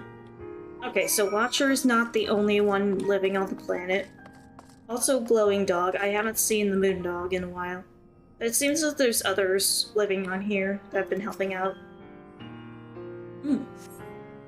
As you gaze into the crystal, a record of an unexpected visitor flows through your mind. The records note the Watcher's musings when Elidibus is spotted on the moon, though clearly not for the first time. Right, because there were past times that Elidibus was on the moon, which makes sense, because Elidibus was also Zodiac's heart at the time.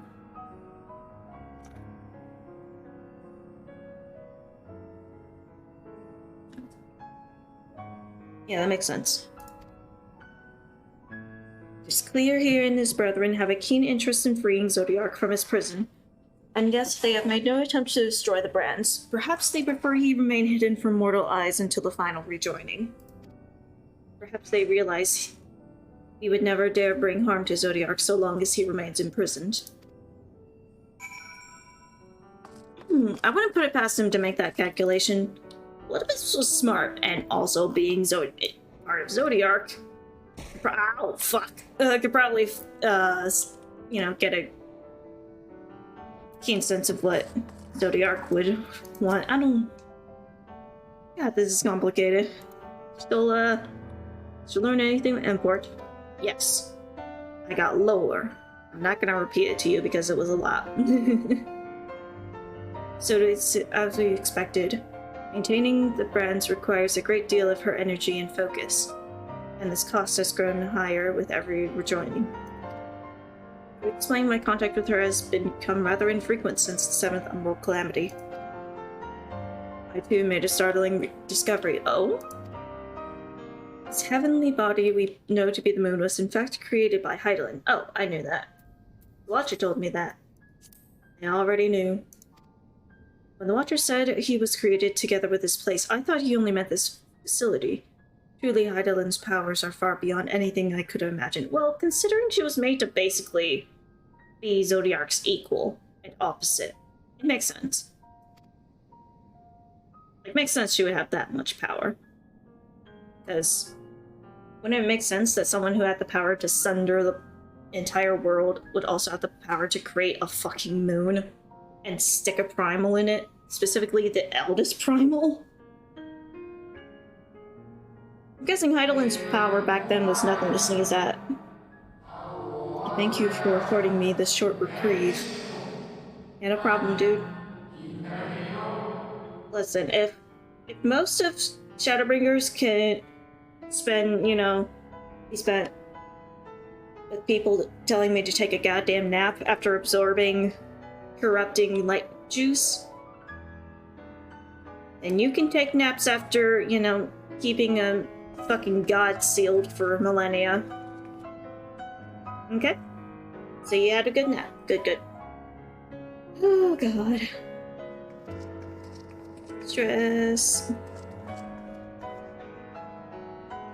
It is we who should thank you. The records stored here are nothing short of extraordinary. Nice your voice acting. Yay. There is much we could learn of Zodiac and his imprisonment. But perhaps you could offer us more focused guidance. Pray, tell us of the calamity that came before and comes now again.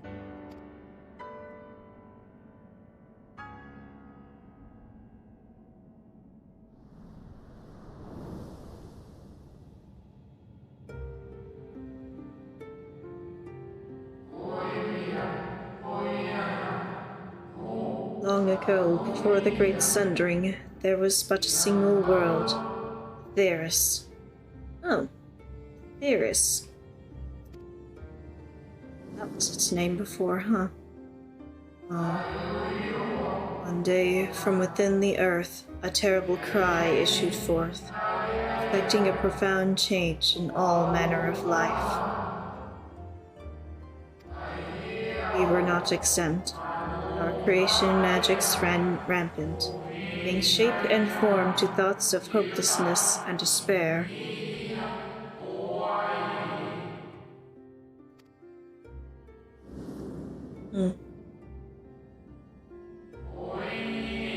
First, the phenomenon was limited to a single region.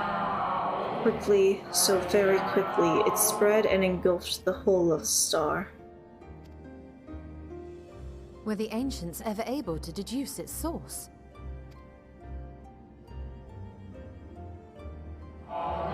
They were not. However, the convocation struck upon a method to predict where the next corruption would manifest. Oh.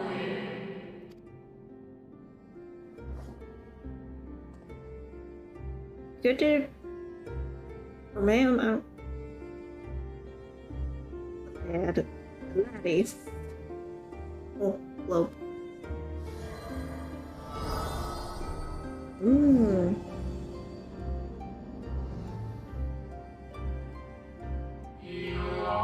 The etheric energies which flow through all of creation in the form of various currents. Yeah.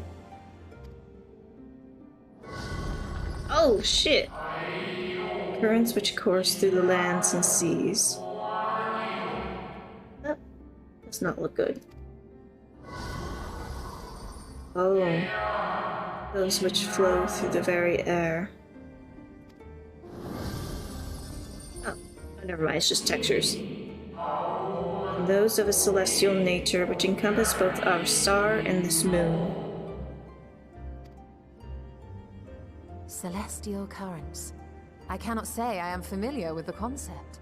I mean, granted, a lot of knowledge about ether and how it works, and a lot of stuff was lost after the Sundering. So, understandable. Nor would I expect you to be. Few scholars of our time knew of their existence. Oh! So it was even a novel concept for the ancients. Okay. So y'all were barely scratching the surface.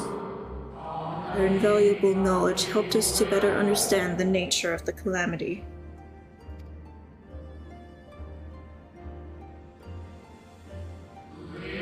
The terrestrial ones of earth and air, the celestial currents form a vast network.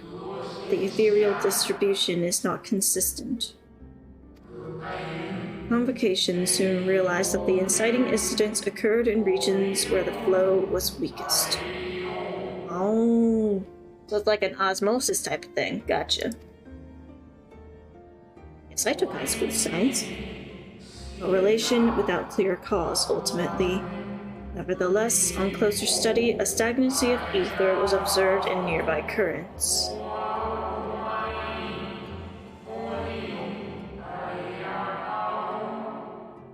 Stagnates.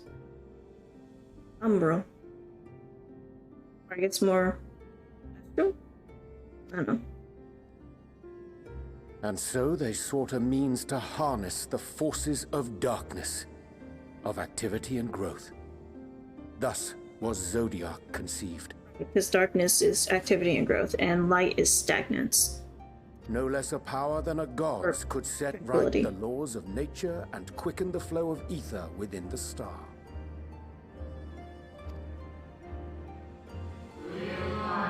Precisely. The advent of Zodiac, our end was averted.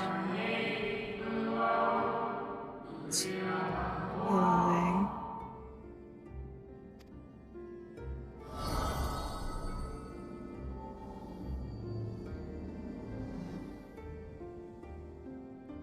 Emmett Selk claimed that those who summoned Hydaelyn did so because they saw Zodiac's power as a threat. Is that true? Indeed. There was a faction opposed to Zodiac's creation. Their aim was never to unmake him. Okay. They understood the continued preservation of the natural order was dependent on his very existence. Till we could identify and address the underlying cause of the final days, he would need remain for his departure, but set in motion those apocalyptic forces once more. Hydaelyn recognized this as well, and so rather than destroy, she sundered Zodiac, herself and the star into lesser reflections. She might confine him in this place. Oh, she sundered herself too, damn. Okay.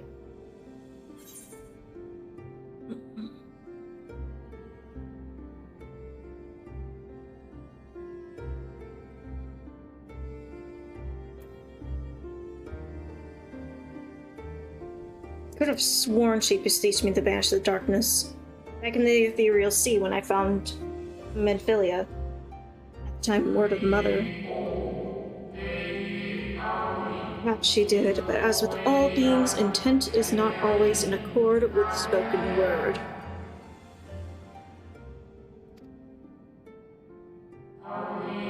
Hydaelyn and Zodiac are both constructs of man, approximations of perfection limited by our own imperfections. I mean, that's at least made clear with the other primals. Like all the different summonings of Titan and such. Zodiac was without question the more powerful of the two, having been born from the sacrifice of half a Theris's population. Yeah, so they would have had a larger total to draw half from. While Hydaelyn was made from only half of those in Vanna's faction, if I remember correctly. So that's less than half of the whole population of the planet.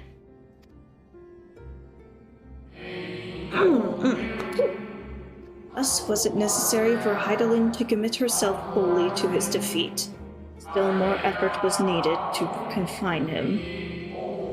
Still find it suspicious that she's like, banish the darkness. Triumph. And you're telling me the intent was just containment. Maintaining the brands taxed her greatly. With what power she dared spare, she cried out to any who might listen, and offered her blessing to those who heeded her call. Oh, are we gonna... Can you explain what that is? Like the whole blessing of light, what that entails and such? 'Cause I'm still iffy about that. Though it was likely within her power to do so, I believe she did not wish to speak of Aetheris and her history.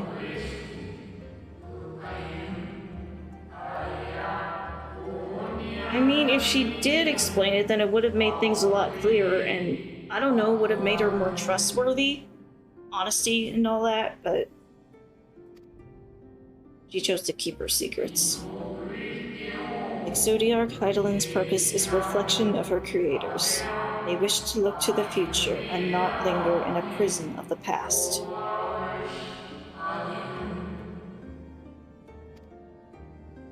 The Ascians set in motion 7 rejoinings before we came to oppose them. How many more worlds would have been lost had we not placed our faith in her? How many more souls living in the present would have been snuffed out for the sake of those long dead? Well, in light of recent events, I see no reason to doubt your words. And even if Hydaelyn is not a god in truth, if Minfilia believed that we should trust in her plans, then I choose to do just that. Which brings me to a rather important question. Let's suppose we try but fail to stop this second coming of the final days. Should the source fall, what will become of the other worlds? Like the first and such. Marine. Nomenclature is more fitting than you know. What? Oh no.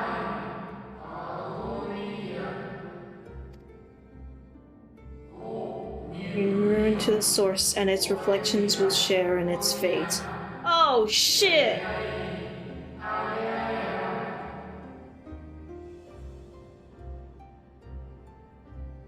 So if we fail to stop the final days here, it's kaput for everyone. Including those in Norvrent, and the other reflections, even the Void. Poof. Gone. That's... okay. So technically, it's not just one world, it's a way to fucking 14 worlds! Minus 7. Because we lost 7 of them during the joining, so... 8? I can't... 7. It is ready. What's ready? This way, if you would be so kind. Okay. Oh, God. Every time you think this couldn't possibly get worse, it immediately does. But at least this guy's chill. Music. Oh, that is a nice view. Beautiful sight, is it not? Yeah. I mean, minus the foreboding and Evangelion stuff over there. Yeah, it looks nice.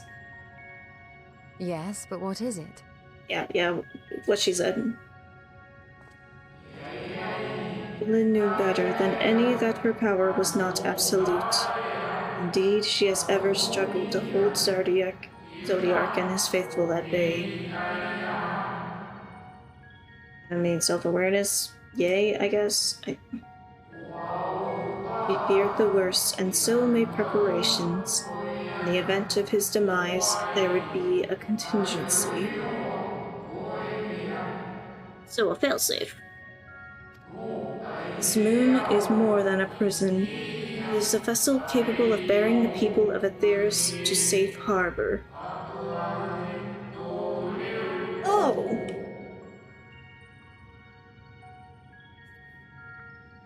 All of them, or we need not go far to find its pilots.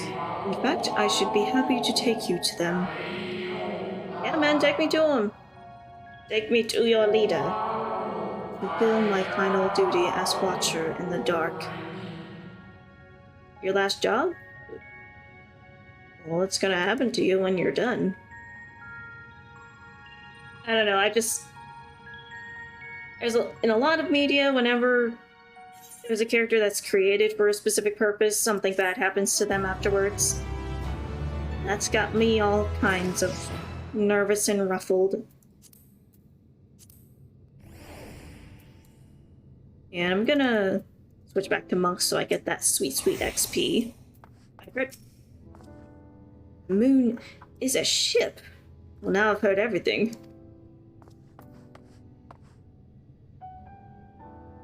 Yeah, the moon is a ship. What the fuck? When you phrase it like that, then, Crit. Rionji? I should very much like to hear more of this extraordinary story. What is my bird doing? Oh, he's just vibing next to you. Aw. Stola? Maybe true, but others will struggle to believe it. I can scarcely believe it myself. Yeah. We're on the moon. Hi, dude. Helping hands. At long last, the Watcher is ready to fulfill his final duty. The time has come for you to be on your way. The crater at the heart of Mare Lamatorum, where Zodiac was imprisoned, is not so easily traversed, however. Let us call upon Argos, the familiar whom you met earlier.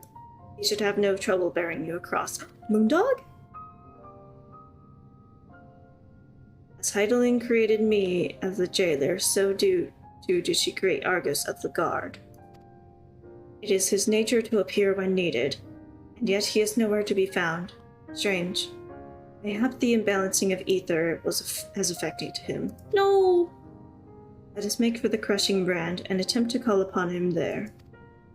We need but recall the path you walked with Argus before and you will find your way. Oh no. I don't know, I wasn't paying attention! If he labors in service to Highland's plan, I see but no reason not to do as he suggests. Do we make for this crushing brand, then? I wasn't paying enough attention when riding Moondog. Oh god, let's see. Map?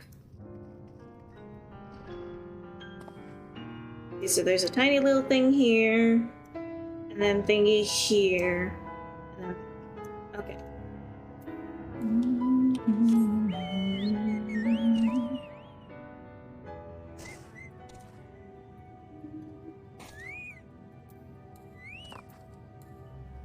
And then White Mage, Benedict, Monk.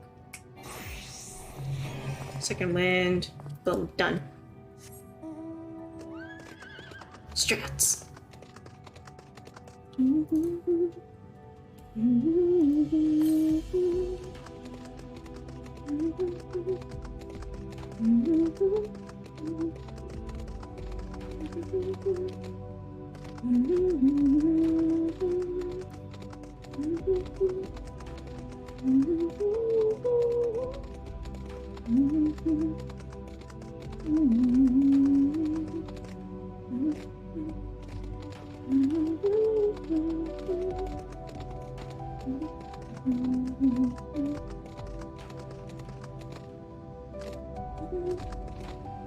Yeah, here it is. Magenta strip. Okay, the red pool is looking a little different. It's got the swirlies popping out of it. That's not good.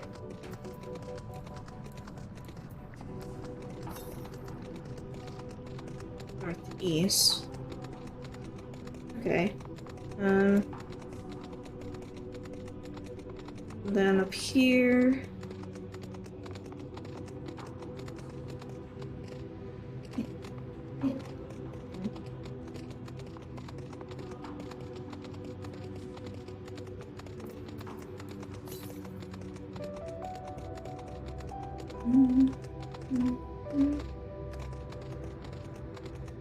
Okay, yeah, we're gonna have to go all the way around. Oh my god. Not the bait. Regulus.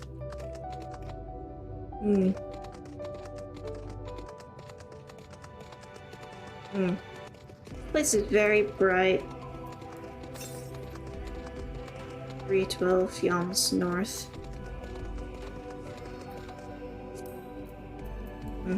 Anyway, 300. What could prepare me for the boundless beauty of Theris, shining, shimmering amidst a sea of stars. Blue sapphire and but one of countless other jewels brimming with life, no doubt. I mean, considering Midgard's armor and the other dragons came from another planet, there's probably other planets like this one, but I don't know if they got sundered too, or if it's just Theris that got sundered. So close and yet so far. Does not the harsh terrain remind you of somewhere we've been before? Ivania in the Forelands, aye. A place that rejects the intrusion of outsiders, where solitude reigns supreme. At the very least, it sounds suitable for Zodiac's prison. Oh, I was thinking more the burn, because everything's, you know, bright and white. Like me. Anyway. With a little preparation, it might be possible to traverse the gap on foot. And again, it would be a long, long way down if one should slip. Perhaps another time. Dude, please do not be making risky jumps. I'm not emotionally ready for that. The place we seek is just ahead of the Chlorophoskra. You see, Argos cannot manifest without sufficient concentrations of ambient ether. You would be hard-pressed to find a greater confluence than inside this cavern. Follow me. Oh. Okay. So this cave? Granted, it makes sense that it's super bright out here and the shadows are like really dark. And the way the shadows are...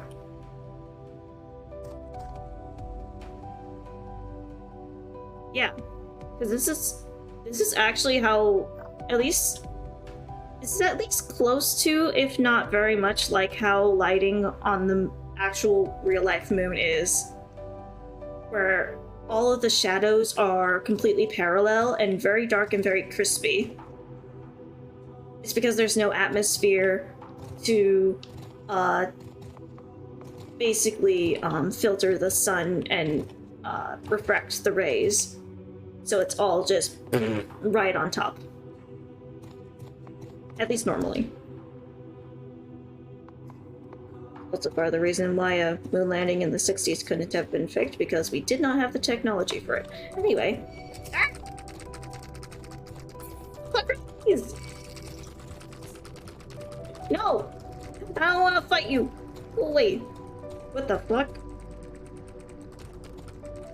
Oh, that was a FC thing. Oh god! No!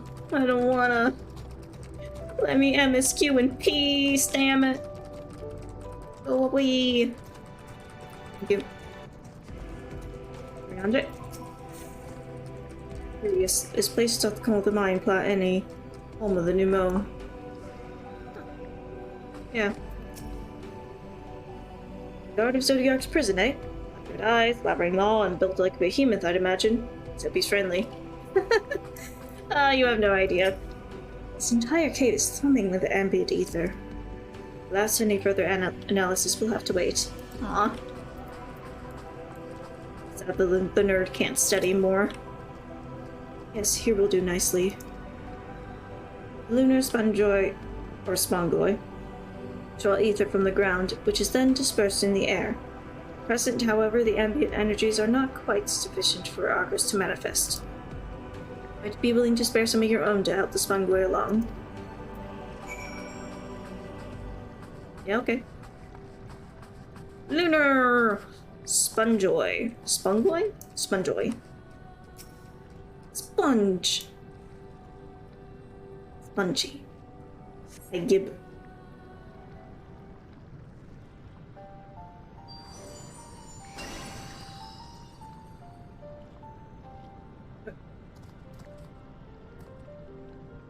Dog! Argos, right? Argos manifests in a flash. He seems glad to see you again. Oh, who's a good boy? Who's a good moon dog? A most fascinating creation of Idolin's, would you not agree? Should the need arise, he is even able to create reflections of himself on a whim. Though I assure you, it was no reflection which accompanied you earlier to the brand. No, Argos was quite eager to be at your side then, as he is now, it seems.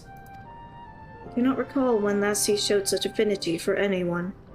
Indeed, I thought him more likely to shy away from you and your companions. Perhaps it was more than a sense of duty that compelled him to aid you before. Hey buddies, he's a good boy. He's a good boy, he's a good doggo. As for your companions... You each get moon dogs! Unexpected, but greatly appreciated. Hell yeah. We all get little lunar doggies. I believe we are all ready. Please return outside that you may cross the chasm.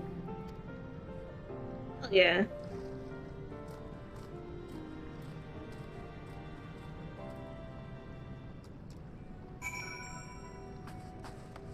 It'd be kind of funny if, like, during development, Square was like, yeah, this place is gonna be a pain to navigate without flights, so we're gonna have this moondog fly so people can find their way around.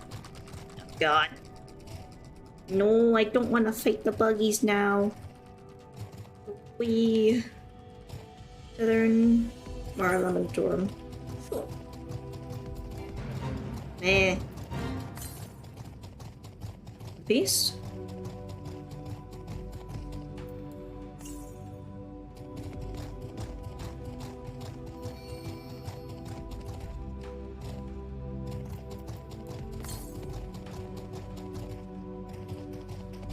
Oh, it's up there. Can I get up there?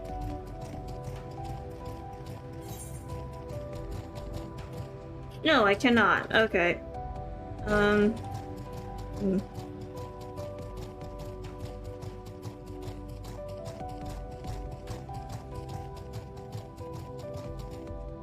Yeah, it'll probably just still be easier to have someone carry me. Depending, I'll probably just ask on the FC later.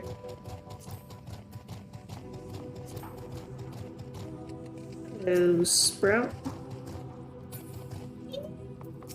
Still. Dalamud has long been described as the loyal hound of Menfina due to its relation to the Greater Moon. It seems highly improbable, if not impossible, for ancient peoples to have known of Argos. Now I wonder whether there is some connection. To whom would Hydaelyn entrust the command of so grand a vessel, I wonder? I was expecting something a little more intimidating and less man's best friend. Listen, he's a fearsome little baby. Argos favors you with what could almost be described as a conspiratorial grin. Aww, who's a good little moon dog? Who gets that there monster limb from limb? You do. You do. What's up, Watcher? Your destination is the structure there across the Cradle of Darkness. Climb onto Argos' back, and he will take care of the rest.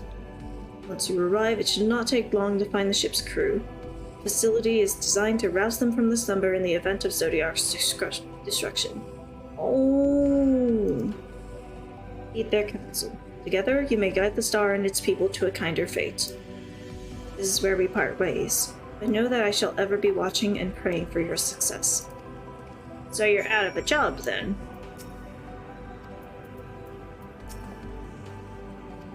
Still? Our allies' assurances notwithstanding, we cannot be certain what awaits us on the other side. So perhaps it would be best if we did not all go at once. Suppose the two of us cross first, while anchored in Urianger White here. Aye. Yee! Onward! Argos! Look at the dog! Oh, a malefic ether yet permeates from the crater. Remnants of Zodiac, most like. Right, you can see that shit, because you can see ether. Oh god. So much stank. God.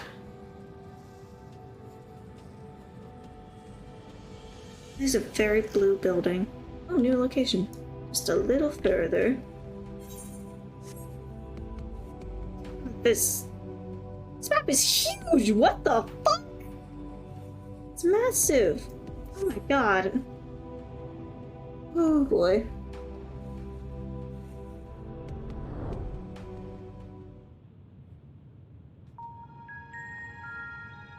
Big door.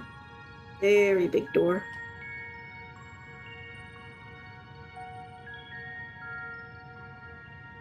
Structure is enormous. That is hardly surprising given the size of the average Amaratin.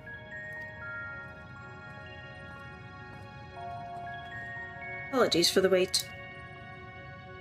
Right then, let us head inside and... Oh?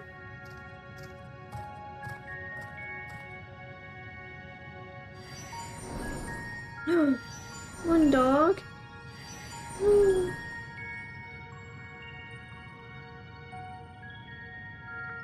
That's intriguing.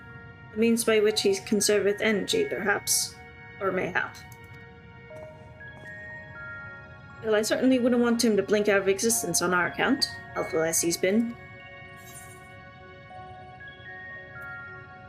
Thank you, Argos. We'll take things from here. If Argos is to remain without, let us not keep him waiting over long. Yeah. We don't want Argos to get lonely. He's a good boy. And good boys don't deserve to be lonely. Be goodest.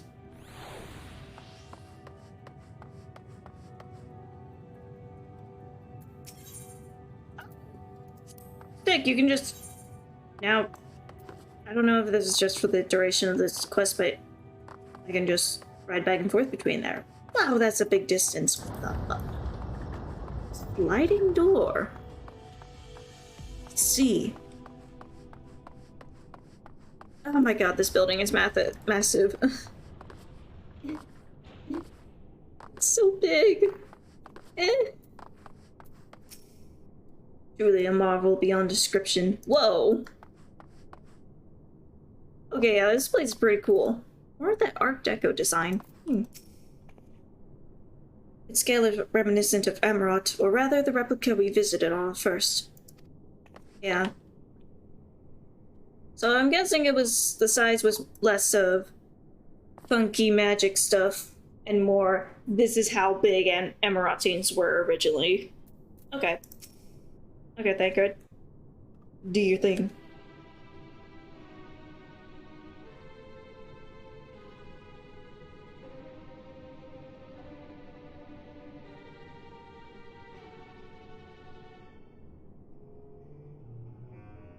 Our moonship pilot should be around here somewhere. Is that right?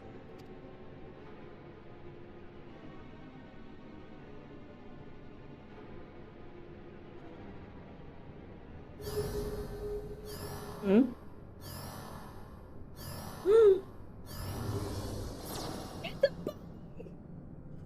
Oh no. Oh no, it's cute. Oh. I'm weak. Oh no, I'm weak to cute shit. Oh no.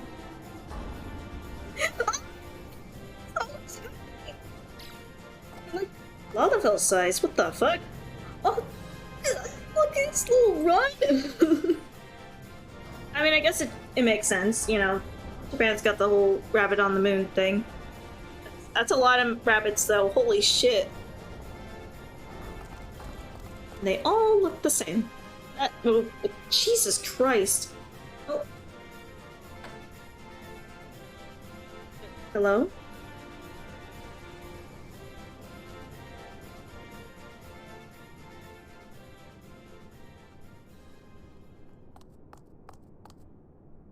Look lively, everyone! Oh, you look different. Also voice? I know.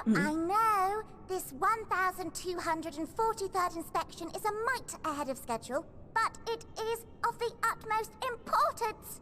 For Zodiac, alas, is no more. What? As of now, our mighty moon has a new purpose: to bear the people of Etheris to safety. Our time has come, my friends!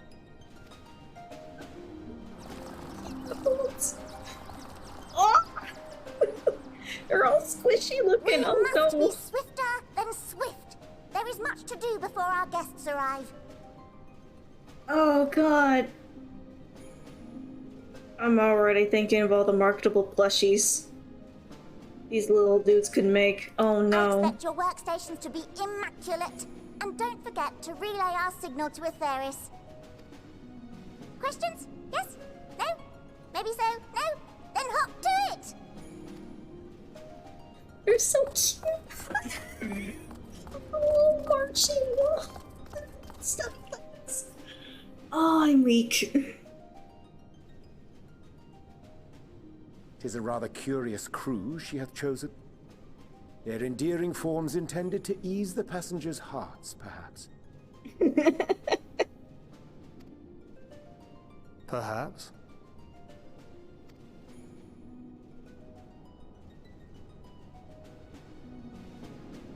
Oh my god. They're so squishy looking. Fuzzy.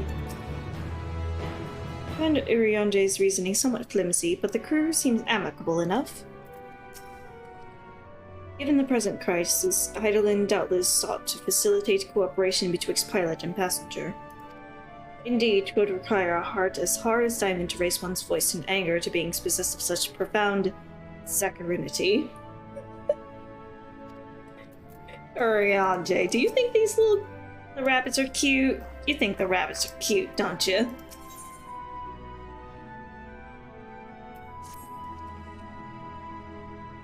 They must be the Loperites mentioned in the Watcher's records. Not at all what I expected, but the Watcher did beat us heed their counsel. True. I assume the one who gave that rousing speech was their leader, though we might have to ask about it in order to track them down. Come on then, let us be about it. Yup. I can just... Oof. I have 5 places to jump from. This place already. Leopards all appear to have set about their tasks. Whether is their leader, I wonder.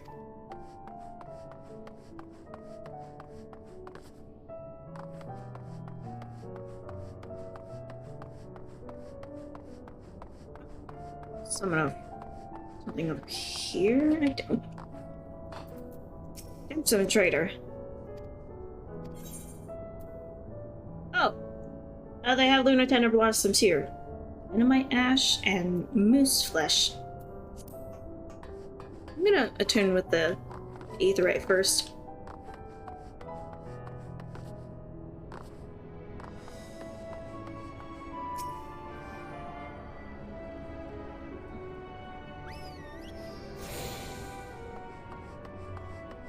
I can still teleport here. That'll definitely make my life easier. Yeah, because Argo's not reliable anymore. Ooh. Ether current. Okay. Fighting way. Hyperloperate. Trading way. They have a name convention of a verb followed by way? Is that what it's dancing way? Ether current! Ow. Give. Melon flavored. There's another one north of here.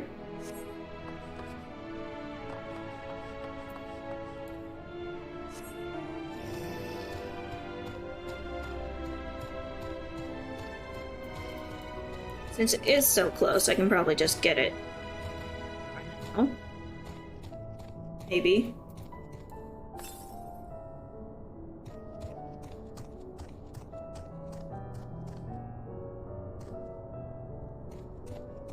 Picking way. South.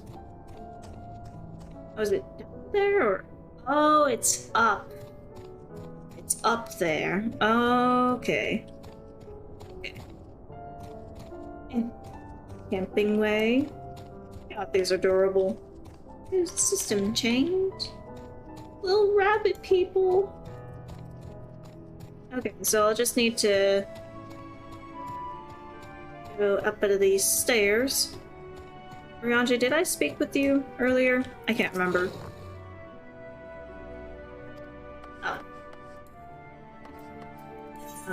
No, not gonna return to Old Charlene. Oh god.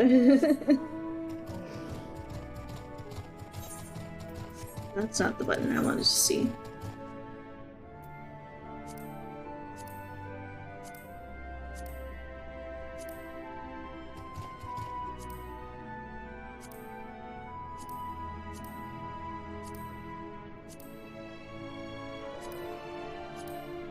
Okay, it seems like it would be pretty expensive to teleport anywhere.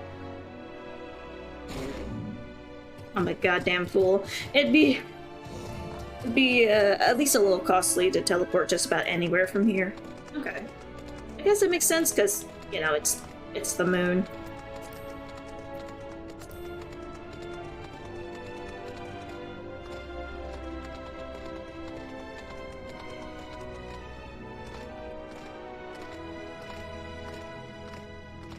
Granted, I'm okay because I have a lot of money currently.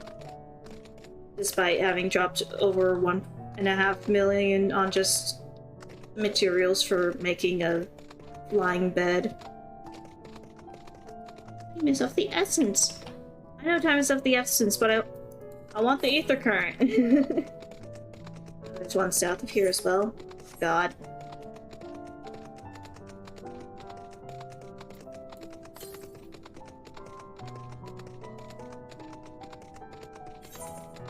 I'll get the Southmoon later.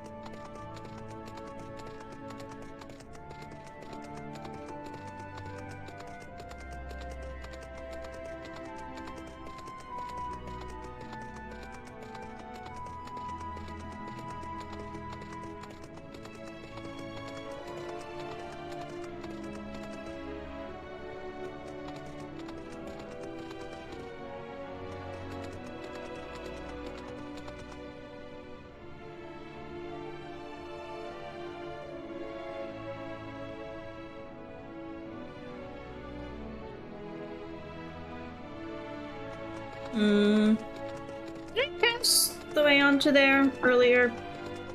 I probably did. I did. Oh god, I wasn't paying attention. Anyway. So it's east. Okay, so it's from here. I'm guessing probably around the center-ish. Music here is very nice. Oh, it's east?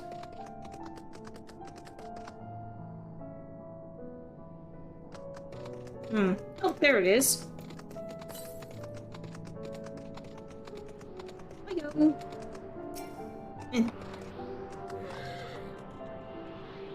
Lopping way.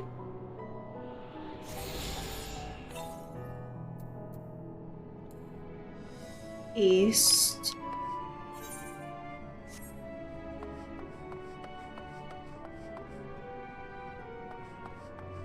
I'll get the rest later.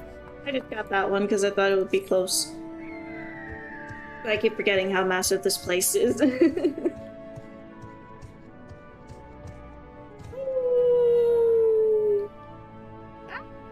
That's a bit of a... Ooh. I still had health left? The fuck? Anyway, Chipper Loprit. Take me to you later.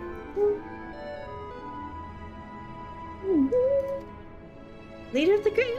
Not me, I'm afraid. Anyway is the name. I'm in charge of the construction and maintenance of the... Hold on.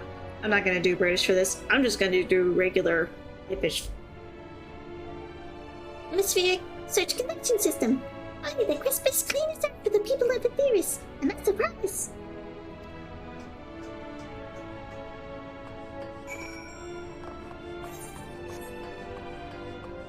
Still, what's up? A fascinating apparatus. It's hard to believe it could house so many crew members. Even so, there is nothing else here to suggest other types of accommodation. Yeah, they're gonna be able to feed people. Did Highland / the Loporits account for the population?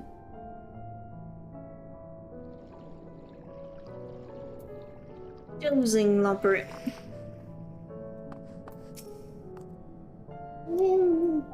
Later? Oh, sleeping way. My job is perhaps I'd better ask. Oh, okay. Weaving way. Hello. What do you think of clothing? I'll have you know I'm the mastermind behind its design. That's a good trip you got. Anyway. Okay, quest markers this way. Talking to more bunnies.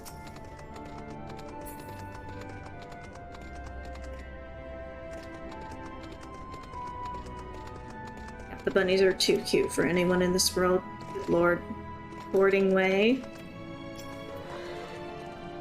Isn't it exciting? I've never seen one of your clients so close up before. Would you mind if I take some measurements of your body? Just for reference, of course. I mean, Tataru did, so... Snappy Loporit. Uh-oh. Oh no.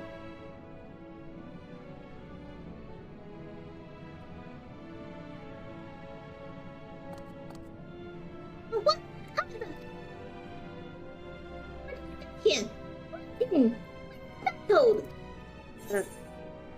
Take me to your leader. Leader? Look no further. I'm the one you seek. Oh, his little cheeks. Goddamn. Oh well, looks like you beat us here. A friend, I take it. Is this all of them? Yep. A group composed entirely of children? What would the parents be thinking? Right. This isn't a nursery after all. Then perhaps we should build one. Or did we build one already? This is... Hey, this shit again. No matter. You need to marry your pretty little heads. All will be well, I promise. For goodness me, we shouldn't be standing about gawping. I must take you to meet the others. We once again gotta deal with people assuming we are children because we're smaller than regular Amaranthines. If you go back towards the entrance, you'll find the path that leads to the central platform on the upper floor. I already went there. There's no wrong way to reach it, but it's the large glowing ball at the center if you should find yourselves lost. I'll contact the others and meet you there. Okay. Bye-bye. To the upper floor it is. Oh, we gotta backtrack. Oh god. It seems I was too hasty in going up there to get that ether current because I would have been able to get it anyway. I am a fool. God, it's cursed me for my hubris and my work is never finished. I take the stairs, not fall off. Oh my god. Ah, I almost fell off.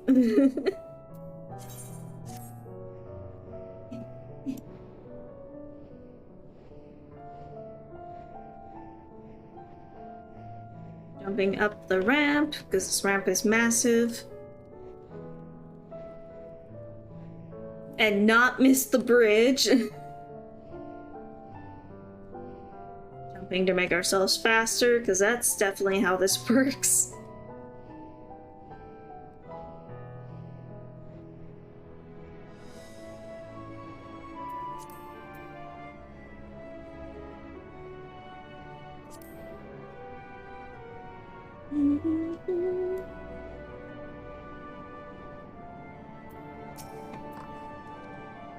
It's astounding how the Eloperates, despite their diminutive stature, are able to maintain such gargantuan facilities. Yeah. Given their size, getting from one end to this place to the other must be exhausting. I honestly don't know how they do it. The etheric composition and density of this sphere is quite similar to the crystalline concepts we've seen before. It likely shares their capacity for storing memories and knowledge. Yep. Probably.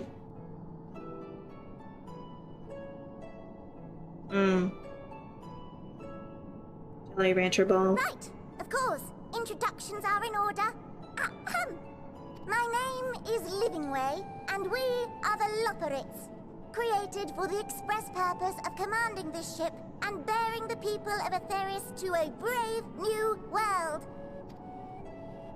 More specifically, I am the one whom she charged with the execution of her most vital plans.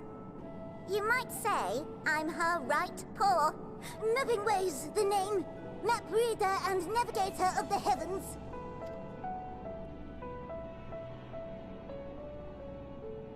Pleasure to meet you all, but I'm still trying to make sense of this. Confusion and bewilderment are completely understandable. Fear not, I shall walk you through it. She's like, I get it. Or they? They're like, I get it. You're dumb as bricks. I'll explain it to you like you're 5. The people of Etheris, through no fault of your own, I'm sure, set in motion a series of events that, unfortunately, culminated in Zodiac's obliteration.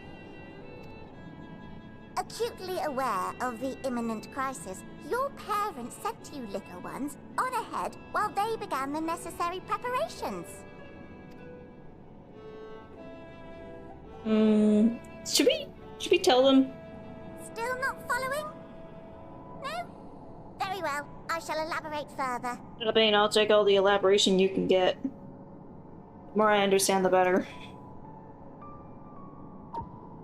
I am dumb as bricks. Need you to explain to me like I'm 5.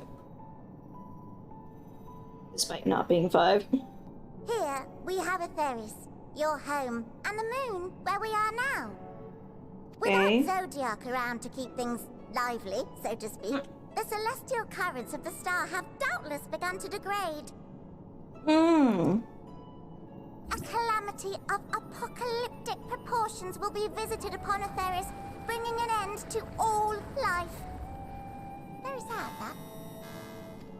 You gotta be so casual about it, goddamn. So too hath the Watcher claimed. By thine unperturbed countenance, I gather this eventuality was anticipated. The doom and gloom. Oh yes, quite expected. Imagine, if you will, that Atheris is a delicious carrot that I've forgotten to eat and left out in the midday sun. What? The most earnest wishes or prayers will not stop it from rotting to the core. So sadly, there's nothing to be done but to abandon said carrot, Atheris, in case the metaphor is lost on you, to its grisly fate. So we gotta leave the planet entirely. And this moon will serve as the vessel to deliver us to a new home. Just so! We will gather up as many people, supplies, and resources as our stores will hold. Will they hold all of them? And then, once everyone is aboard, it's off to another star.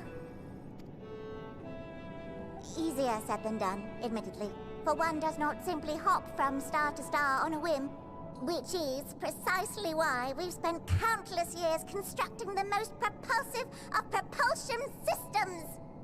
We ought to make it to our destination in 2 shakes of a rabbit's tail. How much people time is that?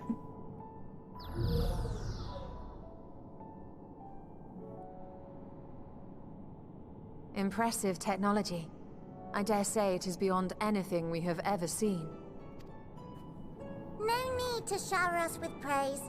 All we've done is faithfully carry out the instructions left to us by Hydaelyn. Back in the old days, when she was still just Venar, she was dedicated to the study of the world and its inner workings. And the Watcher, the real one, not the simulacrum you met, was one of her fellow researchers. We and this wondrous vessel masquerading as a moon are products of their knowledge and know-how. Oh god, there's a car outside. Oh jeez. Yeah, I should have expected trying to adjust my mic would lead to picking up more car noises. Jeez. Let me see if I can't check something real quick.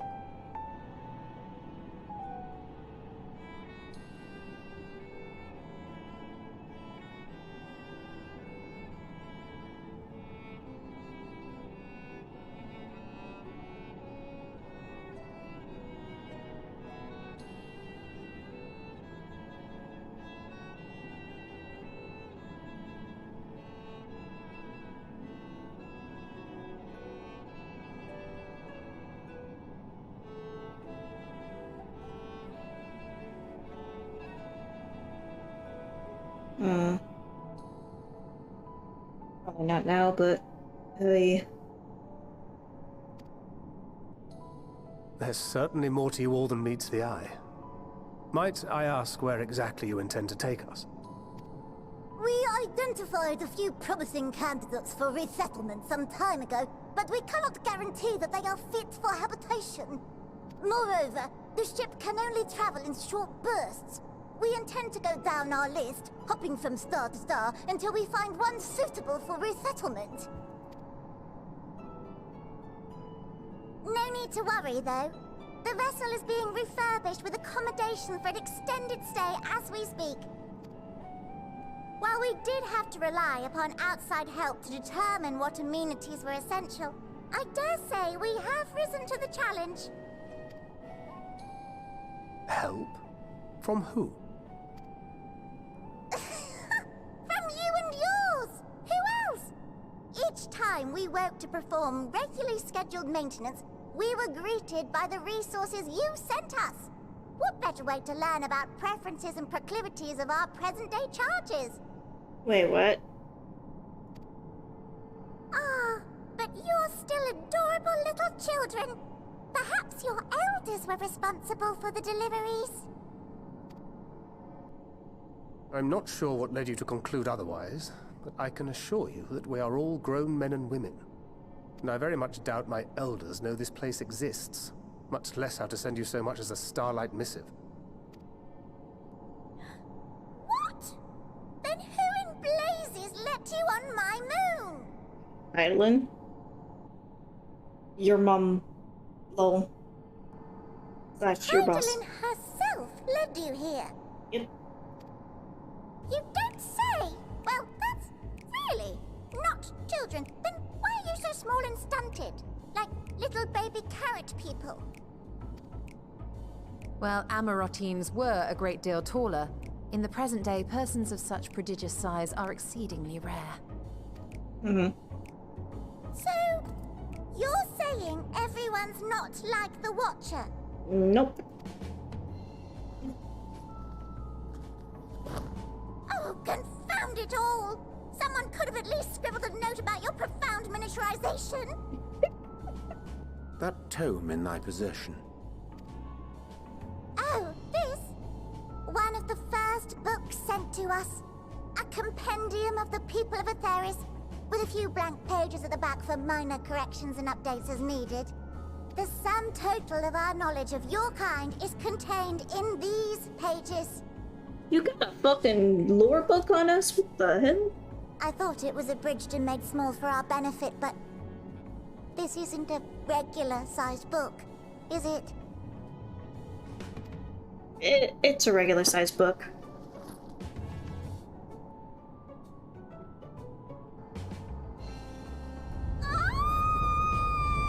Oh no. Homegirl's like, we fucked up! Living Way, you good? You wanna... Oh no. Building Way, can you hear me?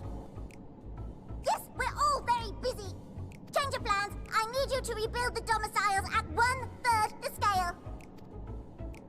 All of them. Yes, all of them, and but me no buts. See to it with all speed. Oh my god. They're like, we gotta rebuild everything. Oh no. Perhaps you could tell us a bit more about your terrestrial collaborators. I think we could probably make do. Yes, in due time. But first, I'd like to hear more about you, if it's all the same. I'd rather not risk any other complications due to outdated knowledge of our passengers-to-be. Oh. I feel you, though. May come across information it's like, I did not know about that, and no one told me. God damn.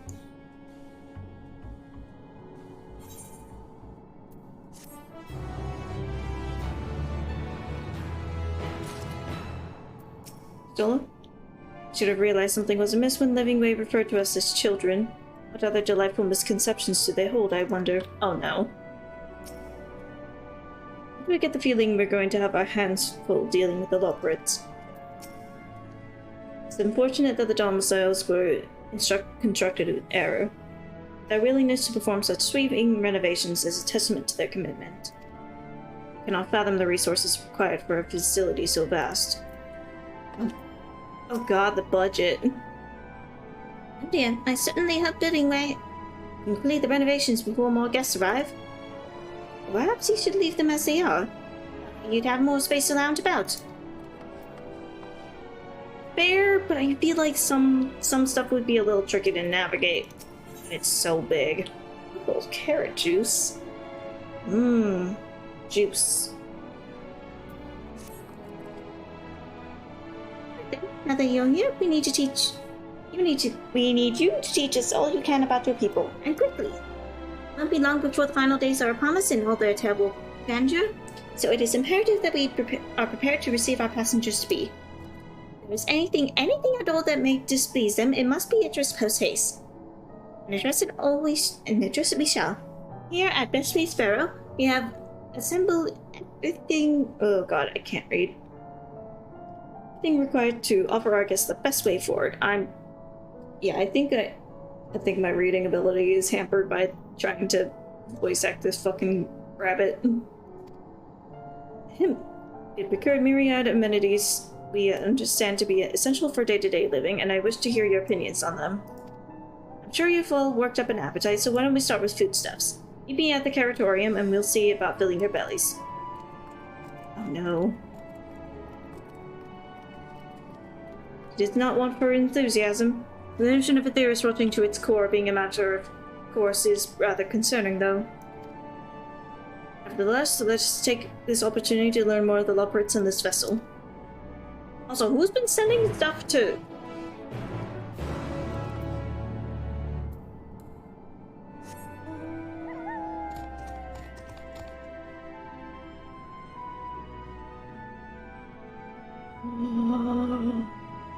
Minute. I thought I just popped the fuck open. Hold on,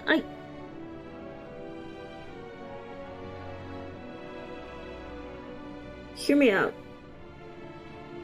What if the ones sending the Loporrits supplies and information has been the Sharlians? Specifically the Forum.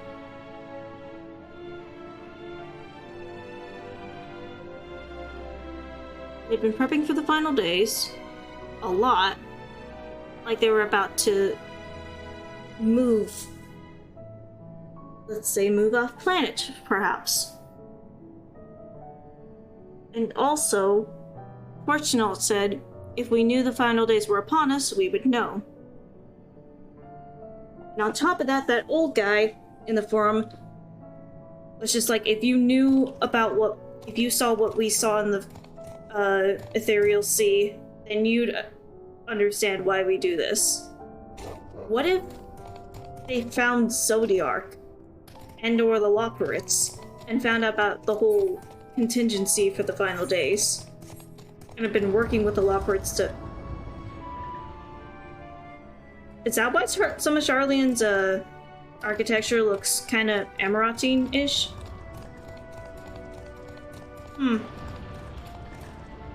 I don't know, it might be a theory. I mean, might be a stretch, that's the word. That's just a theory. I don't know. Granted, considering how many of my conjectures have been technically correct, I don't know. The fuck? Why do y'all have fucking enemies inside of your facilities? What the hell?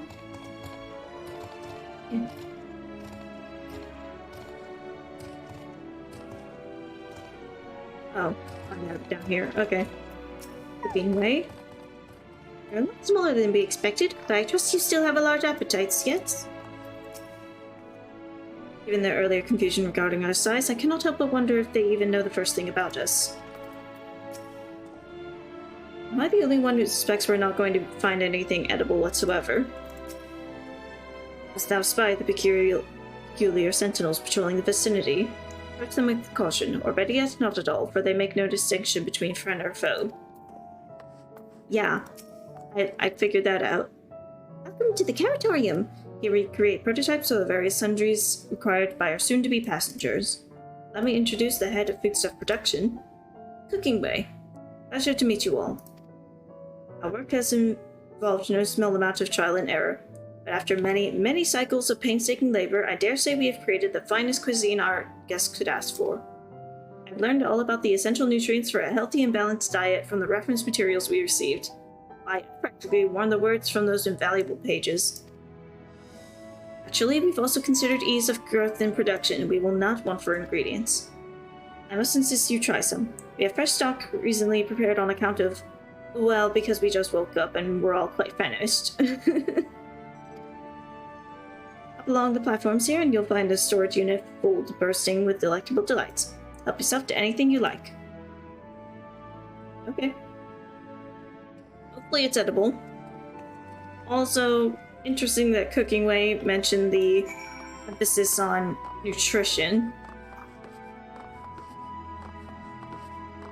You know who else puts emphasis on nutrition over flavor, or at least, you know, prioritizes nutrition when it comes to food?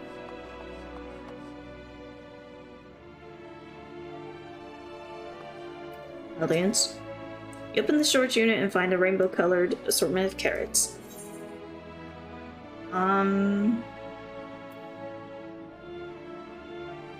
The unassuming orange carrot. From the tip, no scratches or blemishes mar this immaculate specimen.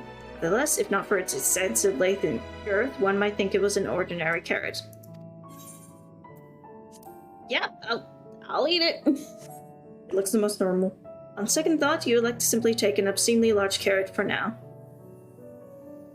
Due to its bizarre qualities, it would be prudent to ask Cooking Way whether it is safe to eat first. Show Cooking Way the obscenely large carrot. Those carrots are as big as my arms! What the fuck? What you've been feeding them? So, did any of our selections set your mouth to watering? Even if you ever like to swoon at the sight of so grand a carrots, that or be offended by all those who assume that they would. Oh, yes, a fine choice. One of my personal favorites, actually. Please dig in. I'm eager to hear what you think. With great trepidation, you take a bite out of the carrot. There's a satisfying crunch as you sink your teeth into the orange skin, and a warm, tingling sensation runs down your spine. The second bite, a wave of euphoria washes over you, and you drown in bliss. Alas, as you finish, the elation fades, leaving you with a desperate craving for another carrot. Carrot of happiness. Find yourself in an unusually good mood with a sudden crave to eat more carrots. Okay. Did you think? Unlike anything you've ever tasted, yes? The carrot of happiness is full to bursting with nutrients and is guaranteed to leave you feeling satiated. It's a staple among us lumberjacks. We have plenty of other varieties too. Bleeding carrots to improve blood flow, dream carrots to help with sleep. So you see, we have a carrot for every occasion. Is it all carrots? I can certainly see demand for this in Charlian. Charlian? What in blazes is that? I take it you two had a wide assortment of carrots to choose from and not else? Oh wait, no, that was Yustola. Whoops. I fucked up. Yeah, it's all carrots, I bet. If I may ask, what exactly did this collaborator share with you about cuisine on the Theris? Surely you are aware we have an abundance of dishes and foods you could emulate. Of course we are, but, well, it was only quite recently that we established contact. Even holding a conversation was a struggle at first, so imagine our surprise when they sent a mountain of books and documents with no clear instructions. The sheer amount of information was overwhelming. If it wasn't for that encyclopedia I found, we would have been at a loss for it to begin. So we decided rather than divide our resources to prepare a variety of middling and potentially unsatisfying meals, it would be more efficient to devote our efforts to the production of a singular, perfect food. Oh my god. It's literally just practice 1,000 punches one time or practice a singular punch 1,000 times. That kind of principle. Oh my god. That's all well and good, but man cannot live on raw carrots alone. I've considered cooking them. You mean steaming, boiling, roasting, and the like? I suppose we could prepare the carrots in other ways. But our primary concern was efficiency. What's more efficient than sinking your teeth into a carrot fresh from production?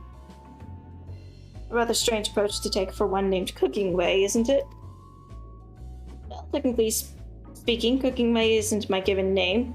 When first created, we were all named in the old tongue, you know what otherwise impenetrable parlance the Watcher speaks. We received a great tome of words, a dictionary that is, from our collaborators. We learned your language. Adverbs, gerunds, present continuous verb, conjugations, all the basics. Then we found the terms related to our given tasks, and used them to form new names. Are they helpful? No, not really, but it does explain a great deal. Wherefore didst thy kind deem such a change necessary? When the rest of your people arrive, we want to be certain they understand immediately what each of us does. You'd never be able to pronounce our original names anyway. Oh, got it.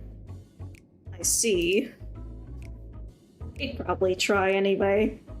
I hope our critiques, such as they are, were helpful to you.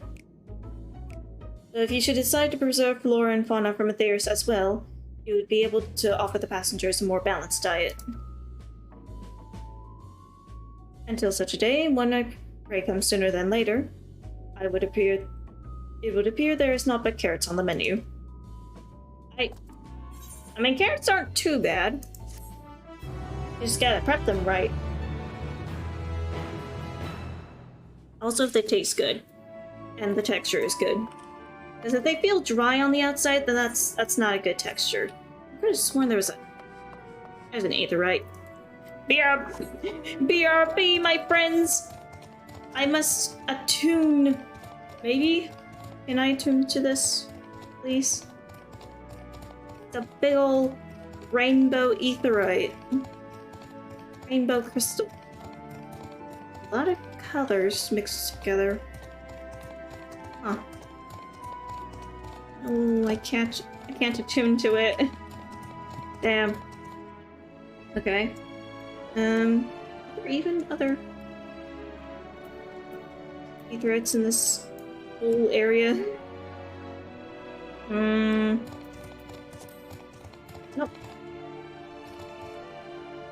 Looks like there's only the one. Okay.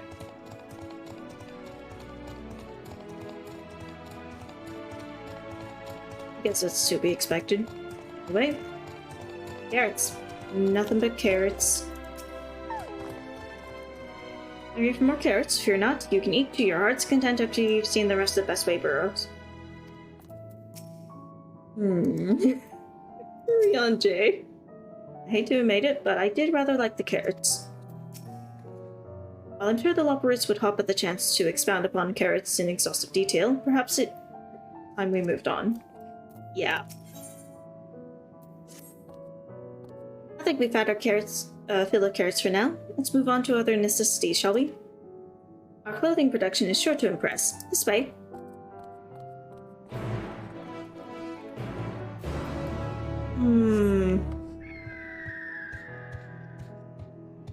I'm a little worried, to be honest, about what kind of clothes I got prepped. Because if it's anything like the nothing but carrots, and the living spaces being way too big, I'm gonna guess it's either A, just a mishmash of stuff that just doesn't look good together, or literally just like straight up copies of what they wear. I honestly prefer copies of what they wear over. At least then it would match. Like it would go together. But we'll see. You'll see what kind of fashion they will bestow, or I don't know.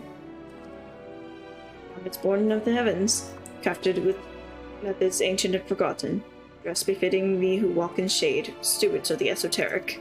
What? Do you suppose the clothes they prepared will be as grossly oversized as the carrots? Probably. It's hardly sun silk tapestries, but perhaps we'll be pleasantly surprised. Here we are, the apparel production station. You've chosen to employ more traditional methods for this task, creation magics. Adeline, in her infinite wisdom, blesses us with the self-same affinity for magic her people possess. We have other amazing talents, of course, and I know you're dying to hear about them. I will regale you with the details another time. So they have the creation magics that the ancients had. Okay. That said, we did run into a spot of trouble at first. Our magic alone was not sufficient to see our work done. In the end, we discovered crystallized ether was a wonderful catalyst that could provide us with the extra V's we need. My, how resourceful. The sweet sound of recognition. You will also be impressed to hear we've read all about your habit of changing attire to match your chosen profession. For the sake of efficiency, I presume? This has also been taken into account with our designs. Well, why take my word for it when you can simply try on our clothes? Make yourselves known to the workers and they will see to the rest. Oh god.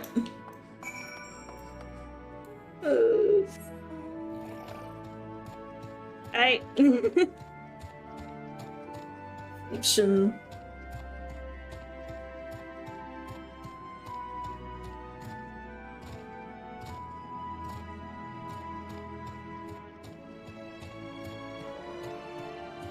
It's up there.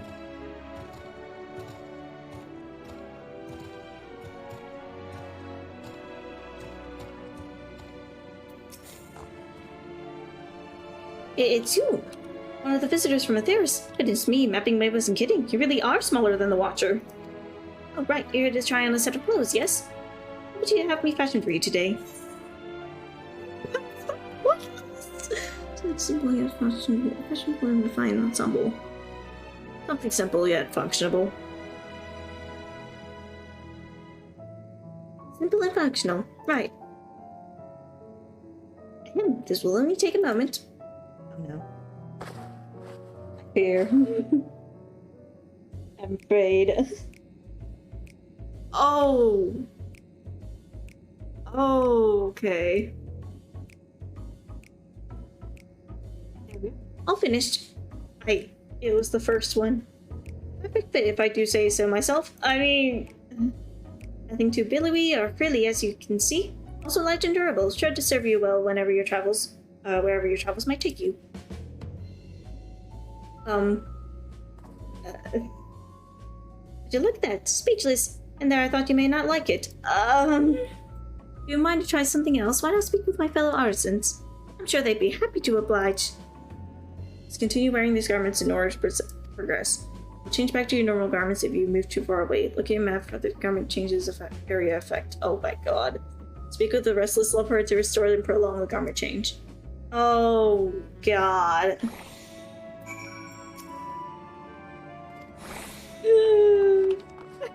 Awful. Okay. Oh my god. Oh jeez. I made a mistake. Oh my god. I am become error. Oh god. What even is this? Well, let's see, that's it's like a high Allegan or just straight up Allegan visor mask thing. Hempen robe, I think. Some kind of long kilt. And then boots. Is that boots with chaps? What the f- Oh god, okay, hi. I didn't know one said you were coming. How can I help you? Wish to try my clothes? Really? Well, of course, it would be my honor. Do you have anything in mind?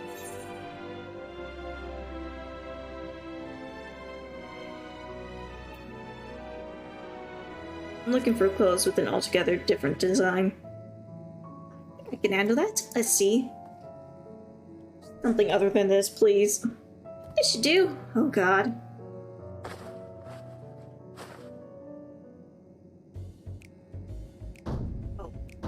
Oh. Oh. Oh, no. Some of my best work yet. You're a strange one, aren't you? I honestly wasn't sure what to do when you didn't ask for anything specific.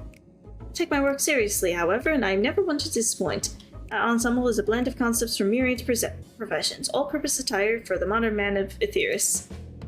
I was worried how the concept would turn out when put to the proof, but it looks stunning on you. Won't you go and show Living Way? I'm sure she's eager to see what we've come up with. You must continue wearing. Oh no! So now we've got. Hold on, let me jump up here so I can see. A leopard print robe, these things on the hands, the same mask, and more boots with chaps. What's with the boots with chaps? What is it with y'all in boots? With the chaps? Boots I dig, but the chaps? Come on. Like, if you're gonna put chaps on boots, at least make it look good with everything else. Oh my god.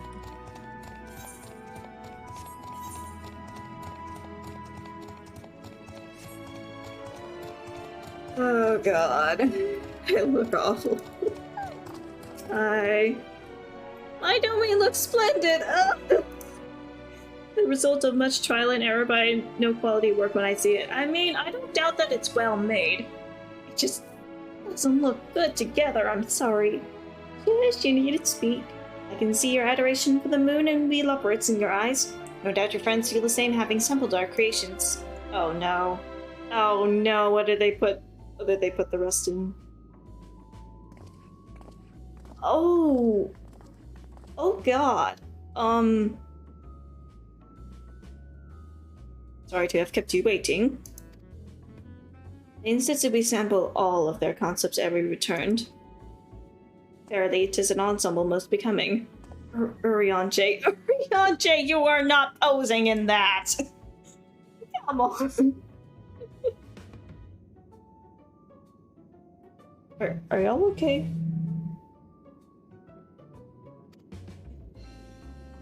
I think it's past time we return to these clothes.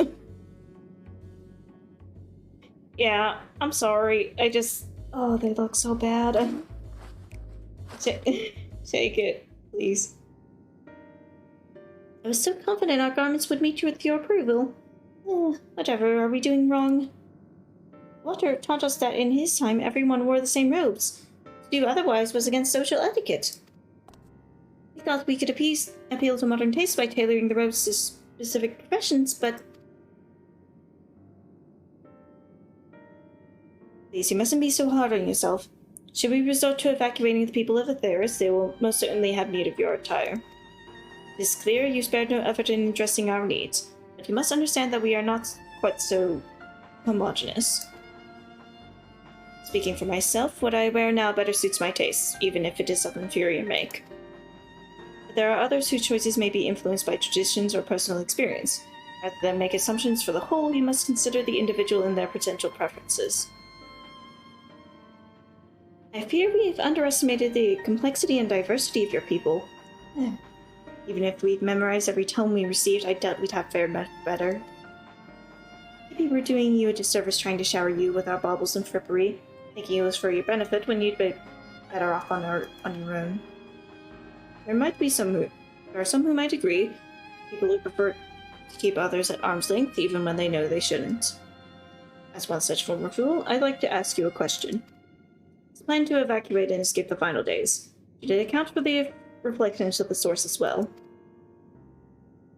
No. Not that I'm aware of. You were born of Heidelind's love for Atheris, and the salvation of the people on that star and that star alone has ever been our aim.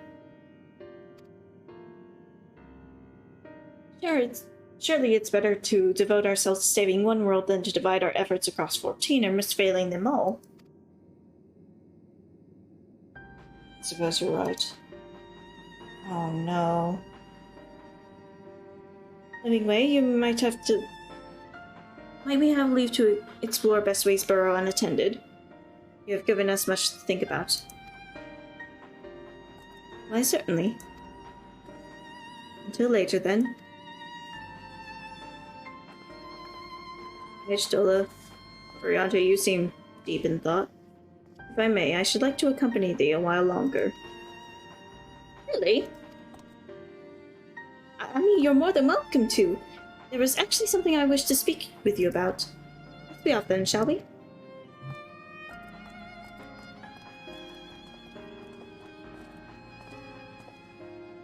I am alone.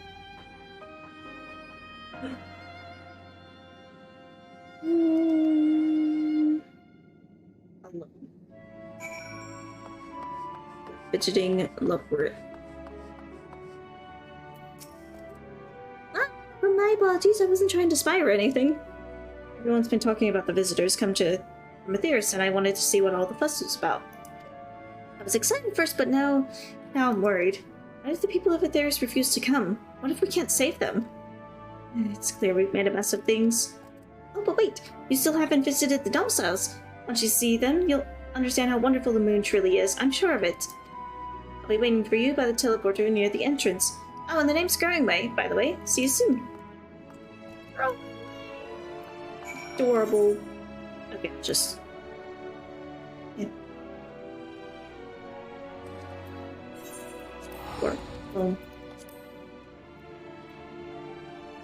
Who needs to trek all the way back when you can just teleport to an aetheryte? The finest strat if I've ever seen one.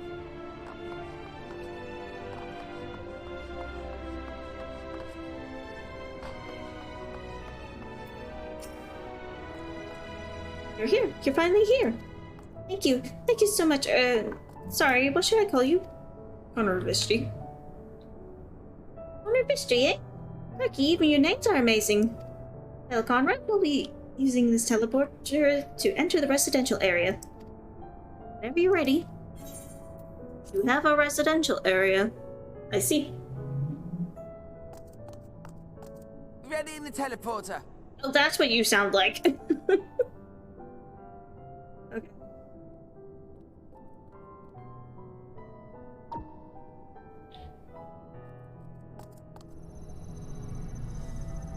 I guess props to the devs for having a variety of voices for these little bunny people. Uh-oh. What's going on? Huh? Access to living quarters restricted due to reconstruction. Then where is it? Oh no! Oh no, where did I go? Oh, shit. Growingway? What? I'm on the second floor. Private audience, as thou didst request. For reasons I know not. No. Conveniently place eavesdropping. Let's go. Just a precaution. I'd rather I didn't have to ask the question at all, but I take my responsibilities very, very seriously. Do you and your friends, by any chance, find our accommodation wanting? Be honest, brutally even. 'Twould be ungracious of me to belittle the efforts of thee and thine. Lovely sentiment, really. But the disappointment is writ plain on your comrades' faces. It's all the more frustrating since no one will come out and say what they find wanting.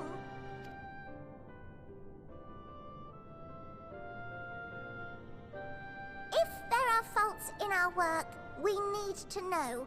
We can, we will do better. But time is not on our side. The final days will wait for no one.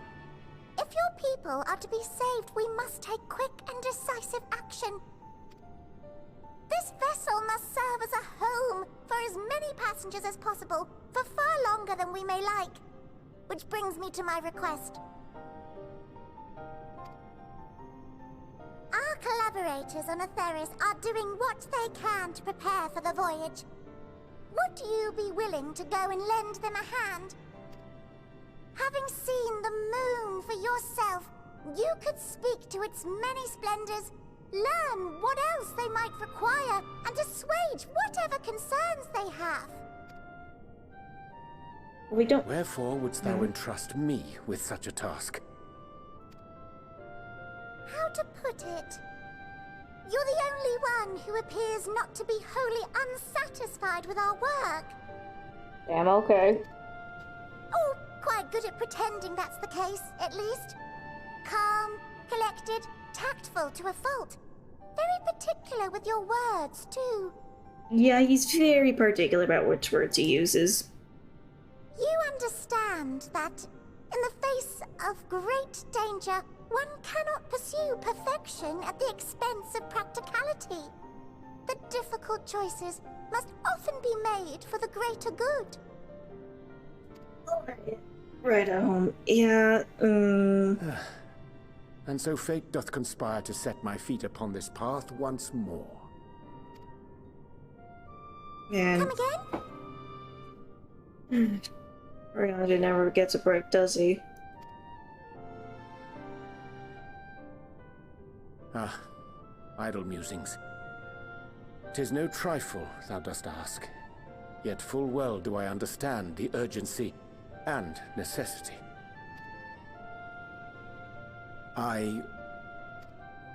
Oh, dear me! Dear me! I was terribly sorry for the mix-up. Anyway, please. I was in the middle of overhearing shit. It's a bit of a malfunction. I hadn't realized the residential quarters were inaccessible, you see. But you're still in one piece. So, all's well that ends well, yes? Won't happen again. I promise. Yeah, no worries. Okay, they didn't notice us. Good. It'd just mostly be awkward. But yeah.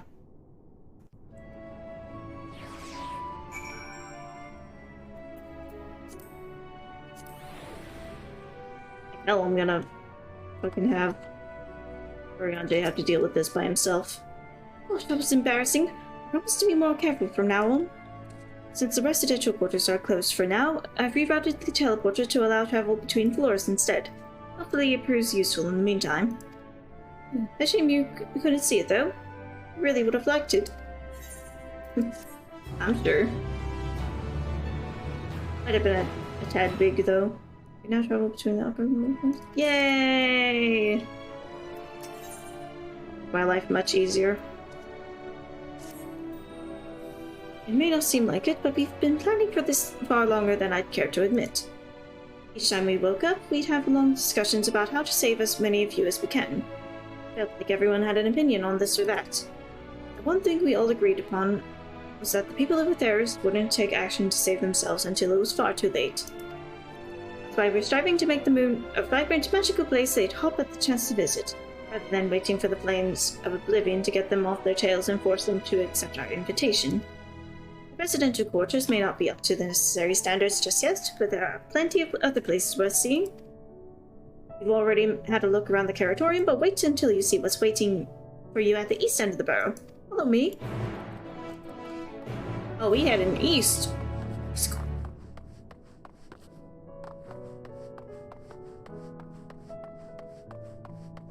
Okay, it's that thing down there. Okay, I'll take the teleporter first. Look at that. Not jumping.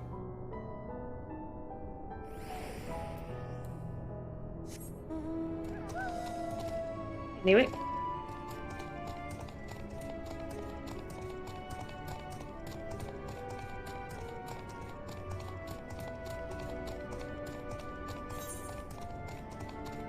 Oh, and a couple requests. True carrot crimes. Good, you're here. This door is Greatest End's Veil. It was named as such because it's the veil to end all veils, the most beautiful forest you'll ever see. I understand the people of Atheris enjoy taking leisurely walks through natural spaces and the like, so I'm sure you'll enjoy it. How about we start with a nice stroll to the fountain? This way. Okay.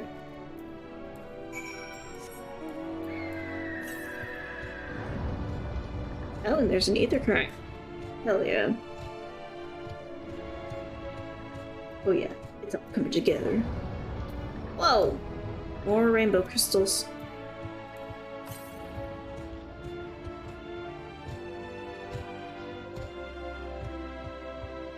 There it is. Okay.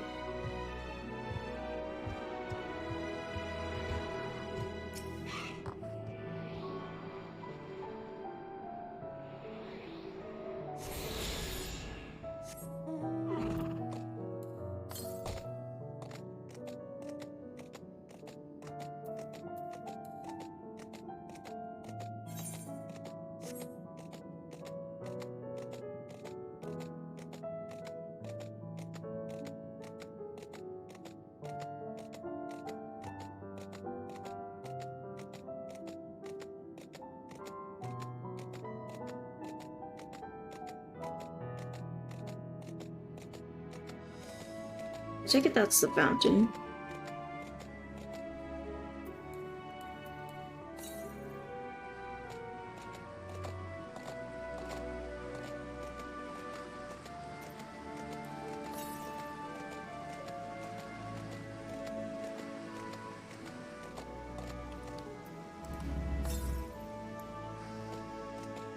Oh, there's the ether current.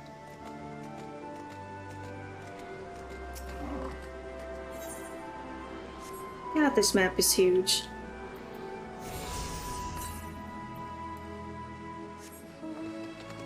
.25 Yalms south.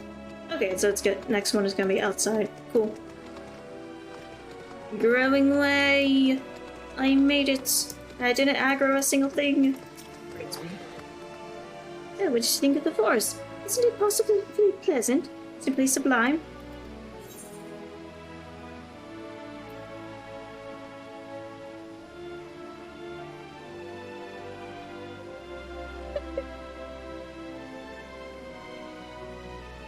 I didn't see anything. Wait, you don't mean those crystals out there are... What you are? Our forest is made of crystals and constructs, dotting the landscape as far as the eye can see. Building this place was a challenge, let me tell you. Since we were born here, we've never seen trees in person before, let alone a forest.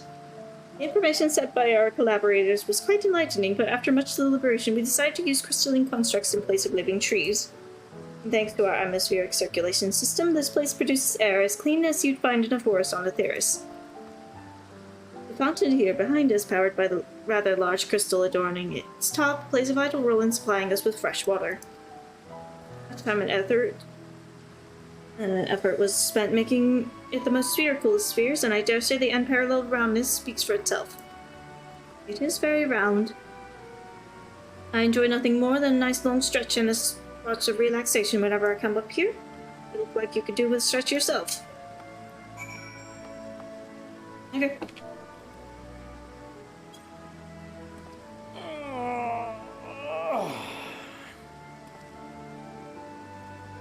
That's a spirit. I feel more relaxed simply watching you. It's like worth the many years spent building this place. It is not much to ask. It's always been a dream of mine to take a walk through this forest with someone from Etheirys. Could we maybe... Yeah, okay. You will? Oh, be still my quivering whiskers. Yes, we're taking it on a walkies! Yes. Oh, there's a little dialogue bit. I'm gonna take him out. It's faster. Trust the process. Not the designated location first. Dialogue spot first. Veil that ends veil. What? Ask if you can taste the rainbow crystal. What? No, I'm not sure what it is you do with crystals on Etheirys, but we don't eat them. And certainly not this one. It's possessed of all 6 elements: wind, lightning, fire, ice, earth, ice, and water. We use crystals like these to maintain the moon's elemental equilibrium. It's worth mentioning, though, that because of Heidelin's influence, being the embodiment of tranquility and stasis in null, manipulating the elements here is different than it might be on Etheirys. Conjuring a fire would sooner dry your clothes than singe them, for example, but simply the etheric conditions are ill-suited to growth, which is why the surface is mostly barren. Of course, this was all necessary to keep the raging energies of Zodiac in check.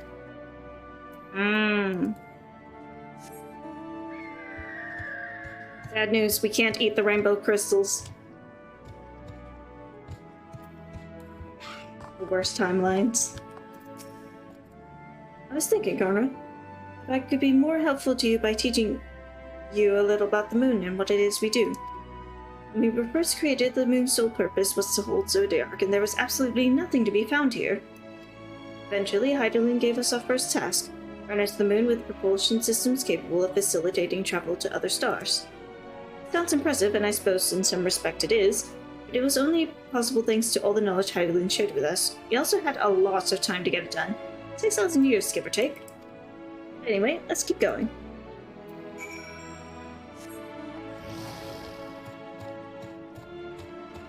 Oh, the dialogue spot is still there. Okay. May come as a surprise, but we didn't begin building the habitable areas until after the propulsion systems were ready. Considering how long it took, I wish we'd started sooner. Who would have thought we'd need 4,000 years to make all this? It certainly wasn't where you dare rush either. We had to create infrastructure and countless supporting systems, some of which wouldn't be operable until hundreds of years later. Holy shit.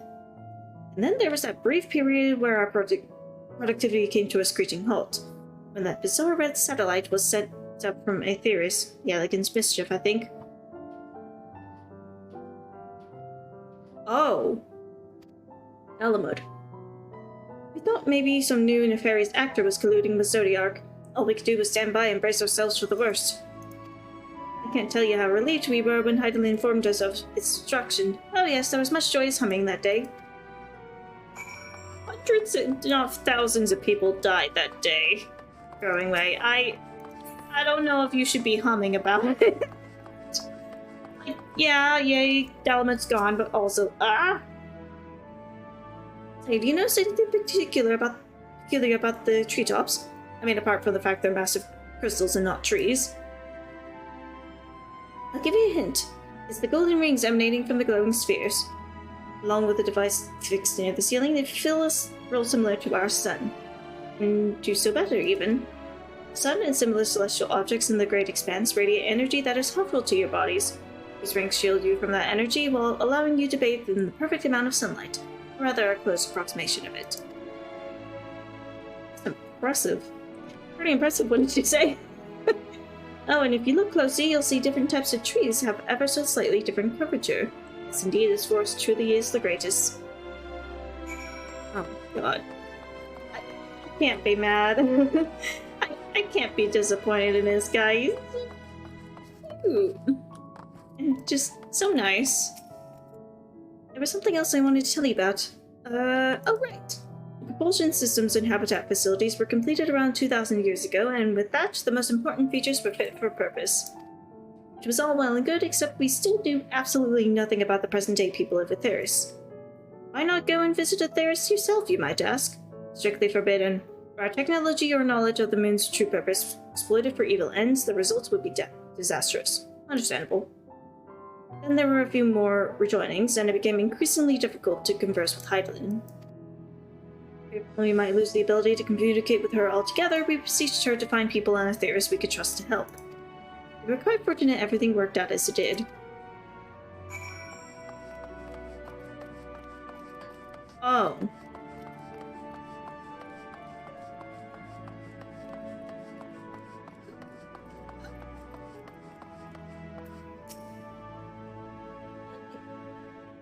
So you're just like, hey, send some up, and she's like, Pog, let me traumatize some people.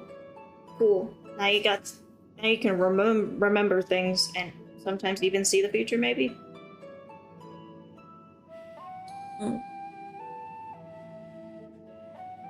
Hydration.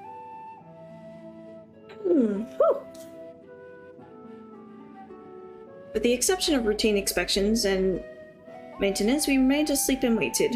Hopefully Hydaelyn would find someone who would help with us.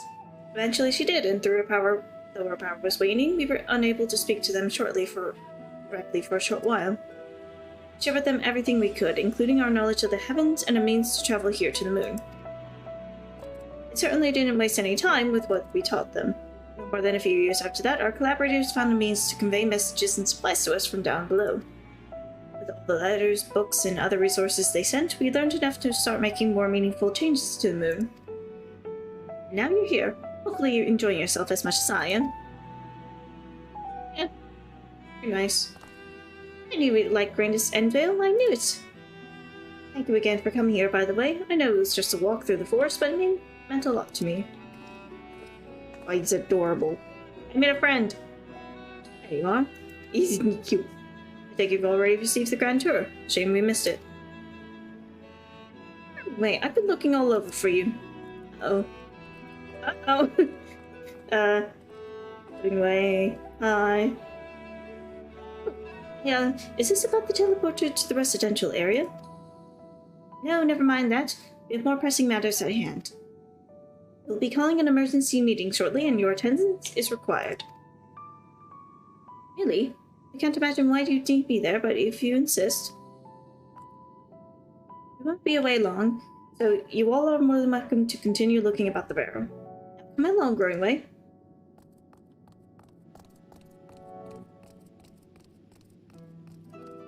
Before you arrived, we seemed to be in the midst of a rousing conversation with your guide. Did you learn anything of import? I don't know what to say at this point.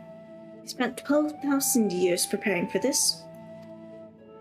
The appointed hour fast approaching. I can certainly understand the restlessness, but still. It remains to be seen if the people can be persuaded to evacuate when there are yet no signs of the final days. It's more the technology of this place defies imagination. I doubt there are many who would readily come to terms with living in such surroundings. Whoever these collaborators are, unless they are possessed of the world's most charming personalities or means of forcibly evacuate people, they will meet with a great deal of resistance. Indeed, even if faced with annihilation, the decision to forsake all one knows cannot be made lightly. I still think it's the Charlians, or more specifically, the Forum. Forgive me, friends, but I must beg your leave. There's another matter which yet begs for mine attention. Dude, of course, we can accompany you if you like. Nay, that will not be necessary, if you'll excuse me. Hurry on, Jay. Please. Didn't we say no more secrecy? Yeah, okay. Not great. What are you supposed to suddenly tickle just fancy? It's clear now that difficult decisions lay ahead of us. Preparation for the evacuation of Aetheris is indeed crucial, but I am not yet willing to forsake our world and its reflections. And I trust I am not alone in my reticence.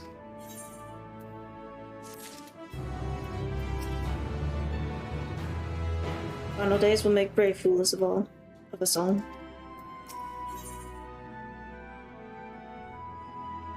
I know Thancred can tell when his friends are up to something. So can I. It just seems strange to you. More so than usual, I mean. I know he has a penchant for keeping his own counsel, but I'd be lying if I said I wasn't worried. We should go and see if he's alright. Stola and I will remain here and see what else we can learn about the final days.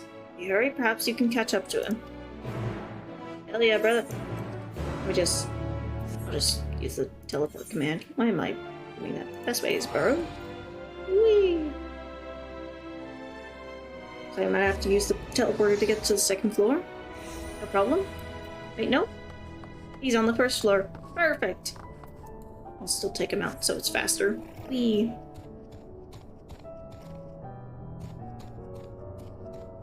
Hurry on, Jay! Where you at, my dude? Come on.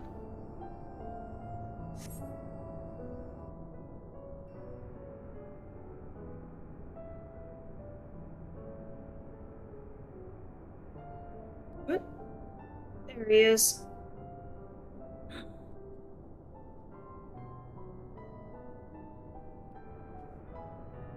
Ryanje appears to be heading towards the entrance to Bestway's Burrow. Okay.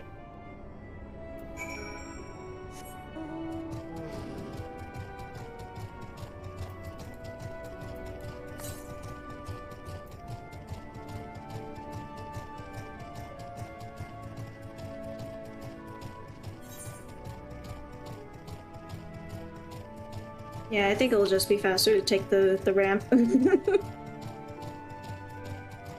Well, yes, the teleporter exists. It only goes to, like, the north part of the area.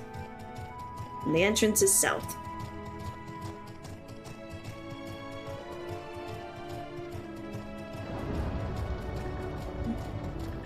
There we go.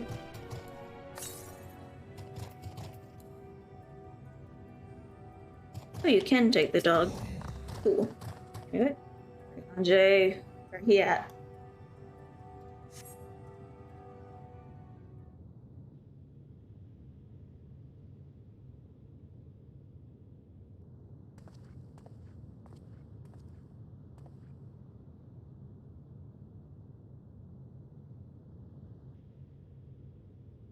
Ryanje ventures off into our Lamentorum for reasons unknown. Must tread carefully, else he might sense your presence. Oh, God. I need to do one of those, huh?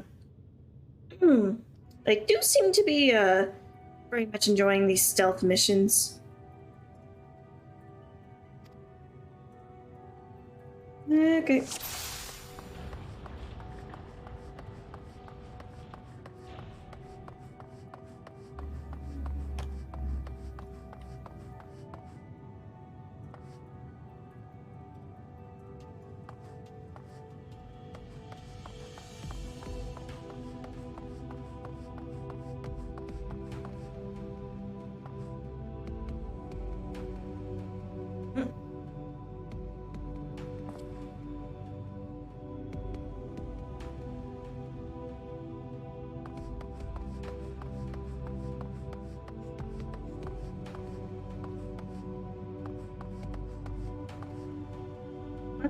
No?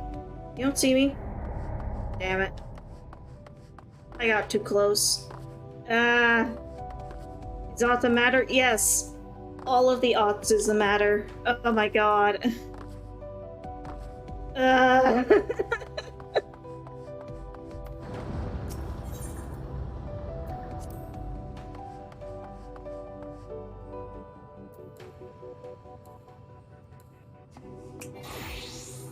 So I'm a little bit faster.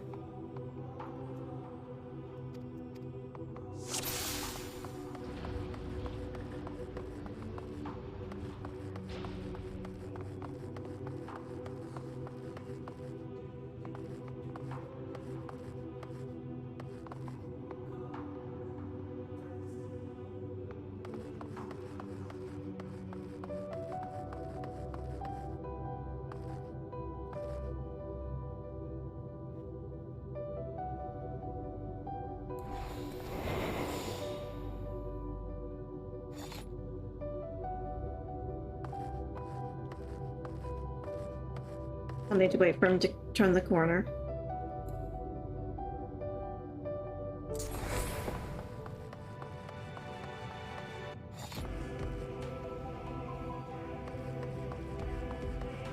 Probably scooch to this rock. I hope he doesn't see me.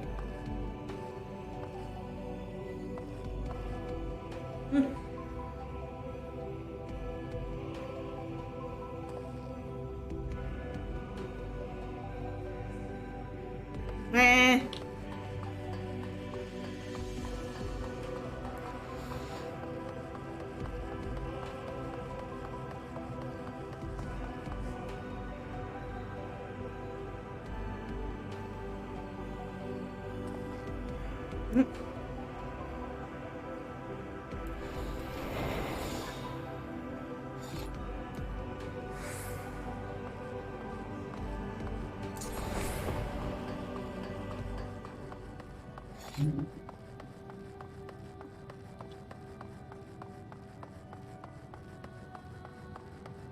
Okay, it looks like there's no more hiding spots.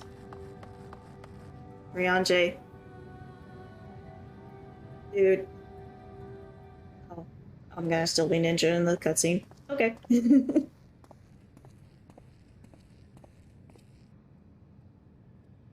Dude.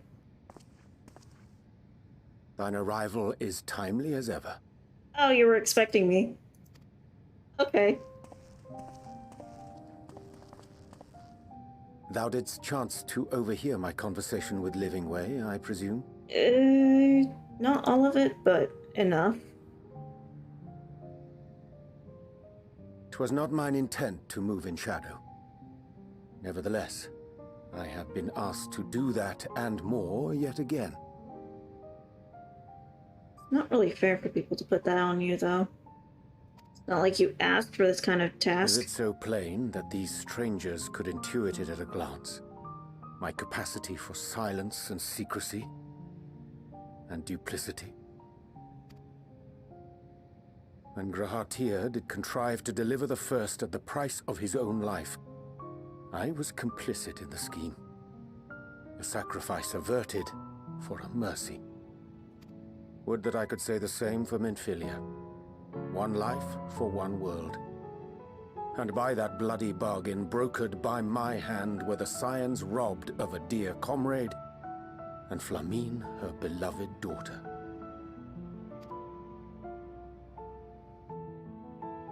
Two souls, whose selflessness was beyond measure, whose resolve was unshakable. They would not be moved even had I thought to protest. But protest I did not. Far from it. I pushed them forward.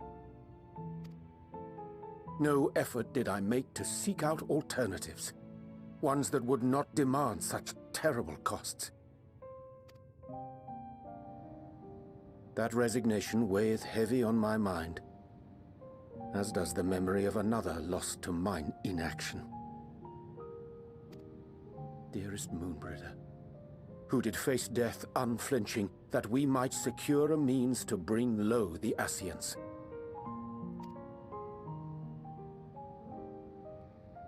In her hour of need, I did naught. Dutiful disciple of Louisoix, ever looking to the greater good. Had I shut mine eyes and bid her live instead, mayhap she would be with us today.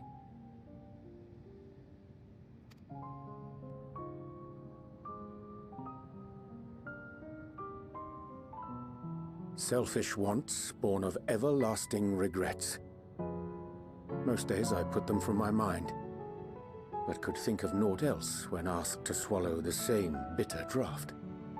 Subterfuge and sacrifice. Mayhap the right moral choice, but one I regard with great trepidation.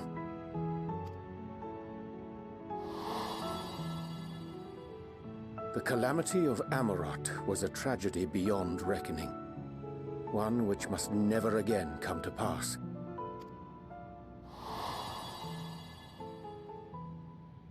Thus must we struggle, haunted by ghosts of those we have lost, clinging to those we pray we can yet save.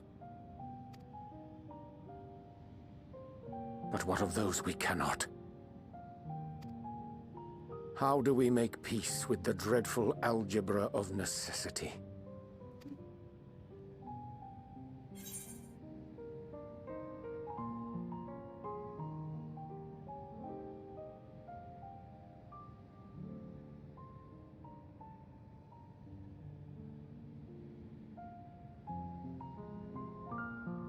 Sometimes there's no right answer. Tried to find one this whole time and I am not alone in my had any luck. discomfort, then? Yeah. I'm with you, dude. Hate this best as much as you do. Though perhaps not. We Scions are wont to debate strategy at length, but are resolute and unwavering in execution. Strange. Scarcely can I remember when last we spoke alone, and so candidly.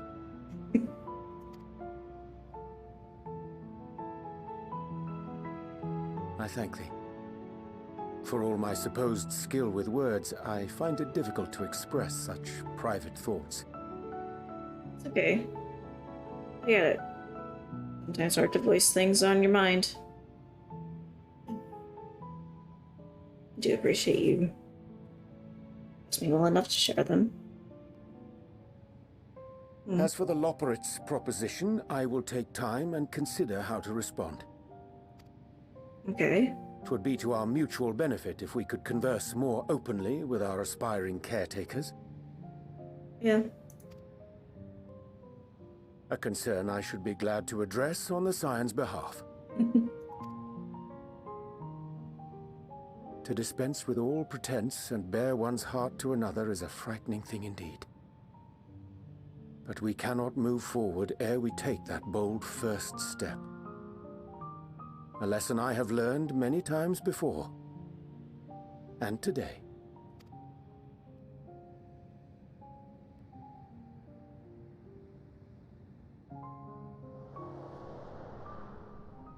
What are they saying? Curse these ears! I've heard bugger all! You eavesdroppers! No matter. We've got our plans. God. I was almost intimidated by that. Look.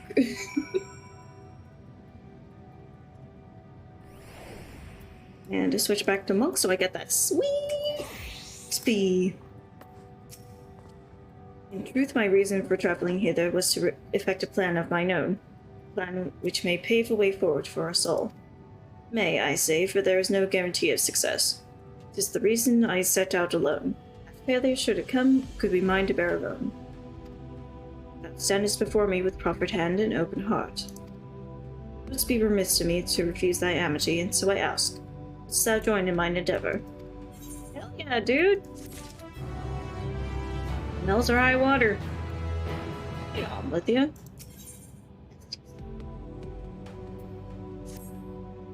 Thank thee for accompanying me. Simple plan, in truth. It shall not to be long away from Best Face Borough. So welcome, Mighty. Hope your day's going good. Difficult decisions must needs be made in the coming days, but I nevertheless believe we are all of one mind in our desire to save the people of Aetheris. Tank only alliance. Oh, tank only alliance raid, huh? Damn. How'd that go for you?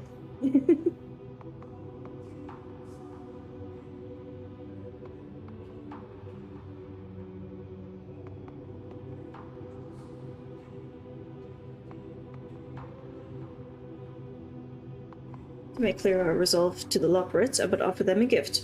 But its making doth require a singular ingredient. Most singular ingredient. Oh. You're in luck. I have the Burger King crown. I can craft anything. Except, of course, the latest crafter gear, because materials are expensive and I have yet to unlock the gathering spots for them. Anyway. An abundance of spongeoid. Excellent. Hence by this aggregation when crossing Zodiarc's erstwhile prison. Using a spell taught to me by the Numo, I believe these shall suffice for the gift I would fashion. Magic requires considerable concentration, however. I can prevail upon thee to stand watch whilst I perform the incantation. Yeah, dude. I'll just sit here, I guess. The fuck are those? What the hell? What the hell? Nature's so beautiful, y'all. What the hell? Fuck.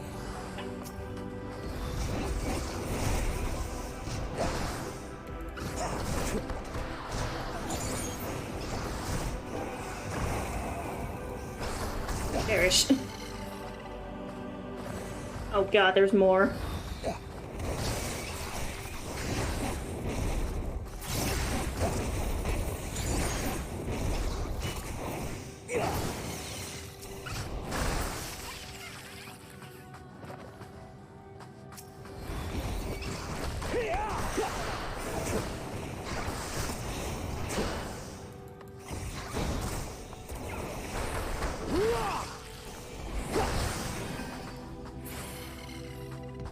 Yay.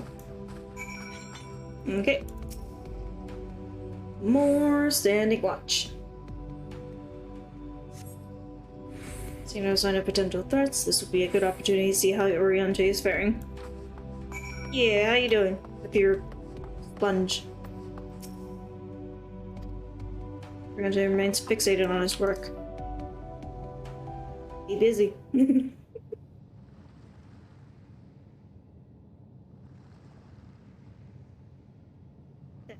It's done. Oh, you done? A magic ink. Everyone's is efficacious as that crafted by the Numo. There's the occasion I could conjure mine own, but it's nevertheless a most useful skill. Oh, you made invisible ink. I think. Oh god. The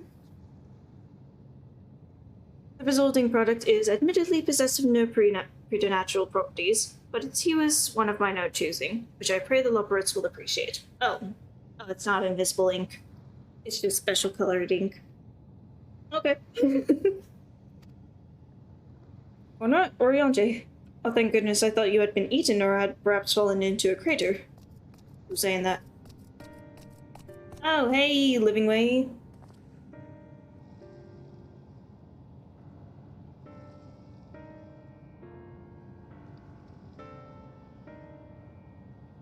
To stay hydrated with reading all this dialogue. Stella has been looking all over for you, Conrad. She says she needs to speak with you about something most urgent. Dire, even. Oh no. If Stella says it's dire, then it's gotta be really bad. She was also quite clear that she wishes to speak with Conrad alone, which means I'm afraid you must stay behind, Oriente. But worry not, it just so happens we need your help with an errand. Delivering a package from the Watcher's Palace to Best Way Borough. It's quite large and heavy, perhaps even too heavy for we poor leopards, and we would be ever so grateful if you could lend us a hand.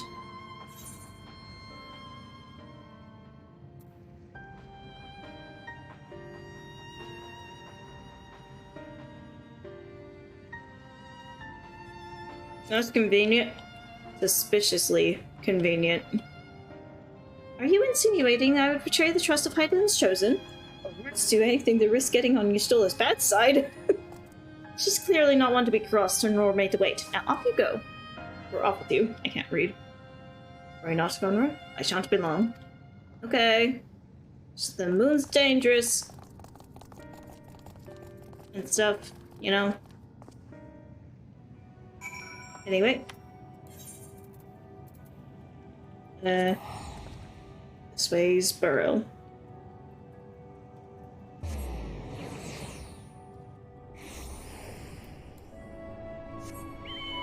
I guess their fear of, taking off Y'shtola was clear enough that they're not, at least not fully bullshitting. It's kind of funny, they're like, this is worse than betraying Heidelin. Yes.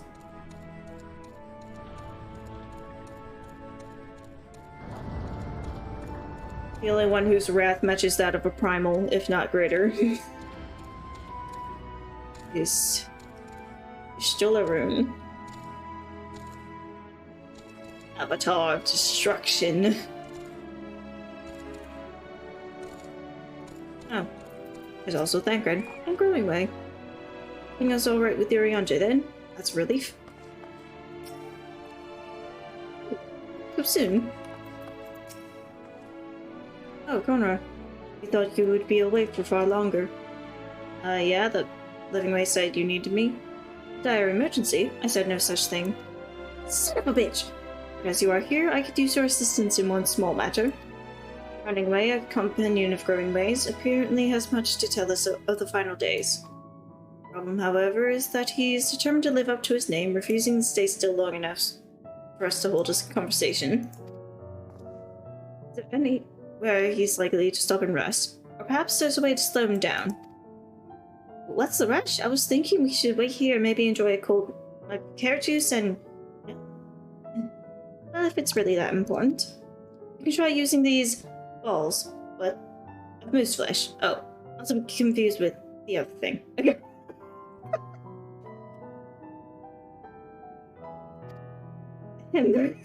Running Away's other notable feature is his incessant chatter, so you'll have no trouble finding him in the crowd.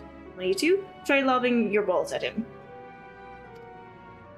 Rude, but if it proves effective. He was here in Greater's Endvale when last I saw him, but I split up and find him. Still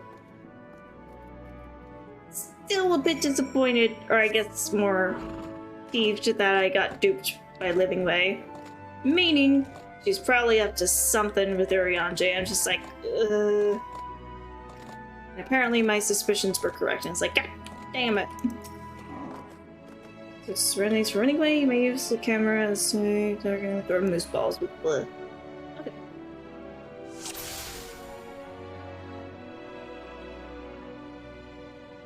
Oh. Oh my god.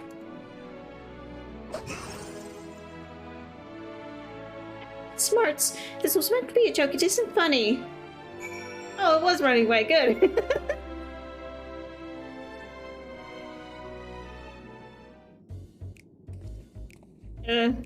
Sorry, little guy. Had to get slower. Yes, I'm running away. Do you mind explaining why you hit me in the face with your balls? Of moose flesh. Square Enix, please. You had something jealous about the final days? I'm highly knowledgeable about the final days? That's the most ridiculous thing I've heard since I woke up. Who told you that joke? As if we got time to look into the final days when there's so much to do before the Great Voyage. It's true that Highland did impart to us some knowledge of the event, but I know about as much as any other loprit around here. That's probably. I don't know why anyone would think it's funny to go around telling people I'm an expert, but they'd better hope I can get my paws on them. Oh my god. Sorry I couldn't be of more help, but if there's nothing else, I've work to do. And I'm off! What? Okay, who said he has info? Which one of you fuckers said that Running Way had info?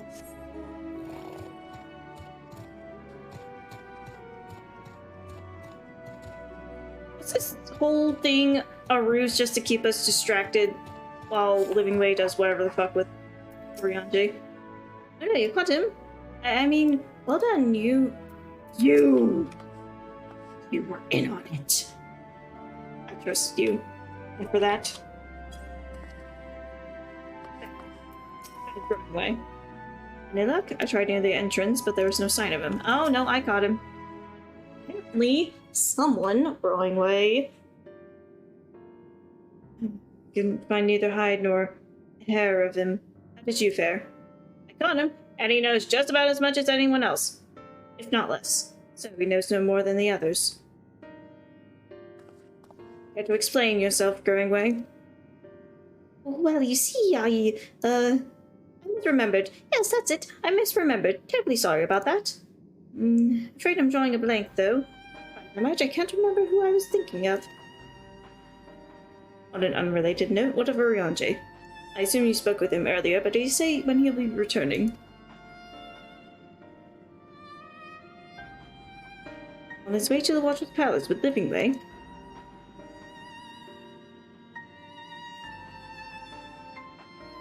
Growing Way sudden lapse of memory and our lack of other leads, but maybe our time would be better spent lending Orianji a hand. Said. What? Hold on a moment.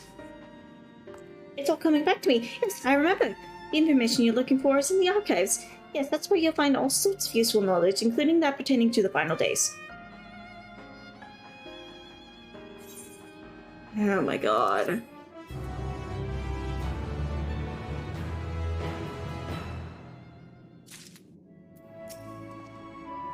If some scheme was afoot, surely Orianji would be the first to see through it. And again, he does tend to give others the benefit of the doubt. I'm beginning to grow tired of these games. Me too! Growing Way, you better not be full of shit. Growing Way is fidgeting with nervous energy, but is it from excitement or worry? What to do? I promised Living Way I would help, but... Oh? I promised that I'd help, and so that's what I'll do. The archives are on the second floor of the main plaza, the eastern wing. Follow me. I suspect the Loporits are up to something, but if there is ought to be learned of the final days, I think it best we play along. For now, at least. Okay. Yes, mother. Teleportation spot.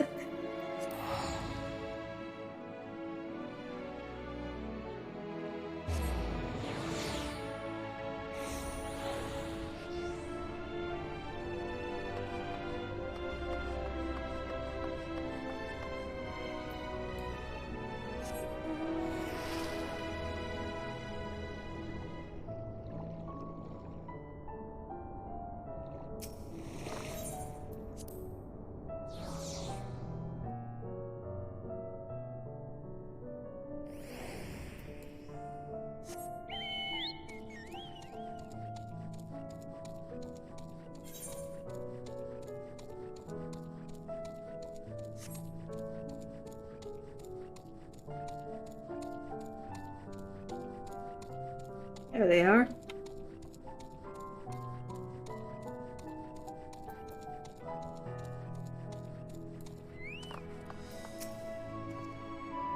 The architecture of this place is impressive, though more than a little confusing to navigate.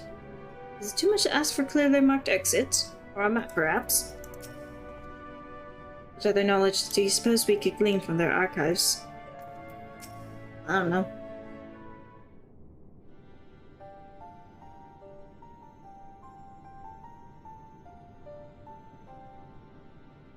The archives are right through this door, but it seems to be locked. I guess we'll just have to go and find whoever has the key. Of course. Going by enough.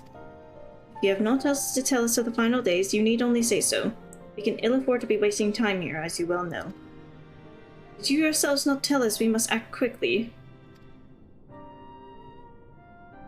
Yes we did, but the moon was to be a perfect paradise for the people of Theris, and we're running out of time to make everything ready for their arrival. We hoped you'd see the wonders we have to offer, but you found nothing but faults and flaws in our work. Only one of you saw our potential, so you others must be kept here. Ah, so that's Living Way's game. Run us about in circles, and failing that, lock us away so we can't put a plan at risk. Everyone except Oriange. He understands what is at stake. It must be done. I fear you misjudge us, Growing Way. Never have we decried the notion of using the moon as a means of escape. That said, my heart breaks at the thought of abandoning Aetheris and her reflections to their doom. If there is a way to avert the final days, I wish to find it. We all do. We may fail, but our efforts would never be at the expense of your plans. Why would you take that risk? There's no room for ifs and maybes now. People of Aetheris will escape here to the moon. They'll be safe, and we'll finally get to see all their happy, smiling faces. I'm sorry, but we can't let you leave. We just can't. But... oh, son of a bitch. Do what you must, but try not to hurt them. Like, in a moment, but do anything rash while I'm gone. Okay.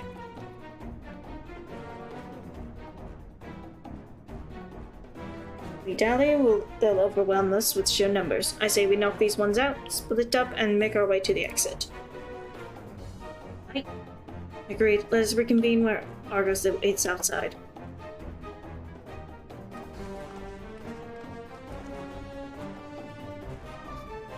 Right. Let's tango, rabbits!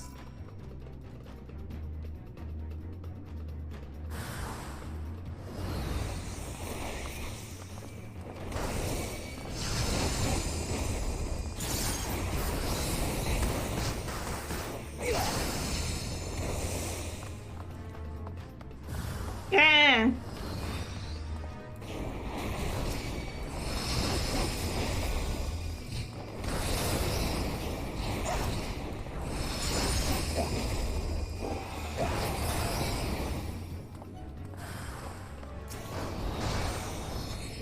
Growing Way, I'm sorry, but I gotta kick your ass.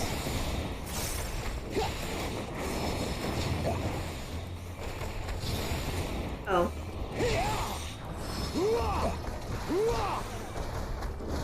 I messed up my rotation. Dude. Come on. Okay, long ride.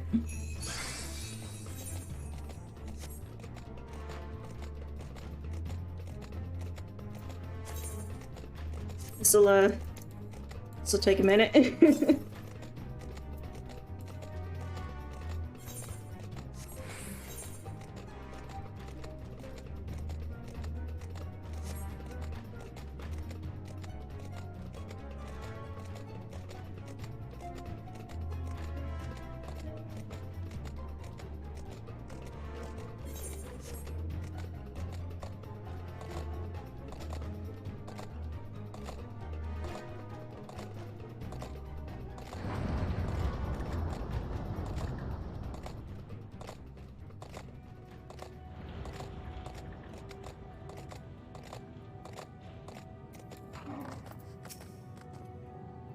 There you are. Didn't rough them up too badly, did you?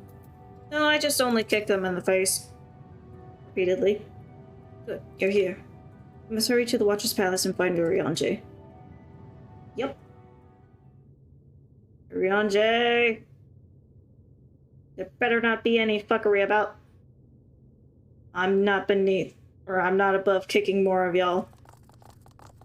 Rabbits. And what, pray tell, do we seek at the Watcher's Palace? Good. Asking questions. Oh, come off it, friend. You know full well why we're here. The time has come for you to return to Aetheris and help your brethren prepare for their journey here and beyond. Forgive me, Living Way, but I cannot in good conscience proceed with this plan. Oh. But what about the final days? The death and the doom? Oh, we have to hurry before it's too late.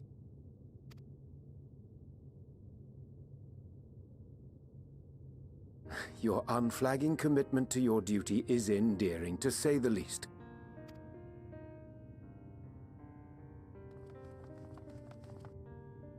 Oh, bugger! Bugger! Oh, bugger indeed. Oh. I guess he's got it. You got this, dude. Be at ease. They bear you no grudge, nor do I. How could we, having come to understand your purpose? For millennia, you and yours worked tirelessly towards the singular purpose of this heavenly vessel's construction. An arduous feat by any measure. 'Tis clear you have spared no effort. Why, your very names are a testament to your dedication.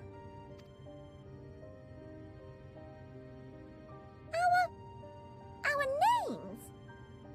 I'm not sure I understand what you're getting at. Names are an expression of the self, a declaration of one's hopes and aspirations. Nice callback to Rean. Your use of contemporary, uncomplicated nomenclature doth ensure clarity of purpose. There can be no doubt that your love for the people of Aetheris is boundless and pure.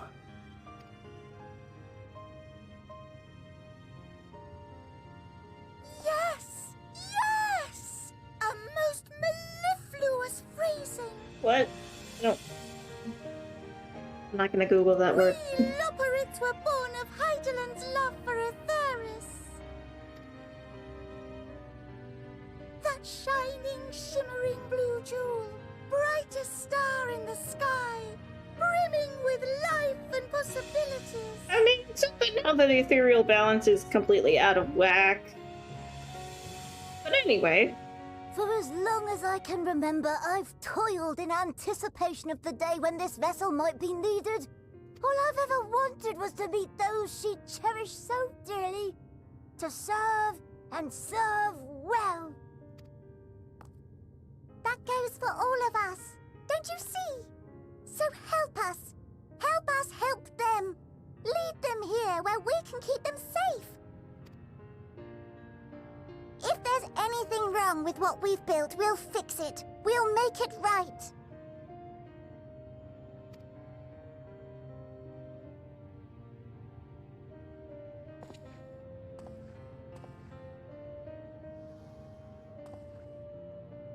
Your works want not for repair. Yet there remaineth much for you to learn of men, and your own kin besides. Singing Way. Thy name bespeaketh more than the simple marriage of rhythm and rhyme. The songs of Aetheris are beyond counting, and span the length and breadth of emotion. Maps are monuments to man's pioneering spirit, and his devotion to charting the furthest reaches of our star. Many have devoted their lifetimes to exploratory pursuits, to venture unto the highest mountains and the deepest oceans in search of unknown frontiers. And thou, my friend, I do not think we've met. My name is Puddingway.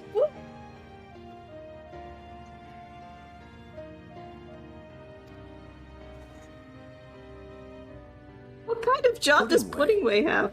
Yes, indeed. A name of deep and abiding significance, I'm sure. But one perhaps better communicated through delicious deeds than tasteless words.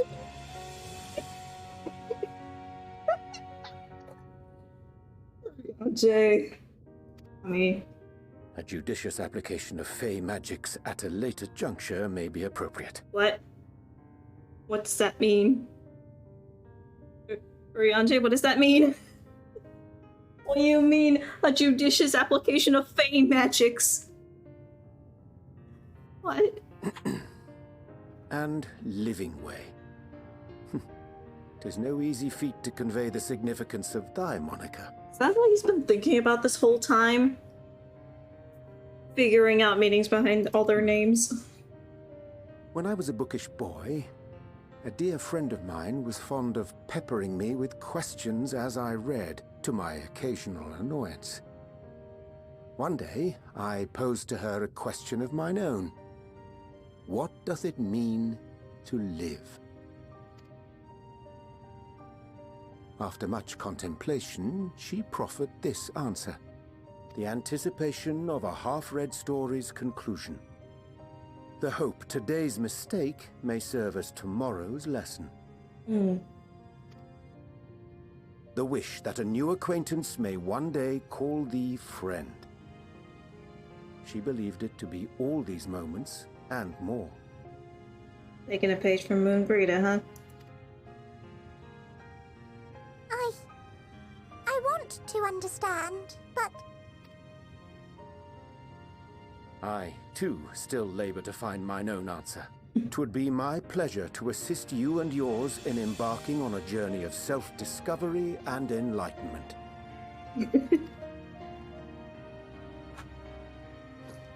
For thee. Ink.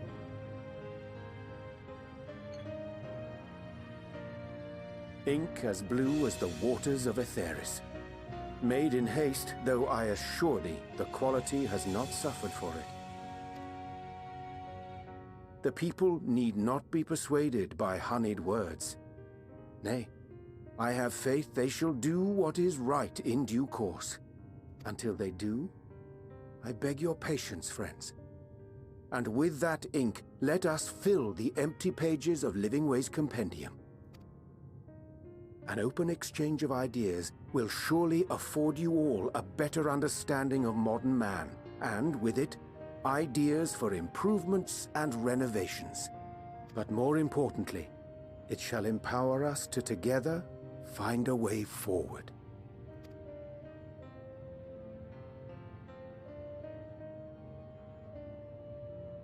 I hope you're right. Thank you for this lovely gift.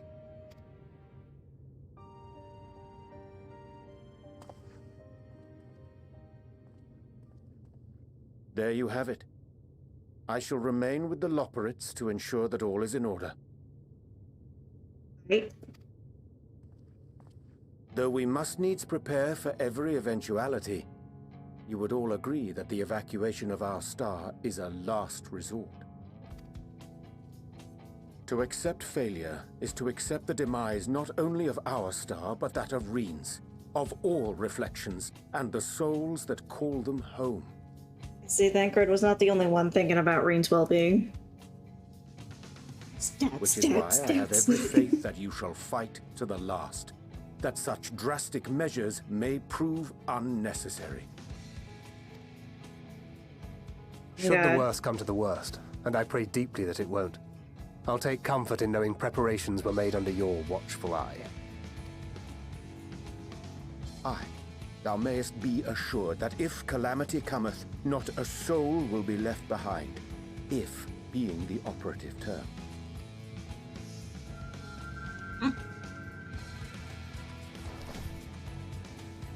Oh, the flower's still orange. Flower, who came it into your possession? Darlene's? How very like her.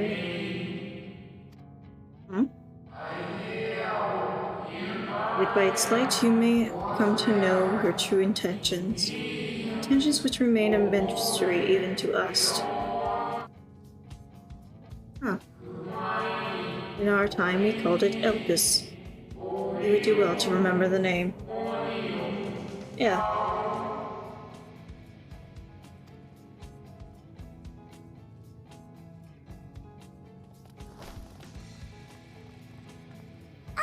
I hate to interrupt, but I feel like I need to make amends for all the secrecy. Think nothing of it. We haven't been the most gracious of guests. Yeah, fair. Do convey our apologies to Growing Way and the others. Oh, yeah. Also, they might need some first aid. But of course! And when next we welcome more guests from Aetheris, we'll have learned to be much more hospitable hosts. Oh, and circling back to to the matter of inappropriate secrecy, we ought to discuss our benefactors. Agreed. The Charleyan Forum, yes? What? How did you know? I knew it. Hey. I don't know, maybe I am smart. Or maybe, once again, the writers are just that good at foreshadowing stuff. It was... The more I heard, granted, the more pretty easy. obvious it became. The forum's aims align closely with those of your anonymous patrons. A telling coincidence would be an understatement. Though had we not taken it upon ourselves to peruse certain restricted tones in Labyrinthos, we might still be unaware of their plans. Yeah. So it was good to snoop around. But let us continue this discussion upon our return. I dare say we have kept Alphino and the others waiting long enough. Hopefully things have not completely gone to shit by the time we get there. Because, get that.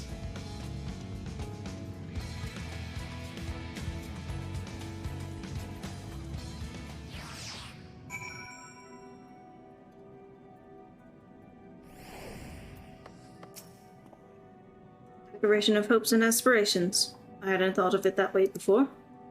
The Leopards may be in good hands now, but that doesn't change the fact that their plan is a last resort I'd rather not employ.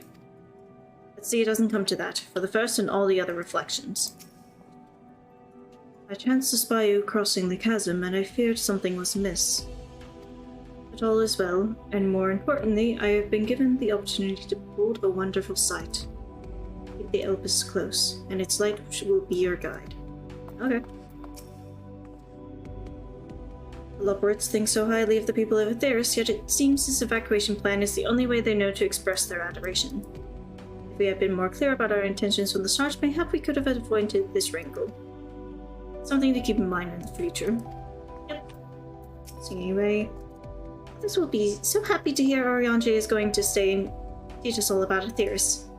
We'll have to be careful not to get too distracted by his lessons. There's still maintenance to carry out after all. Mapping way! There's little I can do to help stop the final days, but should you need to know of star traversal, look no further. Such knowledge I can offer in abundance, so do not hesitate if you find yourself wanting. Well, that was all rather embarrassing, wasn't it? At least we're on the same page now, people and Aetheris. We'll save both, or at least give it a good try.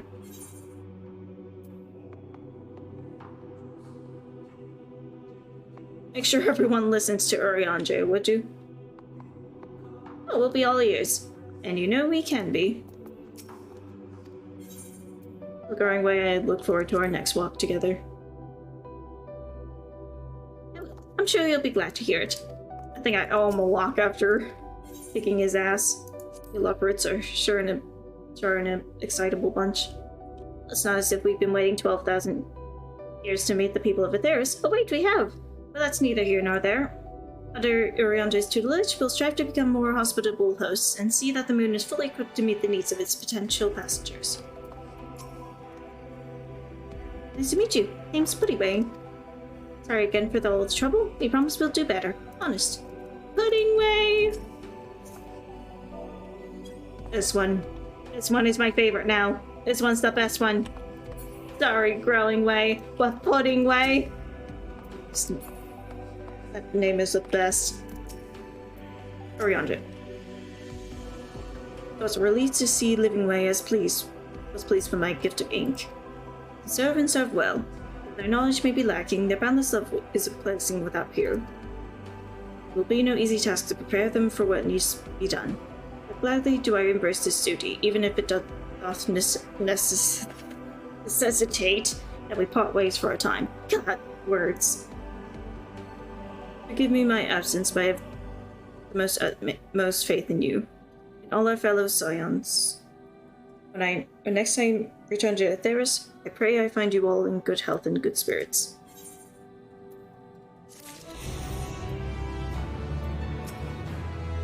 I need not remind you of the dangers we face, nor the countless lives at stake, both in the source and its reflections.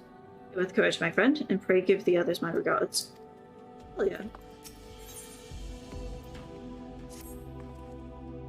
The Loporrit's in Oriante's capable hands, we needn't worry about affairs here in our absence.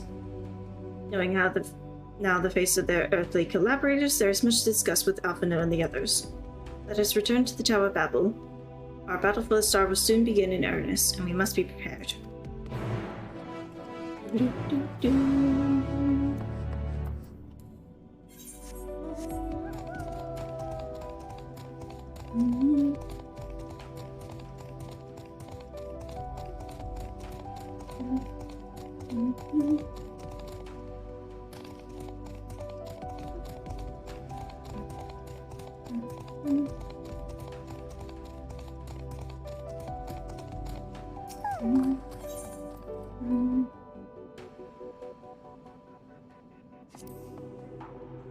With another gate.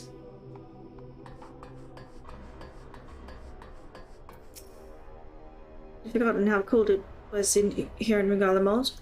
Testament to the Loporrit's ingenuity that I felt no such discomfort on the moon. Yeah. I can scarcely believe we went to the moon and back. We'll have time to reflect on that later. Right now, we need to head back to Camp Broken Glass and deliver a thoroughly detailed report to Lucia. I'd like very much to know how everyone is getting on here as well. They'd only just begun to treat the tempered prisoners when we left. I share your curiosity, but warning our allies of the final days is of greater importance. Speak not only of the contingent, of course. The heads of state of every nation must know what we have learned. We know not when or where or in what manner the final days will begin to manifest. And so we must see that everyone is prepared. Agreed. But we may wish to stress the importance of discretion, lest the public be sent into panic. Not that anyone in a position of responsibility should need to be told as much, but it bears repeating. Anyway, first things first, to Camp Broken Glass. Can I teleport there? Liz?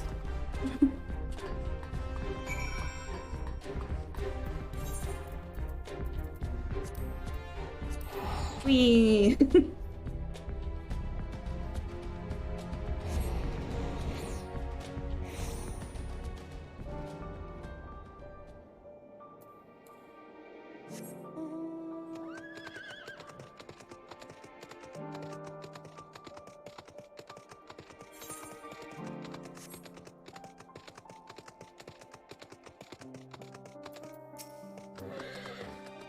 Alright, unless you are returned. I can't read.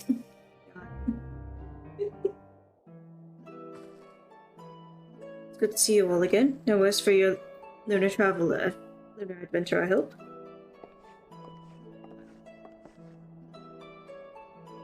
Done what we can for now, and believe me, we intend to tell you all about it. Before we do, might you tell us what's become of Garlemald in our absence?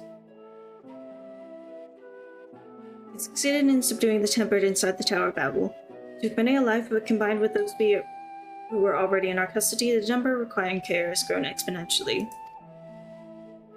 The inclement conditions here have made it difficult, if not impossible, to treat them all here, and so we have petitioned the aid of the allied nations. Some are understandably hesitant to proffer assistance, particularly those that were recently subject to imperial occupation. As said, several others have agreed to grant them refuge and treatment. With the assistance of your fellow scions, we endeavor to see them safely transported and subsequently cured of their tempering. Will all the tempering be relocated? Not all, no. We have sufficient shelter to attend to those whose treatment has begun, and the enough healers have volunteered to remain until their patients have recovered. Ulysses is one such patient, though he is not yet fit to receive visitors. Truth be told, it was a miracle that he and those in his company were not harmed in the chaos. Not for Alphino and Alizé's timely assistance, I dare say none of them would be with us today. Oh, good. Okay. In light of recent developments, have the Alliance leaders come to any decisions regarding Garlemald? Given the tremendous ramifications of what has happened here, it will take time to determine what must be done. In the meantime, they intend to work with the Eastern Alliance to keep a close watch over the provinces. We have other news to share. Shortly after Anima was defeated, we received reports that each and every tower has vanished. For our mercy, the process was apparently not quite as violent as that you experienced in Thavnair. Those who were trapped within them have been rescued and are receiving treatment. To hasten this endeavor, the beast tribes have received instruction in the magics needed to cure tempering. Master Victoria is no doubt thrilled the Mother Porxy affords her so many visitors. Yes, we are grateful for her ongoing efforts, as well as those of our comrades near and far. As for the contingent, several of our members have been granted leave to return to their homelands after the transfer attempt has been completed. Okay. Lucy and I will remain, along with a small force, to continue offering aid to those here in Garlemald. The Empire may be no more, but there are yet those who call these lands home. I believe that accounts for recent events here. So, what of the moon and the Telofroi? Well, oh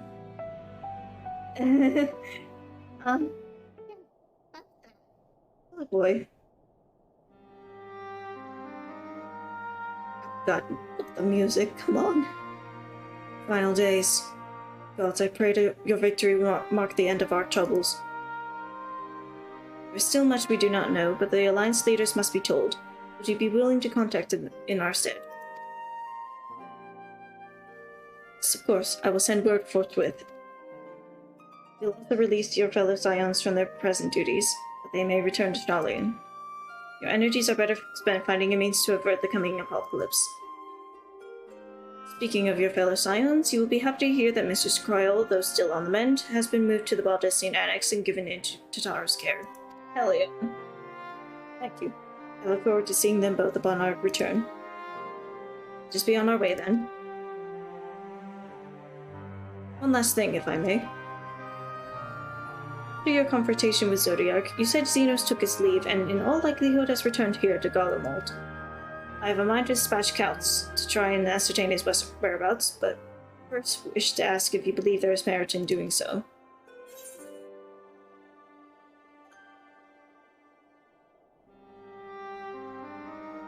If they found him, they would not likely live to tell the tale. Do not fuck around and find out with that dude. I suppose you're right. Dispatch good soldiers in pursuit of such a beast. We send them to their deaths. Okay, so we agree. I forget I entertained the notion. I mean, no. It was a valid thought. While on the subject of Xenos, the 10th Legion has made an official proclamation. It announced the Crown Prince and condemned his role in the Empire's downfall. Its very title has become a source of shame among its former subjects, and its continued use serves only to hinder relations with foreign nations. For this reason, he has been declared Xenos Viator Galvus, outcast and enemy of Garlemald. Holy shit! Oh, damn! Daniel is no more, and now his own people turn against him. Seems he's not but his bloodlust to keep him company. After that, then an army to see it sated. At any rate, I will not keep you longer. I pray you safe passage back to Charlian. Going back to the Nerdville. Nerdland, where all the nerds live, with their nerd bread and nerd... Oh, who are we kidding? We love the burgers. That's the best part of Charlian is the burgers, honestly. Which is... Granted, the burgers is kind of an outlier, but... That aside... Oh. Looks like I'll be able to unlock more marks later on. Off stream, though. With story. Plot. Let's go. Browse up and Tataru. It's so good to see you, and free from Giblins, I take it? You'll be pleased to know everything's been kept in order since you've been away. I even brought a few useful knickknacks with me from back home. No sooner have they arrived than I received word of Kryl in poor health, and you on the moon! If you meant to give me a fright, you succeeded. Oh, sorry, Tataru. Listen, I promise, Tataru, I don't intend to scare you every time this stuff happens. It just happens. Oh. Welcome back, Rona. We're so terribly worried about you. But it is plain I have caused my own fair share of worry, and for that I apologize. Edelyn called to me that day when you entered the Tower Battle. Her pleas were faint but desperate, and I knew at once she required a vessel to carry out her will. The key matter feels like a dream barely remembered, my body flowing through the life stream towards Garlemald. When I regained consciousness, I was all aches and frostbite, exhausted of ether. So exhausted, in fact, I could only laugh, for it was in that moment I understood Raha's weariness from the Tower Sod. But that I could laugh at a time like this. That we prevented Zodiac from being unleashed upon the world, I am curious to know what else took place there on the moon. So Zodiac's dead? And the planet's gonna go kaput, potentially. Perhaps we should wait for the others to join us before you give your account. Oh. Let us reconvene in the main hall once they've arrived. They're just like, hold up. Before you give that long-winded explanation. Wait for the comrades to arrive. Fishbowl.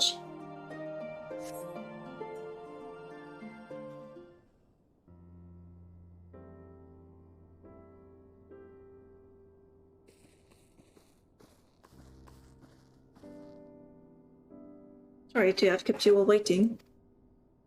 Not at all. I understand you've been quite busy. Will Ariandre be joining us?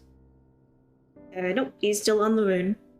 Duty keeps him away, I'm afraid, though Conrad can explain why better than I.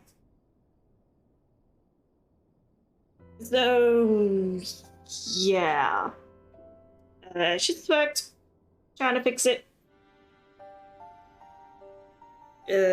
Stuff like that. Yep. Final days. This befell Amarot. We had to escape via the moon. Out of the source and its reflections. Oh, right, the first. I have no intention of standing by while the world falls to ruin. So, how do we stop this? Unfortunately, we have no answers at present. The celestial currents have grown stagnant, as was the case in the time of Amarot. The solution would be to alter the flow of ether throughout the entirety of the star. Ancients accomplished this by summoning Zodiac, sacrificing half the star's population in doing. It should go without saying that such a sacrifice cannot be repeated. Lead us with the daunting task of identifying the underlying catalyst for the final days, a feat which even the Amarotians could not accomplish. Fortunately, we have no clues in Mara Lamatorum. There is still much we do not know about the catastrophe itself, let alone what may have caused it. Wait, is that what that forum guy was referring to with what they found in the ethereal stream? Or the ethereal sea? It's all over the planet. I don't know. The final days were marked by the corruption of the Amarotians' creation magics. We command no such power, which invites the question, what havoc is in store for us? If we knew that much, perhaps we could draw some parallel with the events of the past, and thereby form some semblance of a plan. Perhaps we should start with the forum then. Having worked with the Loporits in secret all this time, there is surely more they can tell us. Right, Star, forget the interruption, but I've urgent news. The forum is holding a public assembly in the plaza outside. Some sort of announcement. What is Father up to now? There's only one way to find out. Oh god, are they gonna announce that the apocalypse is coming? Well, did they remove the gag order magic thing? Because if I remember correctly, they were like magically compelled to be unable to talk about it. Kind of similar to Pearl if I think about it. Anyway. Oh god, that's a lot of white.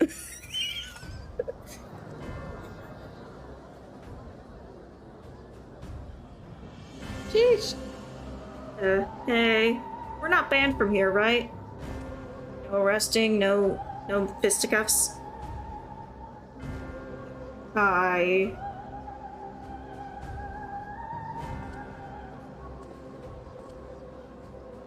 Order! Order, I say!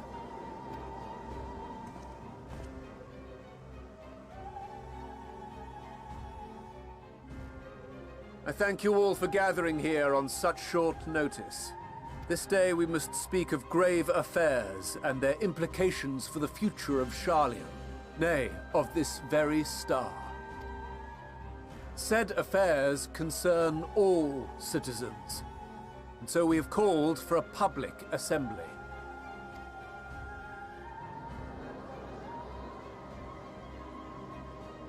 You may have heard rumors of the Telophoroi and the havoc these madmen wreak abroad. Under normal circumstances, we would pay little heed to petty disturbances outside our borders. The final days, however, are another matter altogether.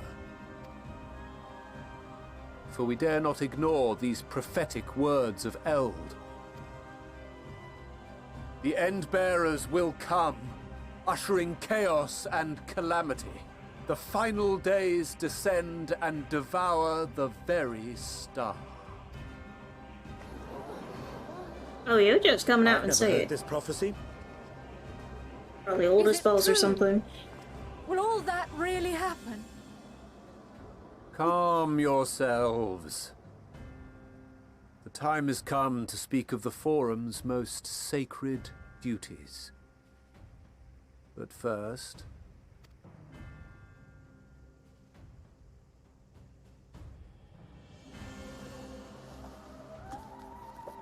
Book. Oh, it looks similar to the book Give that they give the voice to leopards. voiceless. Let bindings be unbound. By unanimous decree, I declare the enchantment broken. They're taking off the gag order. Let's fucking go. You, Fort Cheese. We're gonna have a conversation later. Also, I'm gonna throw hands. And, I don't know, maybe have some tea with your wife. Maybe. She's very pretty. Anyway. That aside. Master Leveilleur, if you would. Okay. Very well. Hey, dude.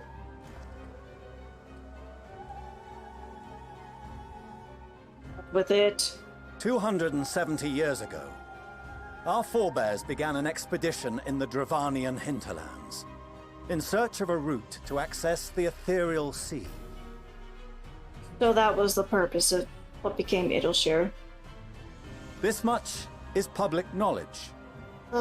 Their findings, however, would become the Forum's most closely guarded secret. Oh god, what did you find? What those researchers discovered in the hinterlands was not a passage unto the ethereal sea, but the very heart of our star, and Hydaelyn herself. What the fuck? Huh? You actually found literal Hydaelyn. She spoke to them of a calamity that would extinguish all life, and of a means by which we might be spared. What? The moon. 'Tis in truth a gargantuan vessel built to serve as sanctuary for her children, and deliver them from this doom. Much like Nunkref's hope in ages past, it will bear the people of a world in the throes of death to a new home. Needless to say, this will be no small undertaking.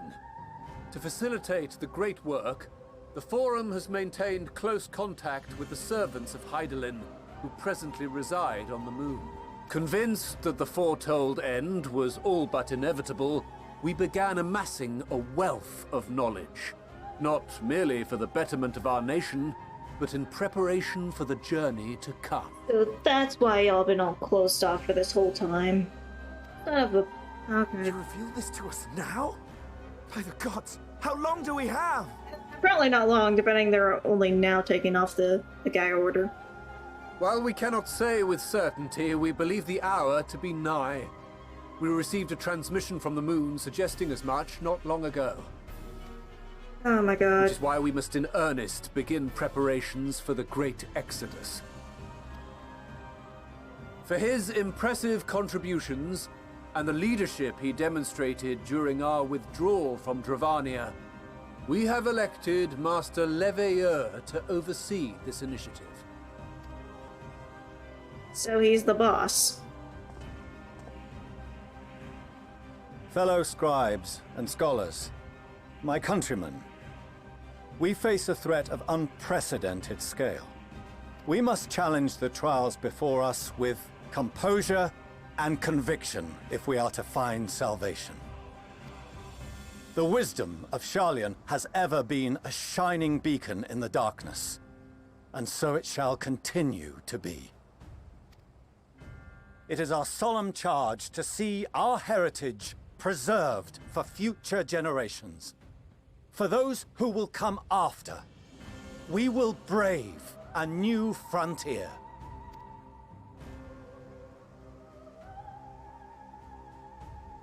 Oh dear. Okay, some of them seem Administrative edicts will be relayed to all major institutions ere long. In the meantime, carry on with your duties. With that, I hereby call this assembly to a close. Oh, jeez. So, yeah, it looks like the forum's all in on the whole abandoning the planet plan.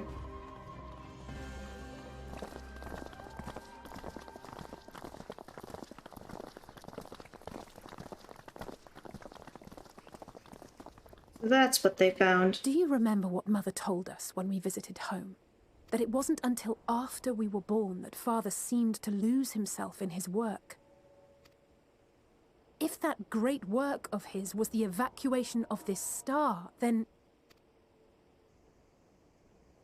Yes.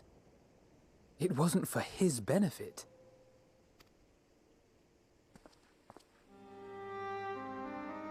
Would you mind waiting here a moment? I wish to speak with Father before we leave. Yeah, dude.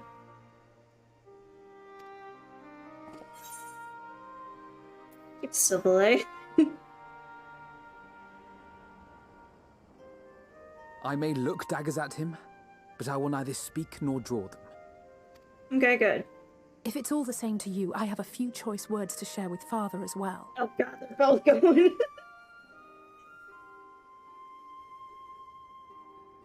Oh dear.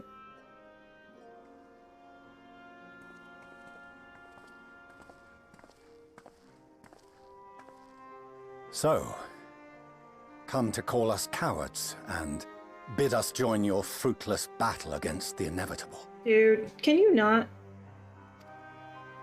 Nay, we do not object to the Forum's proposal. On the contrary, those who wish to flee have every right to do so. Urianger is cooperating with your associates on the moon to ensure that all is ready should evacuation be our only recourse. Then whatever your business, I suggest you be brief. Though we cannot boast the boundless wisdom of Sharlayan, we have first-hand knowledge of foreign cultures and have conversed with no small number of peoples. These experiences have taught us fundamental truths that cannot be recorded in any tome, nor charted on any map. The beating heart of this planet is its people, many of whom would give anything, even their lives, to protect the lands they love. Many may choose to join you in the end. But what of those unwilling or unable, for whom escape will never be an option? What would you have them do? To ignore the plight of those one might conceivably save is not wisdom, Father. It is indolence. Again, we come in swinging with that wise words from Louisoix. Hell yeah. This is why we choose to fight. We'll not ask for your understanding, Father. Only that you don't turn a blind eye to the good we have done. That we can still do. We're not children in need of protection. Hold fast to your principles and let the world burn if it please. But we believe there is still another way. And if there is, we will find it. You see if we don't. Come on, dude. Do as you will. Just stay out of our way. Dude! Come on! Oh, you are so decked. Once I get in there.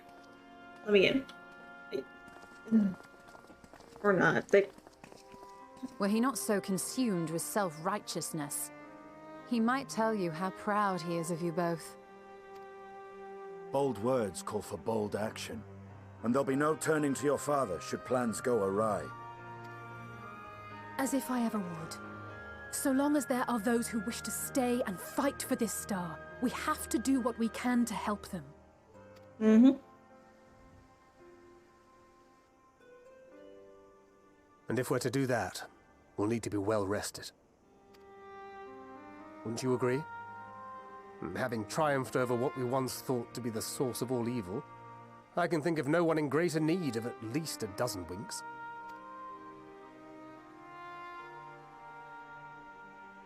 Shall we then? To the Annex. To prepare for tomorrow.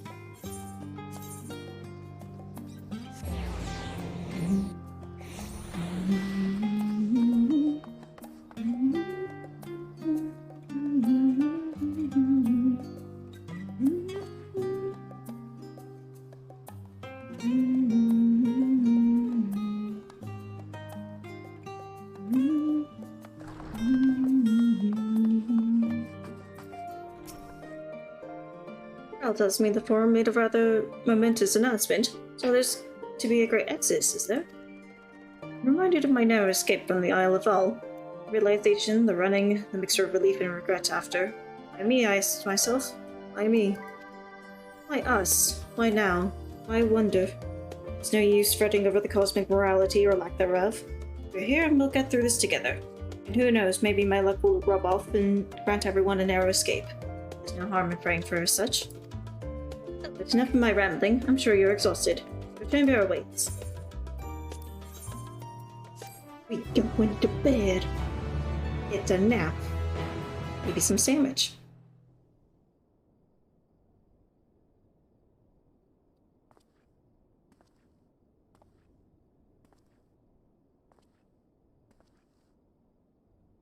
That's a big moon.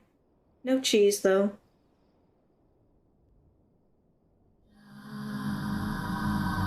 What the fuck? What the hell? That's a lot of red. That's not good. What the hell?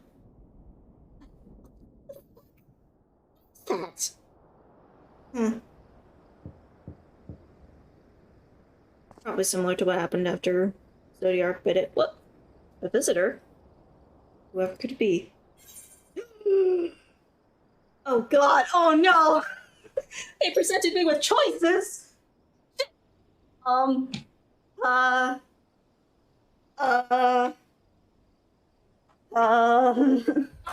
no.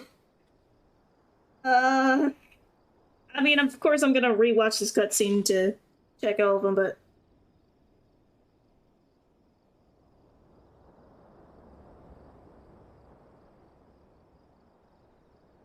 Ah, who am I kidding? It's always Raha, Tia. Raha! Get over here.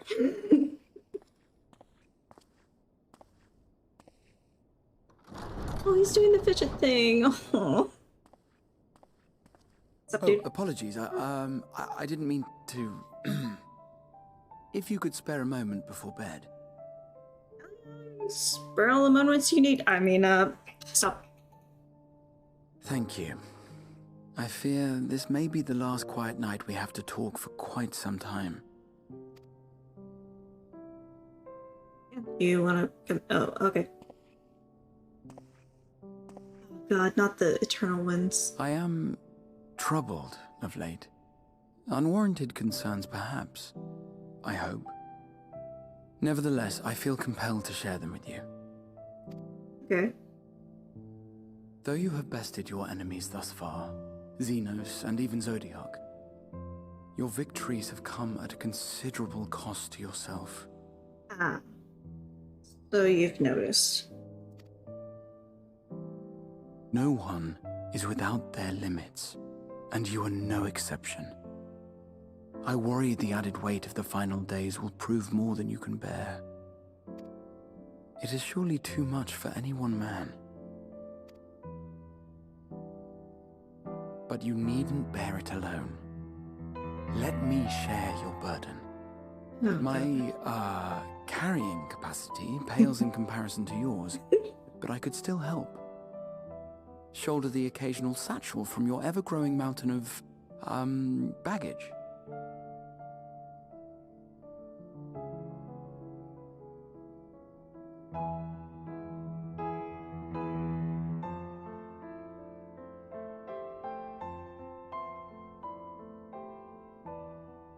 We don't deserve you, Raha. You have already done so much to help relieve me of mine own encumbrances. 'Tis only fair that I repay you in kind.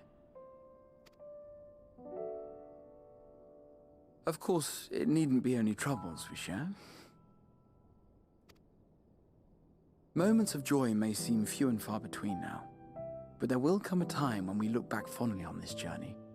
The inquiry at the Forum, our march through the snows of Garlemald, our impromptu dinner in this very room.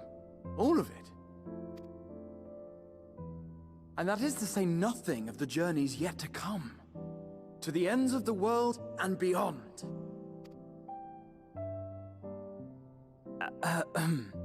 But tomorrow will be no less busy than today, and I've kept you from your rest long enough.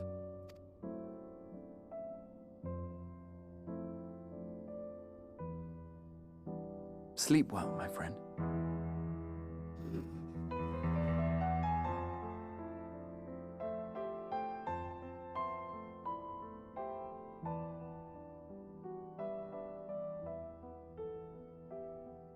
If only I had Joe Cat's wife button. Damn it.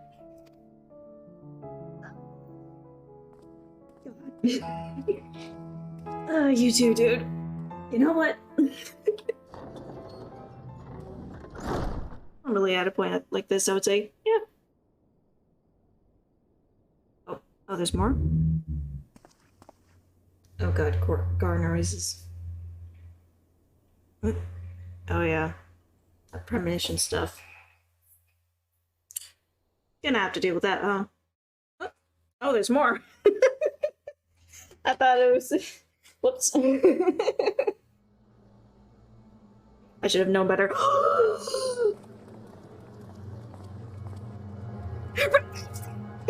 Oh my god, the dancers! Taurus! Thank the gods that tower is gone. The sight of it was enough to make me sick. Thank the Ilsabar contingent, more like. Word is, they fought their way into Garlemald and toppled the bloody thing themselves. Not just the one, neither.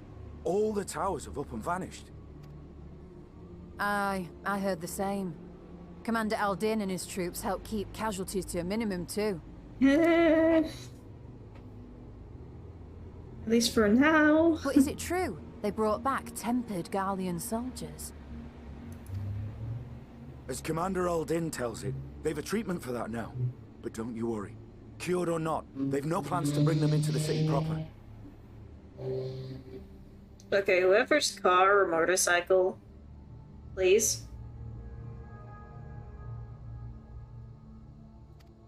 Anyway. I see. Well, that's a relief then. I know we've brothers and sisters among the lot, but I can't say I'm eager to welcome them home. Wanted to think about it for a while yet. They're to be looked after in Alagana for the time being. Mm-hmm. Oh. Hello? What a fucking... What the fuck? Huh? Meanwhile in Ishgard, what the fuck? Okay.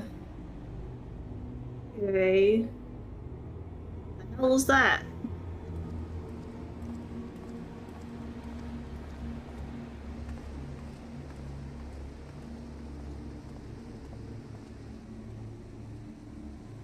Hey! You! Another day, another commission of paramount importance. Not me losing my shit seeing the fucking What have job we here? mentors. Oh. That can't be good. Uh-oh. Hey, are you all right? He is. Ernville. Right, that's your name. My bad. Oh.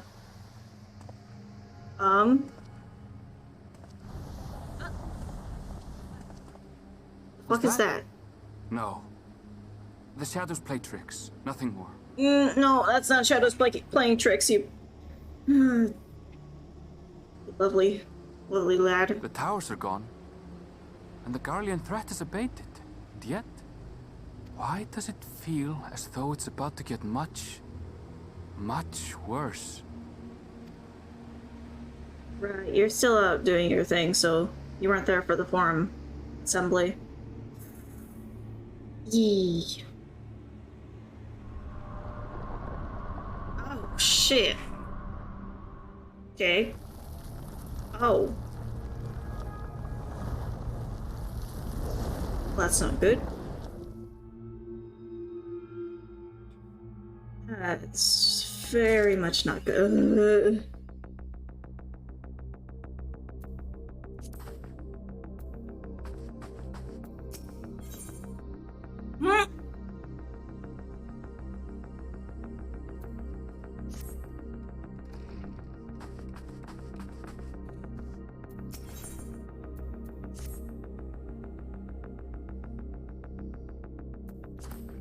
We're just gonna look at that achievement. What's that?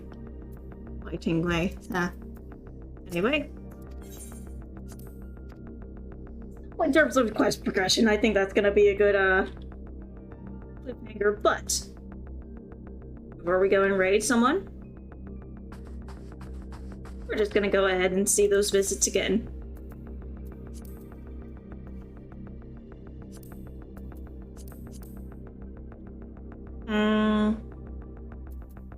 Is it 3? Nope, it was 2. There we go.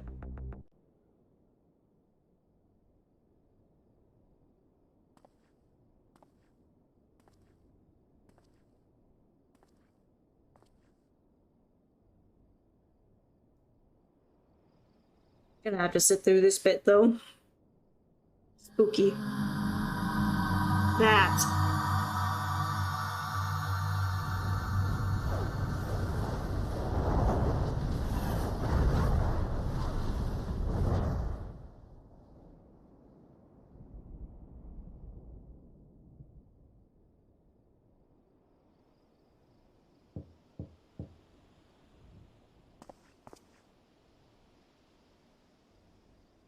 Alright. We'll start from the top. Alphino. Boy.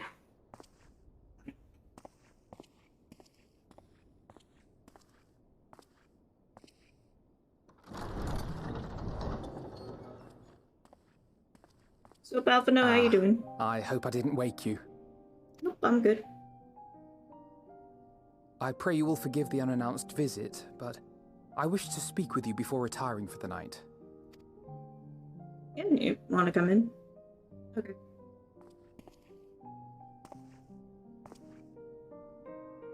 About Garlemald, and the time we spent with the people of Tertium. Dangerous though it was, I'm glad we had the opportunity to treat with Eulus and Quintus. I was worried what might happen after we were collared. If they attempted to restrain you too. If they succeeded. Once more, I put you in harm's way. And for that, I must apologize. Dude, there's no need to apologize for that. Or rather, I should thank you for trusting in me time and time again. After all our journeys together, I dare say I've used every expression imaginable to convey to you my gratitude. Nevertheless, I hope these words of mine still carry some small weight. I mean, it'd be weird if I didn't trust my friend, but... Tomorrow, our fight continues. Mayhap it would have been better to seek you out after we have true cause for celebration. But having mustered the courage to stand up to Father and achieve a personal victory of sorts, I wanted to carry on in that spirit before my nerves got the better of me. The hour grows late, and you doubtless tire of my ramblings. I have a letter for Orenvold to finish, but we'll be off to bed shortly. Sleep well. Oh, he's still keeping in touch with his friend. Aw. Was a good sage that lasers all the enemies and sometimes brings out carbuncles, hopefully? I don't know if he still has his grimoire, though. Right. That was Alphino. Next.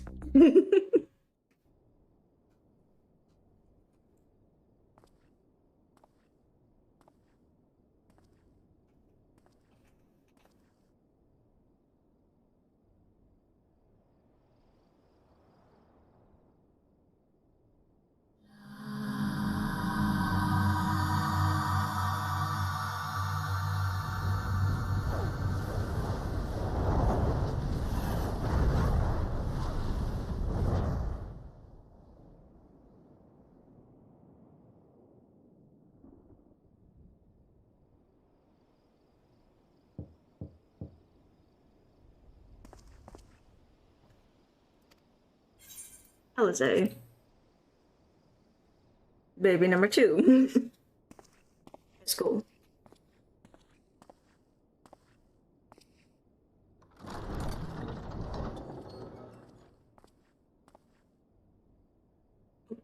Craving a midnight snack, were you? I did consider bringing a few sweets, but decided this wasn't an appropriate occasion.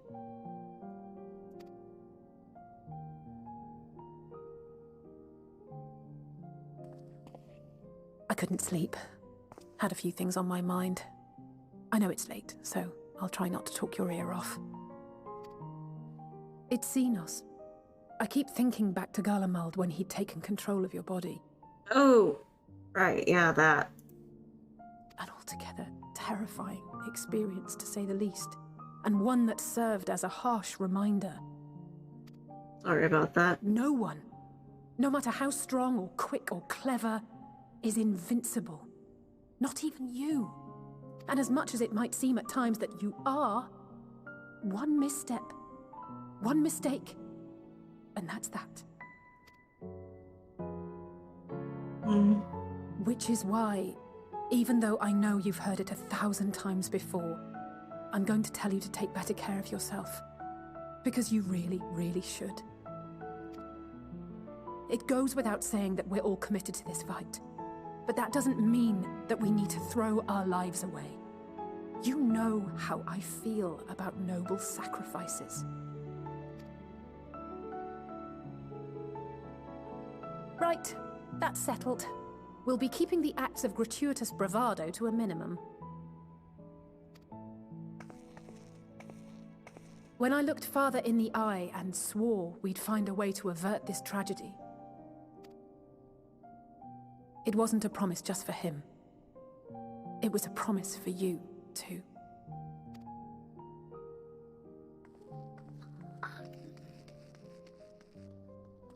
Oh my god, this dialogue's so good. Right.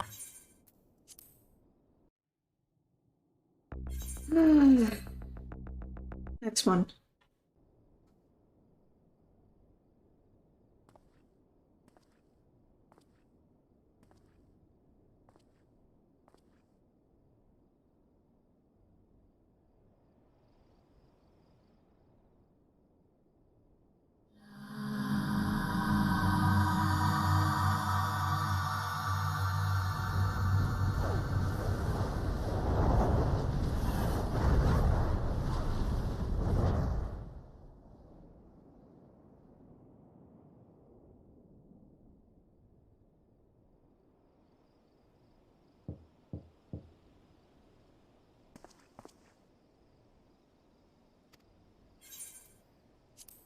Accurate.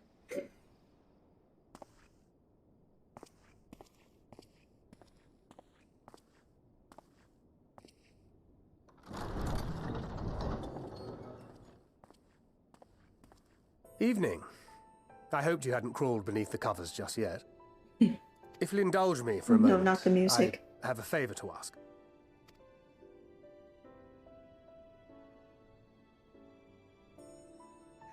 Toilet over then when.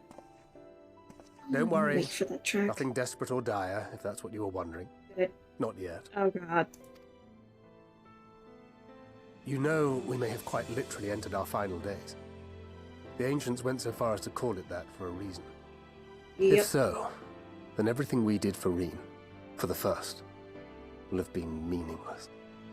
And I can't accept that. I just can't. My mind won't allow for the possibility. And that could be a problem. When we're in the thick of it, I don't know if I've got it in me to be pragmatic this time. To run, even if running's the right choice. The only choice. So if you see me turning a blind eye to the harsh reality, beat some sense into me, would you? I trust you and the other scions with my life. And I'd like to think the feeling is at least occasionally mutual. Yeah, it's mutual. And I never forgive myself if my stubbornness put them in danger. Gods, listen to me. Beginning to sound like the father I never had. So, can I count on you to keep me in line? I can think of no one else more eminently qualified. Yeah. Excellent. Now I can breathe a bit easier. Which isn't to say that I will, given what we're up against. Oh, dude. Let's keep this little chat our secret. I'd rather not have anyone scolding us for burning the midnight oil. I mean, if midnight oil costs a lot of money, I have a guess who would be scolding us, but yeah, I won't keep you. Oh god.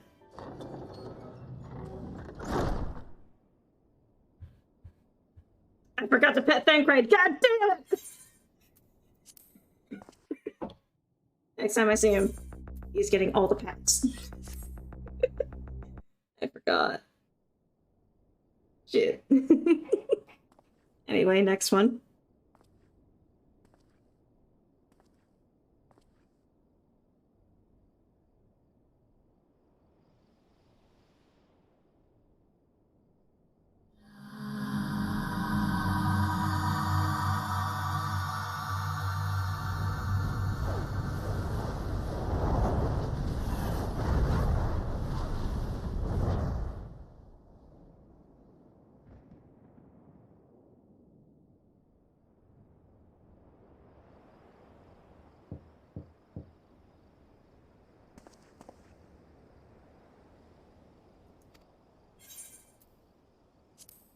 Yola.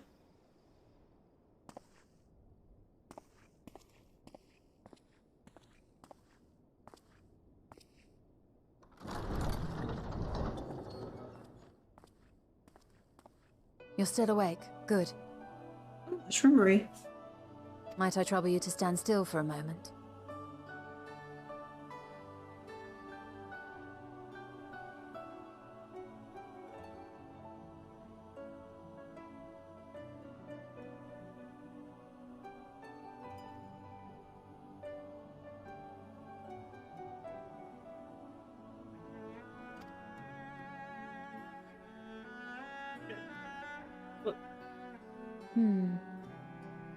Nothing appears out of the ordinary. Oh, you were inspecting my ether.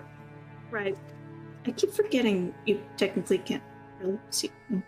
A precautionary measure. You will recall that serving as a vessel for abundant light in the first very nearly ended poorly.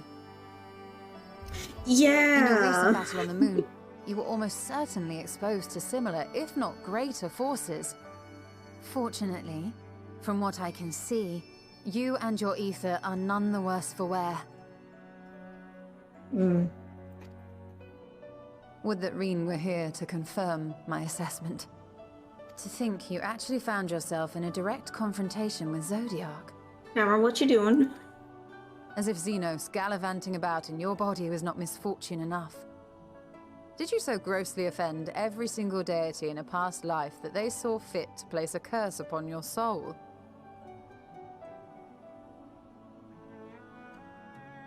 I mean, considering apparently I'm like the sundered shard of one of the convocation, I wouldn't be surprised if that shit followed me. Also, I almost forgot, you get pets. That's for cat girl. Forgive me. That was in poor taste. I recall vividly how battered and broken it was in the depths of Amarot. Would that you could have seen it with your own eyes. Mayhap then you would understand why the greater part of me is glad you did not. It was a horror beyond description. Promise me you will be careful, that you will seek my counsel if you feel unwell. You're still I feel unwell. Oh god. Damn it. That puts my heart at ease. Okay. If only a touch. I suspect it will grow colder as the night wears on, so do be sure to stay warm. Yeah, okay. Sleep well. May the shadows keep you. Yep.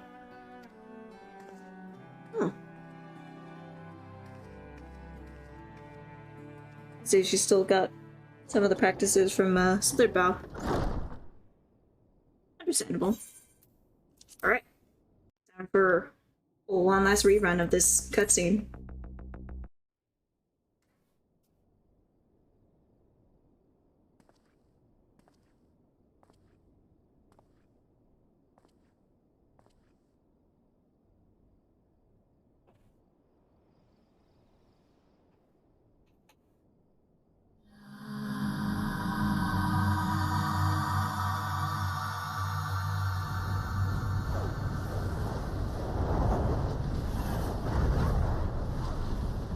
Still very concerned about that.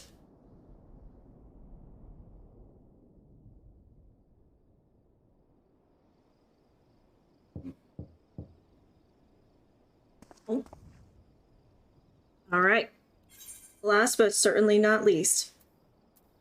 Stinian! Get your butt in here and throw it back for us, okay? Fucking badass and also absurdly pretty dude. What? Hot damn, he got dressed up! What the fuck? You're alone. Good.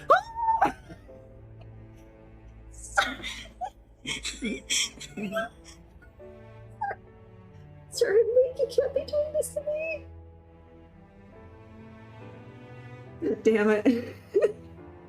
Oh shit, that's the Dragon Song Lamentate. Oh the no. twins thought now would be a wonderful time to pay a visit to my chambers.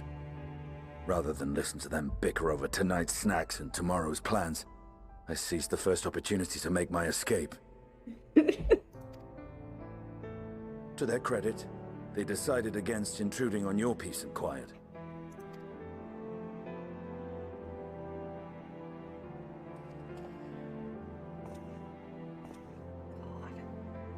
Can all be a bit exhausting at times, can't it? Bro, why that shirt of all the shirts? Why that one? I wasn't sure what to make of you. You know what? The artists knew what they were doing. During the Dragon Song War, you knew how quick you were to take up a cause not your own. But I came to see that is simply the way of you and yours.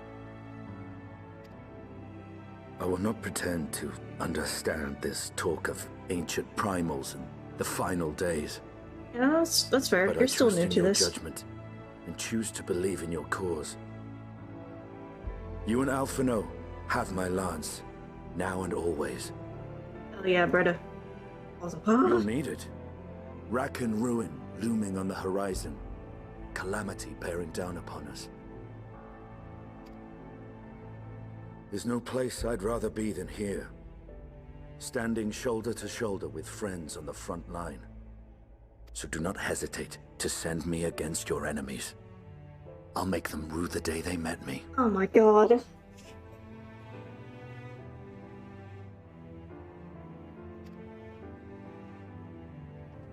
Now, if you'll excuse me, I could do with a little air. Okay. Wait, what? If Alphino asks, I was never here. Okay. I mean, do you have your own room to get air? Or I guess it's just windows out. Until the morrow. Okay. Yep.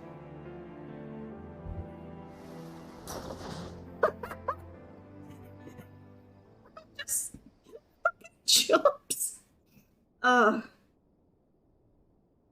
Never change, Justinian. Oh my god. Incredible. He dragooned. I mean, of course he dragooned himself. He's a Crimson Dragoon. Not the Azure Dragoon anymore. They dropped that job. Crimson, however, at least in Dragoon questline. But yeah. Foreboding music aside, actually, foreboding music kinda adds to it. I think this is a good time to call it. Got a little cliffhanger bit, and also some bonding with the Scions. A lot of bonding. And, yeah. I think it's time to find someone to raid.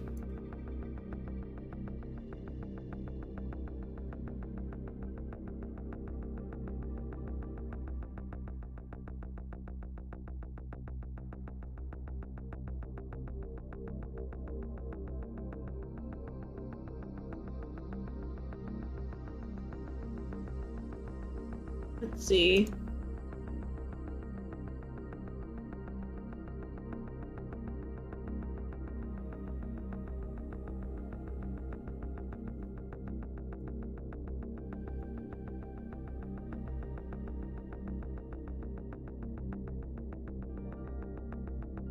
Oh, it looks like Lady Athena's doing some relic grinding. And seems to also be starting the Stormblood MSQ. Let's do that then.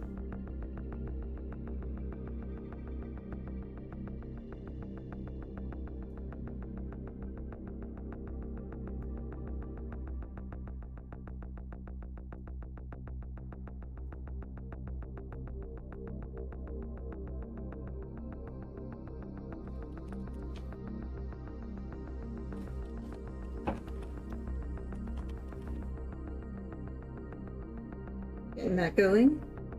Thank you all for coming, and hopefully my schedule gets a little more put together concisely. As I realized the past couple of weeks I've been a bit late to starting streaming, but either way, it'll still be Wednesdays so far, and I hope to see y'all next week.